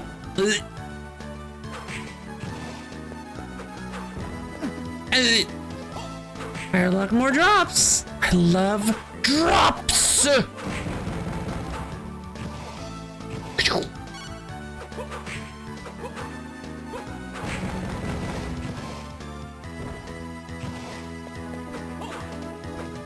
It's what you have to beat every. Oh, all right, fair enough. Fire whip.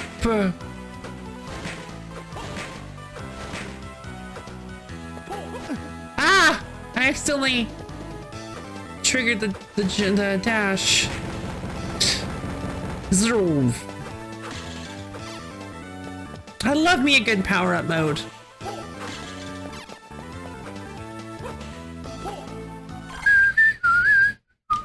I wonder if we're ever gonna make it out of this first hallway.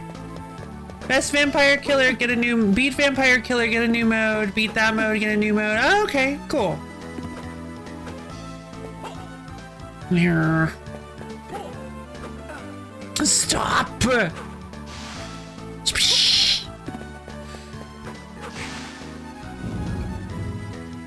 Oh, skeletons.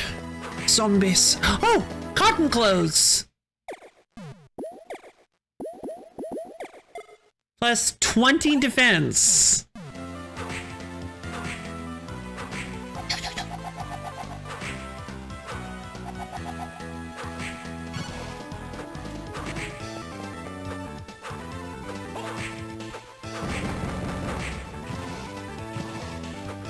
That slide is remarkably effective. I wonder if the zombies drop any cards. Thing is, like, there are lots of enemies in this game, so not every enemy can possibly drop a card. Well, I guess that's not necessarily true, but I feel like it's gotta be. And that is some pretty high quality cotton, I will say.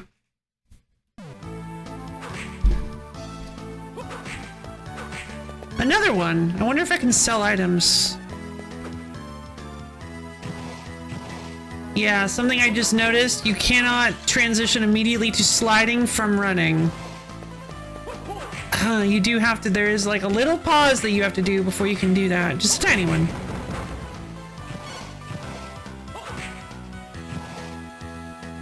I feel like the zombies must drop a card.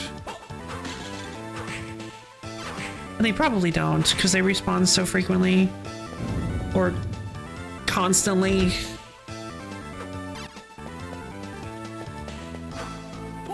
Oh, this is prime. This is ripe for a secret wall.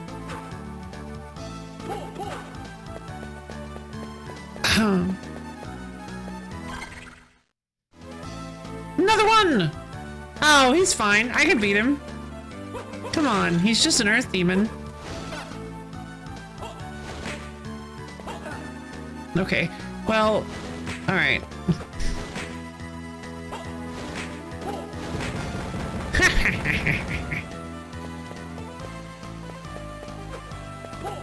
Scare skeleton.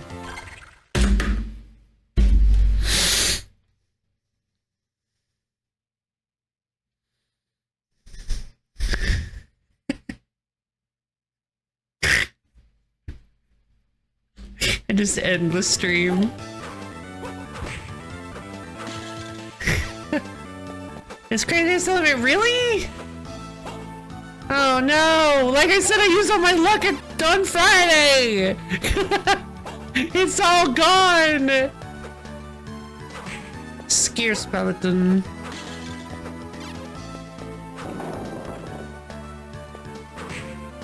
Huh. Arya and Dinosaur have nearly worthless. Oh, gotcha. Max and P!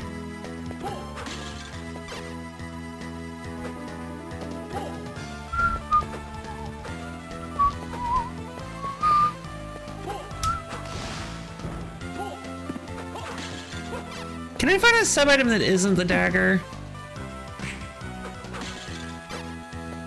Ooh.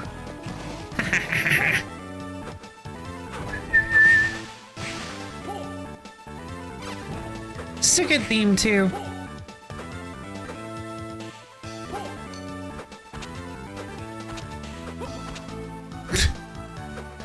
Oh, health increase!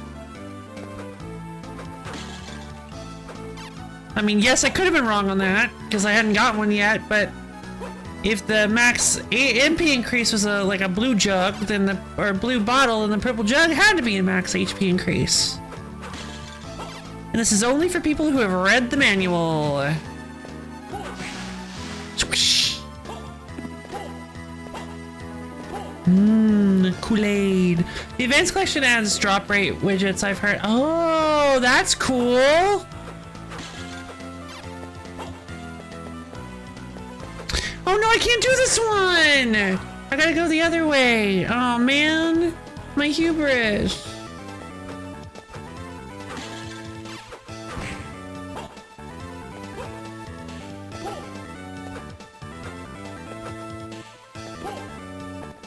Another MP increase?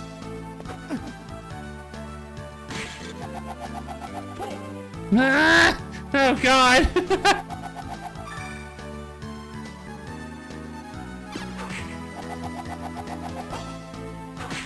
I'm curious if the spirits can drop cards. I doubt it. But they can drop bangles.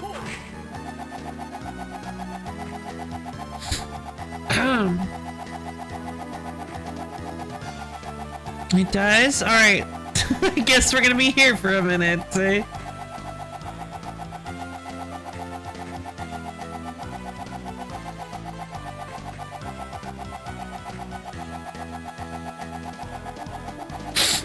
One experience at a time, baby.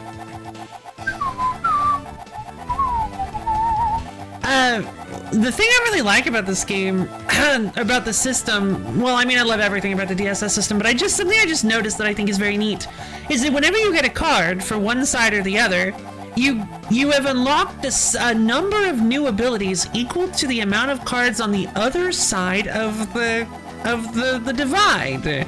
So if you have 3 activities or whatever, actions, and you get an attribute, you get 3 new combinations. I think that's cool. So the more cards you get, the more each card is worth to you with new abilities. Oh, come on! At some point, right? I've killed like 30 of these.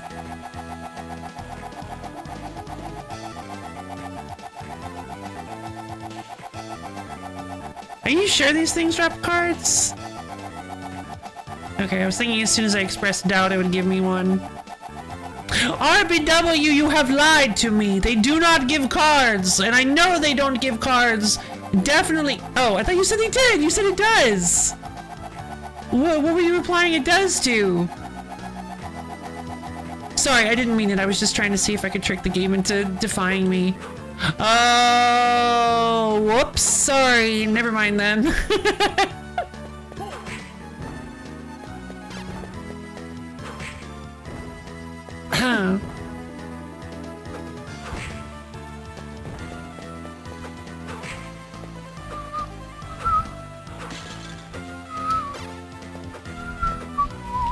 Slide. Wait, where am I?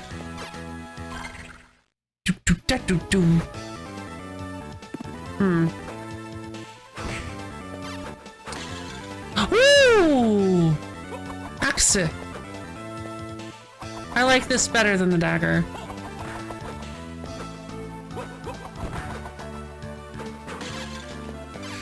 I was going to say, but I wasn't sure if I missed. No worries, though. Yeah, no, it's okay. I understand. I understand. That can be a bit much.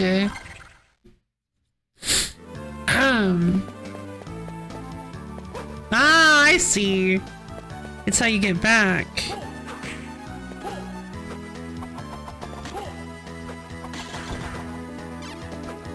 To repent, I will let you know the enemy you have beaten several times. Oh, okay. Okay. Thank you. Oh, wait. Oh, is it the Earth Demon? That would be interesting. That would make sense, right? Him dropping the Earth card would make total sense. Okay.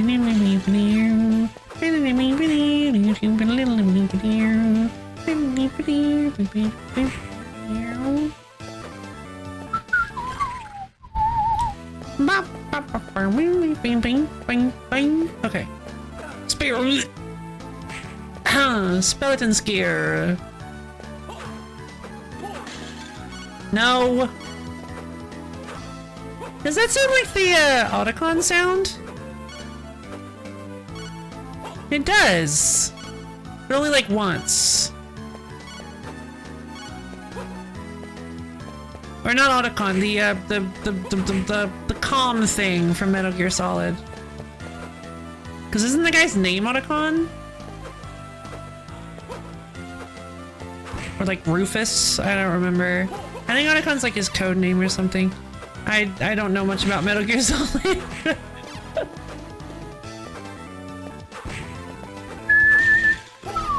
Yes, his name is Otacon. Oh, okay, cool.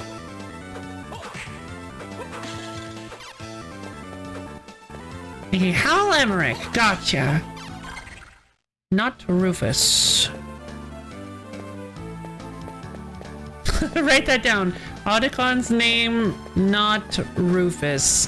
Kodak! And it goes bleep bleep bleep. Yeah! Kodak! That's what I'm thinking of. They both sound similar. Ugh.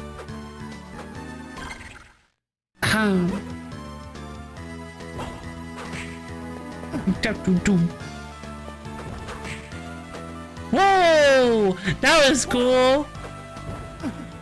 Ow.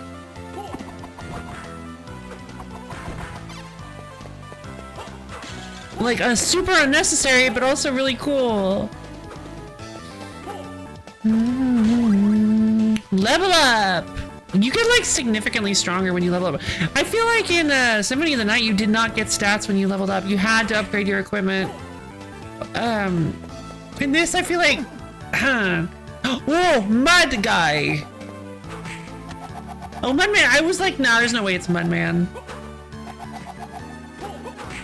So Mercury and Salamander are 20%, 5% or less. They wanted you to get started, but not just feed you them. Ah, that makes sense.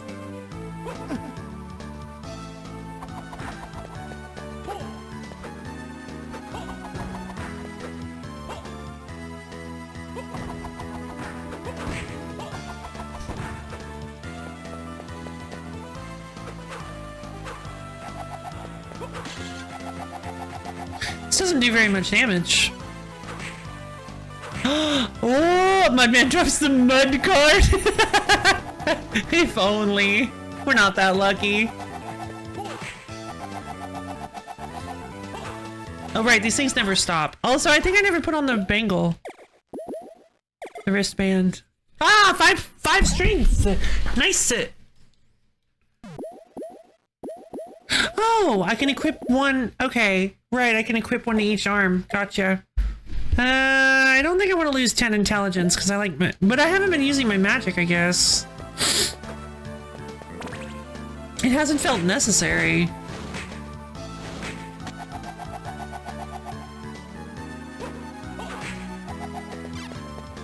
How come you have 2 arms? Cause I am really lucky, I guess.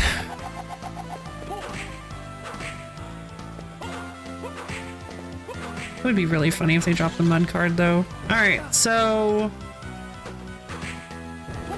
the skeleton bomber dropped Salamander. The bonehead dropped... the bone totem dropped Mercury. Alright, so in that case... I don't really get Mercury. Wait, am I back at the beginning? Where am I?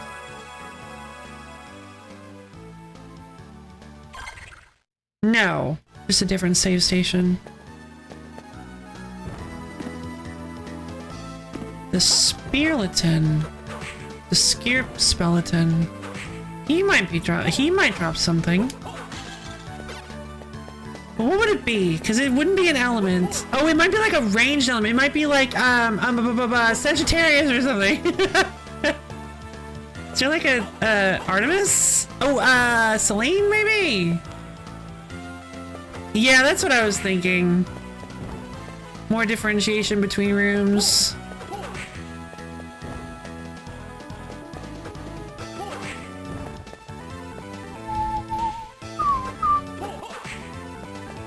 That's ridiculous. Yeah, that's why I was thinking Selene. Selene's the moon god. Wait, isn't Selene... Does Selene also have domain? Because Selene is the Roman version of Artemis, yes? Or Selena, sorry, Selena. No, Selena was the Greek goddess of the moon. Really? I thought Selena... That's Diana. Thank you, Diana was who I was thinking of. Then they might give me Diana. Selena's still great. Gotcha, thank you. Okay, so it might be Diana, although I think it's probably gonna be planets. So we'll just kind of leave the skeleton scare. This skeleton scare. Ooh! Gremlin. No. I mean, yeah, kind of, but also no.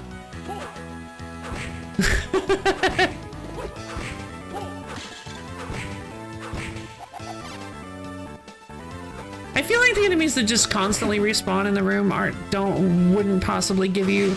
It'd be so funny if the bats give you something.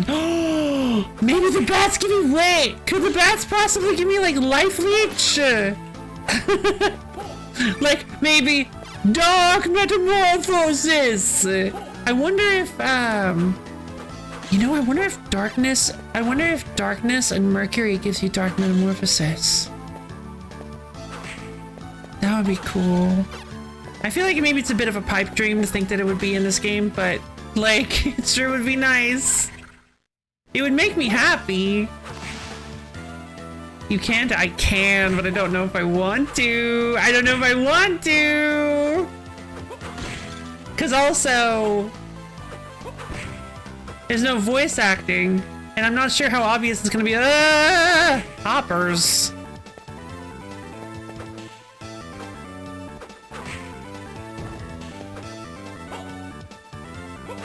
These guys don't bleed, they just burst into flames. The bats bleed though. So, alright, sure, let's test it. I'm curious.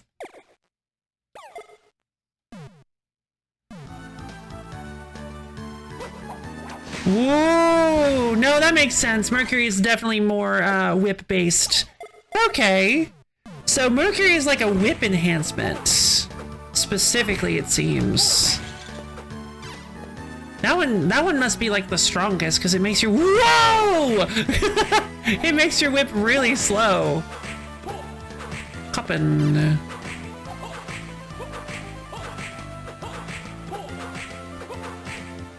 Stop dropping mummies on the floor. You're gonna have to pick those up later. Make one suggestion if you want. Sure. Oh, of a combination? I suppose. I'm probably gonna play this whole game. There's another cotton tunic.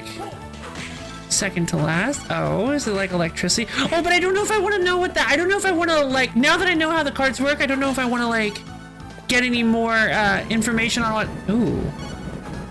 Any more info on what the cards are? I'll consider it. But thank you for the suggestion. Oh.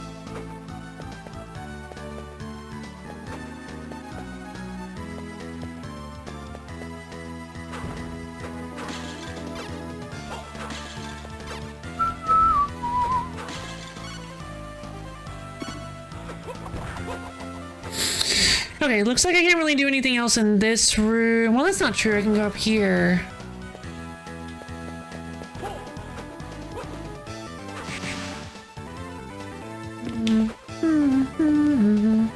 Right, the hopper room.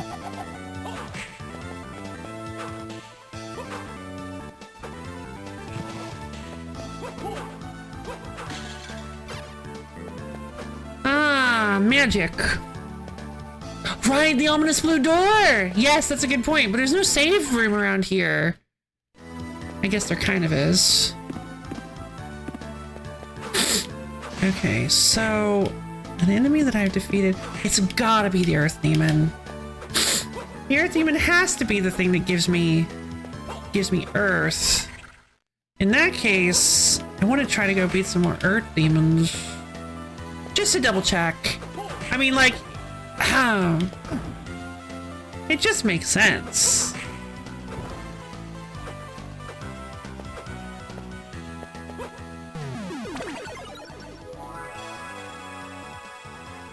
Bzzz-wow-wow-wow.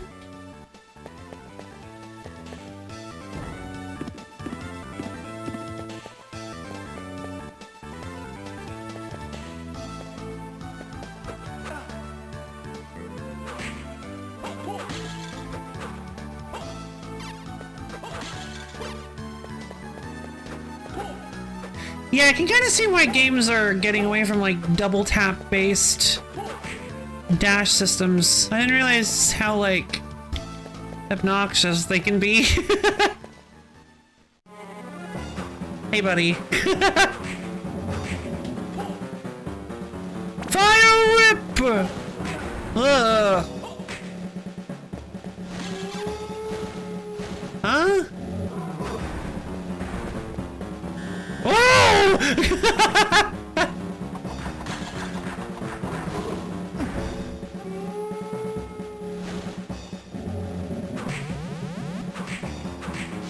What are you doing, buddy? Fatiguing, isn't it? Yeah, a little bit. It's kind of messing with my thumbs.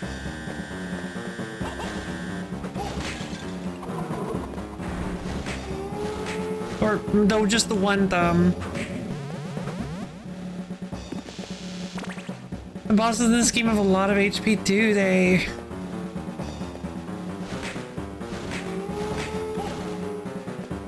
Jeez.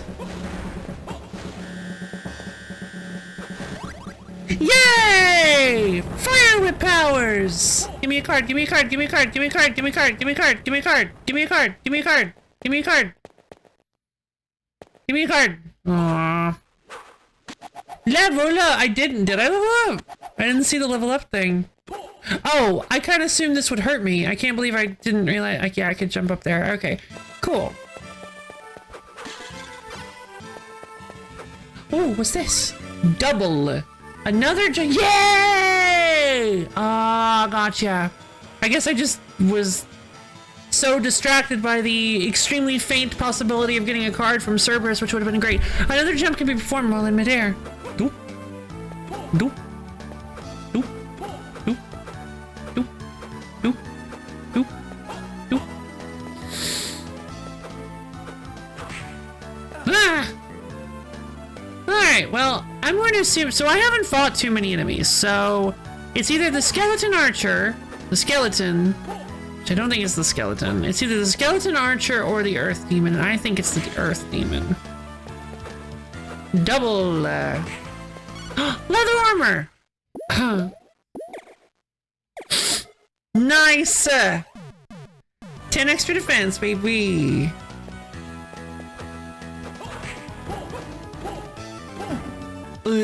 Thank you for the damage boosting tech, friend! Save time! Yay! Okay, so now we can go kind of back to the beginning and go to that other area that needed us to have a double jump.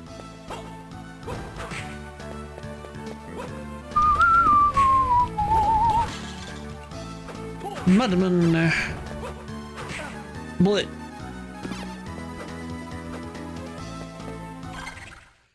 Okay. There was also that wall! Hold on.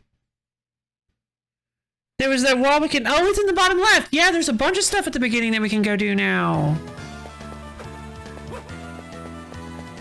But that also means we can go pass by the earth demons.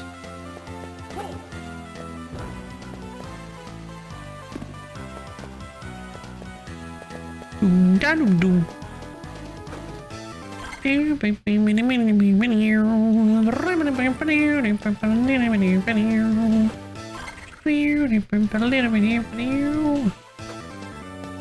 noticed the design in this game is some of the quarter rooms look the same, but I do think the unlocks are good for really opening up areas. Yeah, makes sense. Also, I feel like the poison snake swarm could also possibly give me like a poison card or something, like a poison attribute. It would make sense, kinda. Oh wow, looks like I'm much stronger now. Or they just... Oh, I guess I probably picked up an antidote, huh?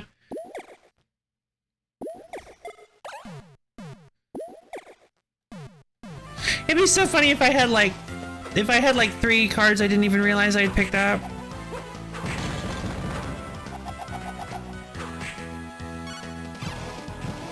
I have not gotten any new cards. I think I'm just attacking the wrong enemies. The wrong enemies.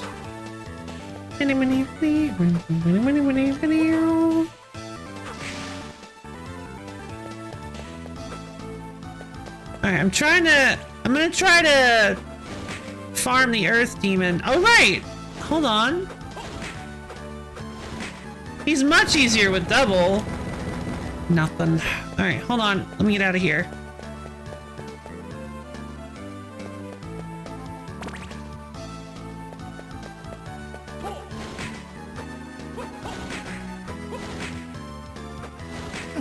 Ah, okay, yeah. Better way to do that. Axes pro- Oh yeah! Because I got the axes!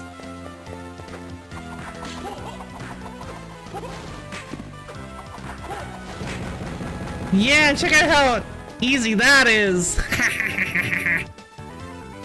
And I still recover MP as long as I'm not actively using it.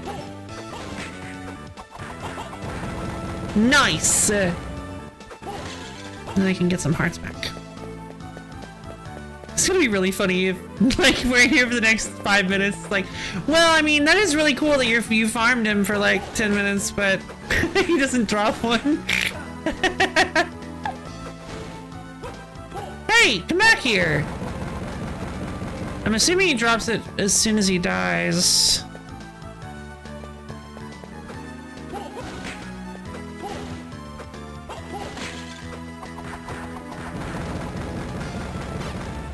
Okay. Also, also another magic glove might be nice because I like to use the magic. So, whoops.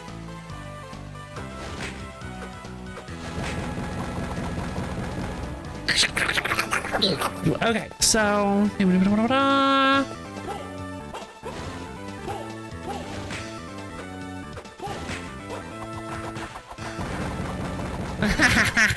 Another magic gauntlet. Sure.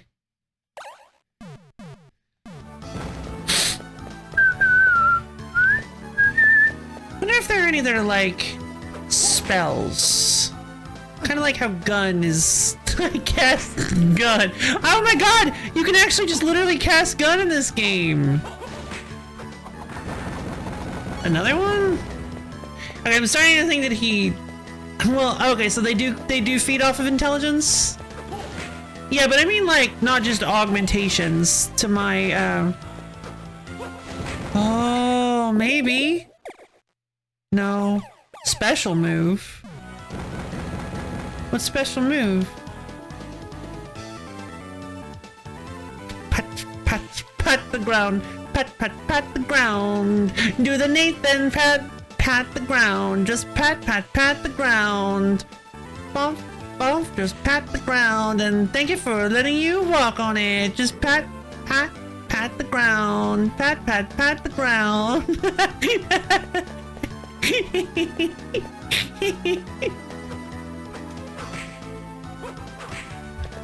Great dance, I agree. Fire whip! This is how you pray for the Earth card. Yeah, I don't know what special move is. There's an R. Apparently you can press R to trigger a special move, and I don't know what that is. I'm assuming it's probably linked to certain DSS configurations. Okay, I'm starting to think he doesn't drop a card.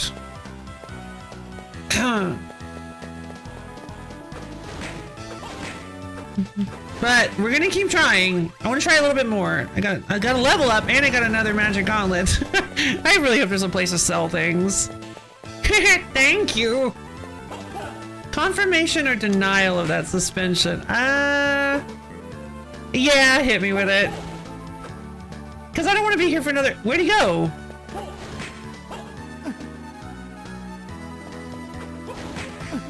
Yeah, level up. 2.5. Fantastic. Let's keep going. All right.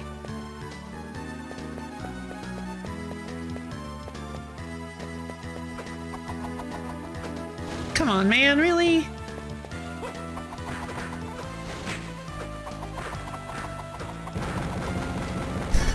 One out of 40. All right. Well, I haven't killed him 40 times, so that makes sense. Statistics.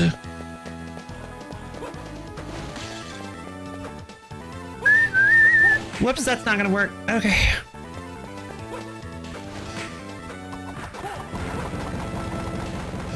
Magic Island is 15. Ah! Yeah, I never cared for the farming style of everything past Symphony. Yeah, it makes sense. But I am, I'm not gonna say I'm immune to the grind, but I don't mind it. There are times when I don't mind it, and fighting this guy is fun enough, so. Can we farm for a Chrysogrim? I don't care for farming. Well, I mean, actually, farming for the Chrysogrim was fun. I liked farming for the Chrysogrim. That was fun.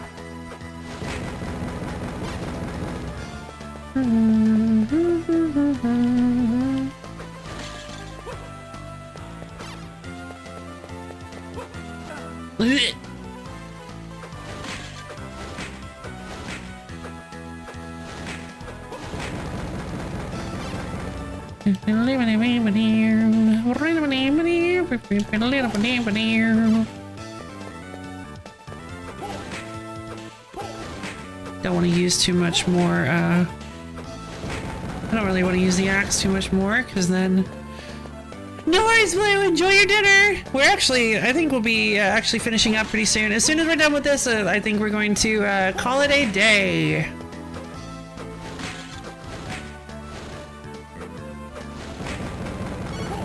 But I want to get the Earth card. I want to get the Earth Demon card. Meh.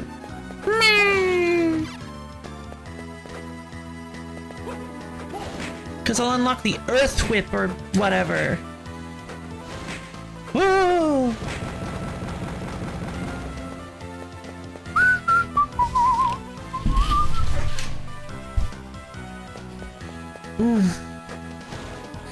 God, I'm so excited for tomorrow. Because tomorrow we play Fantasy Life. Ah, yeah! Serpent card! It's poison. Or... Let's go! Serpent! Whoa! Speed Whip! Oh, that's awesome! Ice Whip! Frozen enemies can be used as platforms! Yes! That makes absolutely no sense, but yes! Squirm. I like the speed. This does allow for shenanigans. That makes sense. Blech. I gotta get to the save room before I die.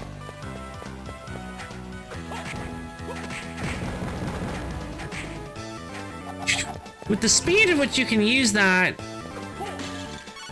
Oh, I want my axe back. Thank you.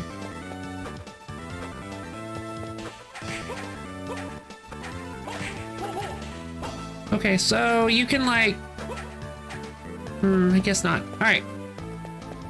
It's an adrenaline boost. It really is. I feel like it is. Just a massive like dopamine hit or endorphins or whichever. I don't know the difference between them. But like it's just such a massive like wah! Oh, I'm so excited. So yeah, if we get another action card now, we have 2 new actions to work with. If we get another attribute, we have 1 more action. I'm kind of one more thing to do. I'm kind of hoping we get a new action card, because a new action card would mean we have a whole new style of stuff to work with. While currently we're getting kind of whip-based enchantments. It's like whip enchantments seems to be what Mercury is all about.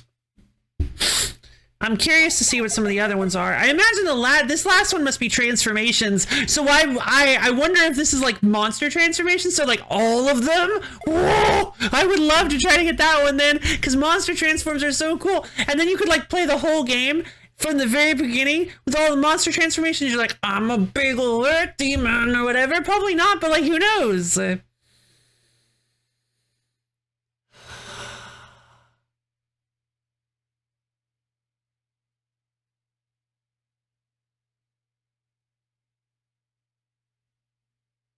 This game's pretty cool. No worries, Sporb. I hope you have good luck with your busy thing whenever, as well as you can.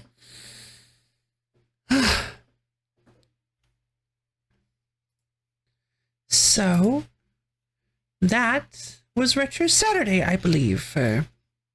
if my sources are to be trusted, that was a Retro Saturday. So I hope you guys had fun with it. Oh, we didn't get to very many games, but the ones we did get to were really solid. I believe so. It was what? Cory in the House. Cory in the House. Then that was the DS one.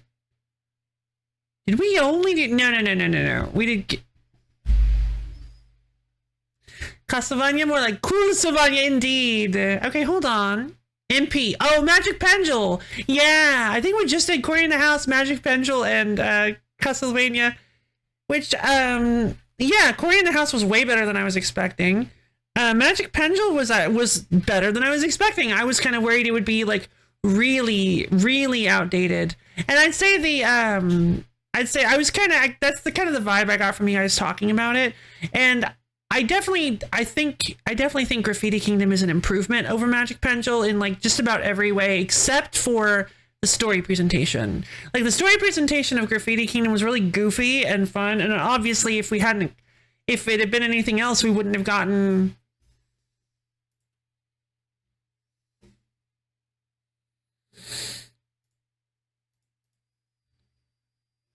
I will do some very bad things now. That, which is like the best voice line in any game ever. But yeah, we I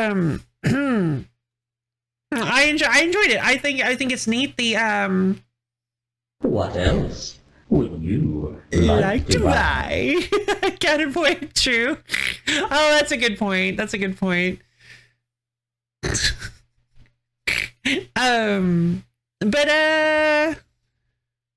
what was I saying? Yeah, I think the idea of having the Stuff coming your way. excuse me, I think the idea of the colors being gems that you have to get through combat is an interesting idea, but I don't like there being a limiting factor. I like the creation being unlimited. I don't like having to grind up materials so that you can get enough of a specific color so that you can add that color to your creature. I do think that's maybe a little too limiting, but especially because you then have to trade in.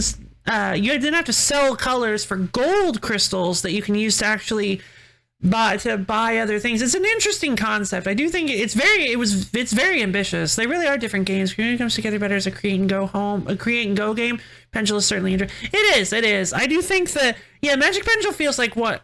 Yeah, you make a good point actually. Graffiti Kingdom, you jump in, you make like a dude that you're like, okay, maybe this will do some damage, and you like go and you fight an action RPG. But in Magic Pendule, it definitely feels like more cerebral. You're more like, okay, I want to make this kind of thing. And it looks like the stats might also be based on like maybe the colors you use and things. So there might actually be like some strategy behind that and trying to figure that out if you really want to get deep into the systems. But it definitely, Magic Pendule seems like a neat game. And I think the character designs are super cute. I think the world design is really nice. I find it very interesting that it's first person and you never get to see what you look like. Well, at least not initially. Probably why it limits you so much color-wise. Yeah, probably. It's because otherwise you could just make the biggest, baddest dude. Muller, hey, Wisha. Excuse me. Thank you for the blurps. All right. Well, there's a little bit of that, but it's not very scrutable in the long run. That makes sense. Muller, thank you as well.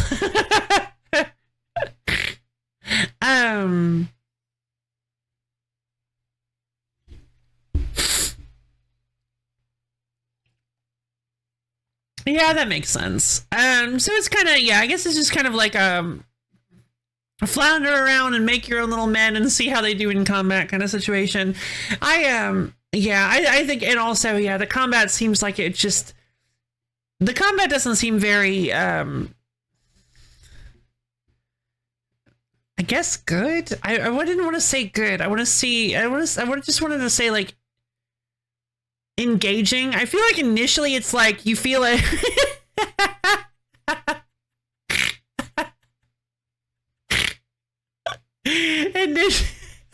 initially, I feel like initially it's like you feel like you can mind game it. You're like, okay, there's a strategy to this, right? I can do this. But it's really just yeah,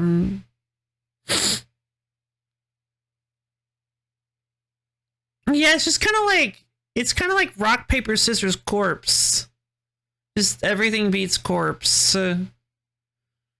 Like, you're not wrong. There is one strategy. Oh, for the entire game. Oh no!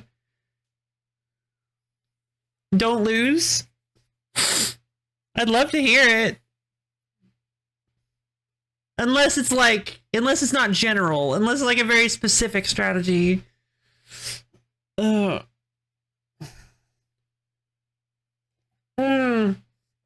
Gotcha.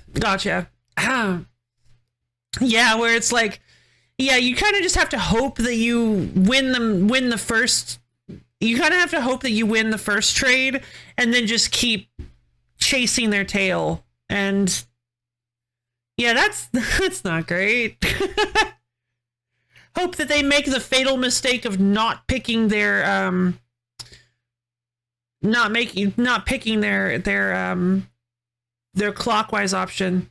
More than the skills your monsters learn or anything else, you're just always on that rock, paper, scissors grind. Ah, I see. Oh, that what I said. Gotcha. That what I said. Gotcha. Well, interesting. And then, of course, we have Circle of the Moon. I like this. I like this a lot. I think this is a good game. I think this is a really fun Castlevania game. I do agree. Yeah, that is something I kind of noticed. The environments all look really similar. So it's kind of everything looks kind of samey in the backgrounds and stuff. But so it's easy to get lost. But aside from that, the combat's really fun. I love the DSS system. The idea that you can get drops that let you accrue 100 different spell things to use. That's so cool. And they all seem kind of fun and interesting and gimmicky and quirky and neat. So yeah, like that super cool sword that you showed me. I don't remember exactly how to do it, but I don't want to. I want to find it myself. It is fun. I do understand the appeal. I do understand the appeal of learning about the glitch immediately and being like, okay, I'm just gonna pick like 7 and 4 and 5 and see what that does. And then you just kind of like, whoa, it's wacky, and then you use it for a little while, and then maybe you're like, maybe 8 and 3. What does that do, I wonder? But also, I like the idea of just actually of playing the games. But I also like the idea of discovering and playing the game normally too. So, and then like on a replay, if you remember what the H1 is, you can do it that way instead and just go like, all right, I could really use this. This is like my favorite, or I could play around with this, or I could transform into this or that. And it's just like, yeah, it's like the fact that there's a glitch in this that lets you access all 100 of them at the very beginning without actually having to get the cards is so cool. And it's so easy to do. It's like not even remotely hard to do. That's so wonderful. These 10s, and that's awesome. It is. What a cool game. I like this game. Castlevania is so good. I was joking earlier about why didn't anybody tell me? But like, I do feel like I missed out a little bit because this series is genuinely incredible. Like Symphony of the Night, Circle of the Moon, Aria of Sorrow, and Order of Ecclesia. All the games we've played so far have such interesting. I just realized those are all Metroidvanias, but I mean that's not a bad thing. They're all so cool. I love the Metroidvania style like RPG elements where they have all these unique and interesting like spells and monster souls and summons and equipments, and God, it's so cool. I have become a Castlevania convert. You guys have done it. You've converted me to being a Castlevania fan. I always thought that it wouldn't be my speed, that I wouldn't like the whole like side-scrolling where you have like one weapon that you can like hit with, and there's like blind spots, and you gotta just jump around and gather sub-weapons and stuff. And because I tried playing an original, what is it, Classicvania? I tried playing like I think it was like a Flash Classicvania. I don't remember exactly. It was in like I think it was in like a big box of games or something, like a digital box of games, and it was like I think it was like an attempted port of the original Castlevania, and I tried playing. I'm like, I don't really vibe with this. I'm like, I'm not really having that much fun, and so it kind of infected my brain. It was like, you're not gonna like Castlevania. But then, thanks to the magic of Retro Saturdays, you guys convinced me to give it a shot, and now I love it. So wonderful. I love finding new things to like. Isn't it great? Because that means you have one new thing that makes you happy. And that's wonderful. So, I guess we're going to be ending the stream for today. So yes, thank you everybody for coming. Real quick, for those of you who don't know, and maybe in the Phantom audience, I have a Discord server. I just posted the link in chat. It's a wonderful little place where you can get access to my schedule. Yeah, cheers! You can get access to my schedule, as well as times when I go live, and hang out with me and other low fans. It's a wonderful, tastic, super cool place, and you should totally come check it out if you can.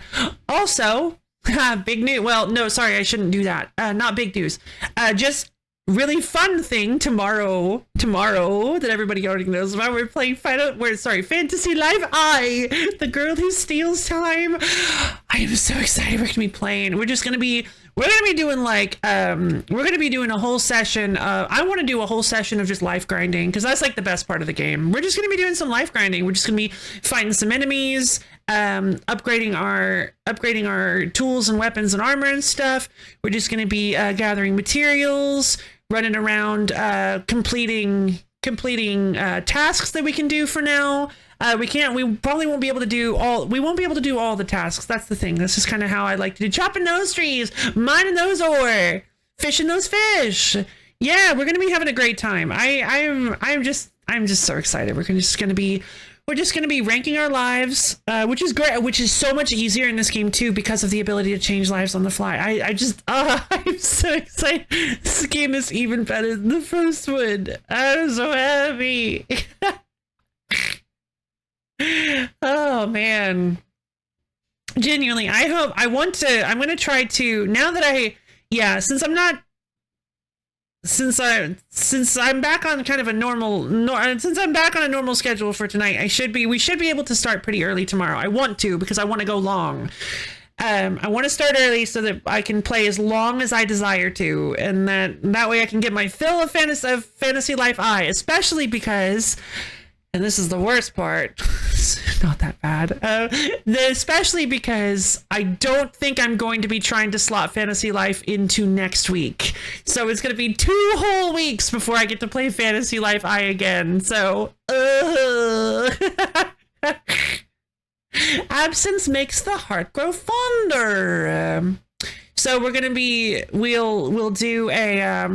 do Fantasy Life tomorrow, and then next week we're gonna be doing the wheel stream. That'll replace Fantasy Life in the Sunday slot, and then the week after that we'll go back to doing Fantasy Life on Sunday. I talked about it at the beginning of the stream, but I believe we're going to be doing a very special, fun thing with Magic the Gathering on Saturday.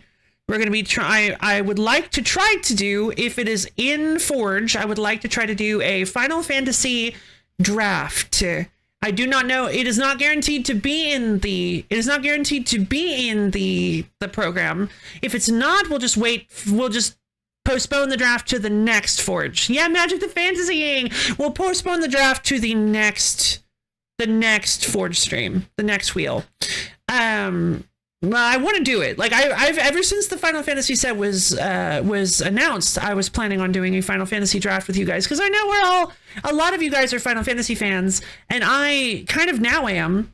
I definitely didn't used to be. I have no idea why I resonated with these cards so much, because I'm not really. I guess you guys have been kind of getting me a little bit interested, just bit by bit over time in Final Fantasy, but I've never been much of a Final Fantasy fan.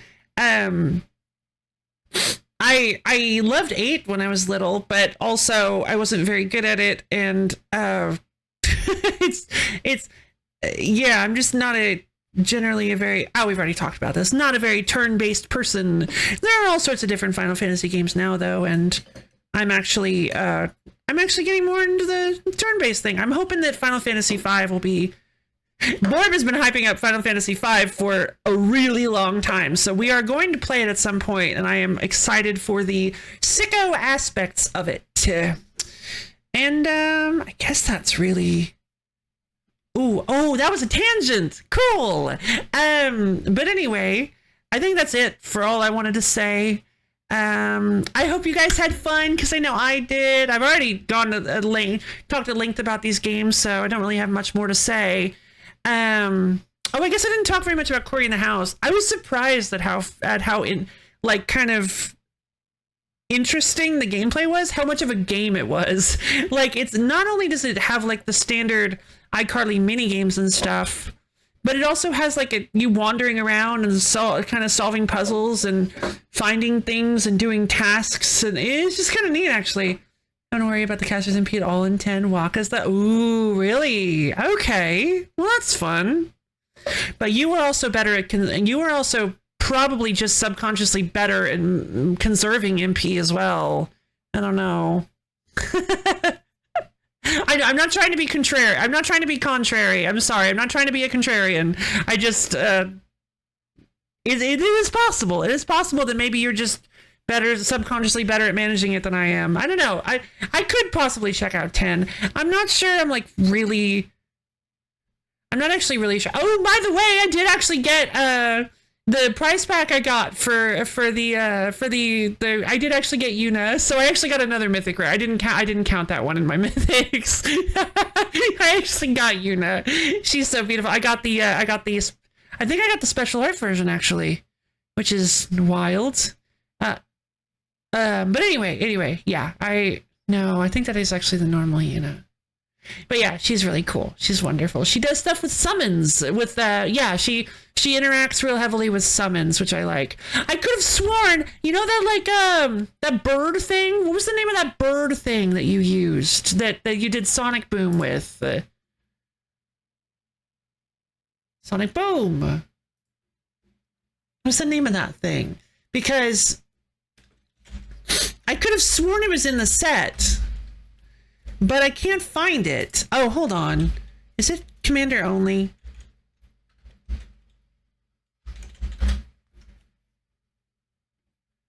Jimbo, Esper, Valic Armanda, Valifor?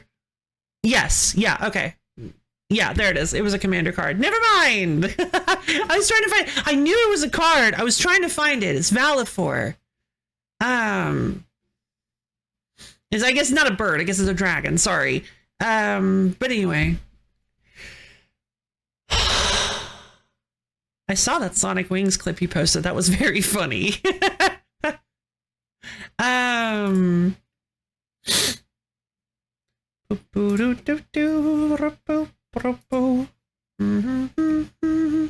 and there's even an entire set of just like commander cards that I haven't really looked at.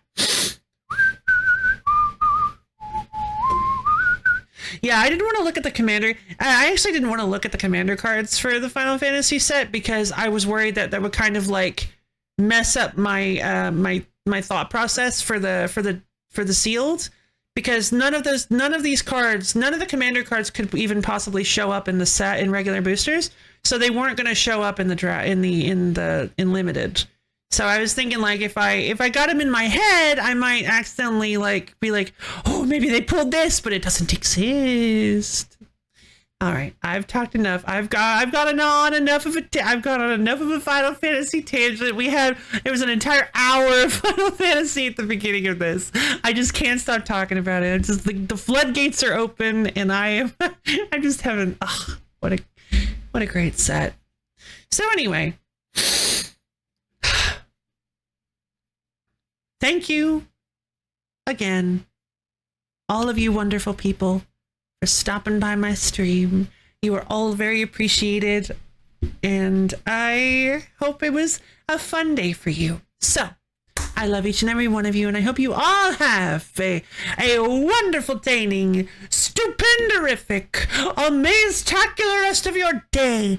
And I'll see all of you guys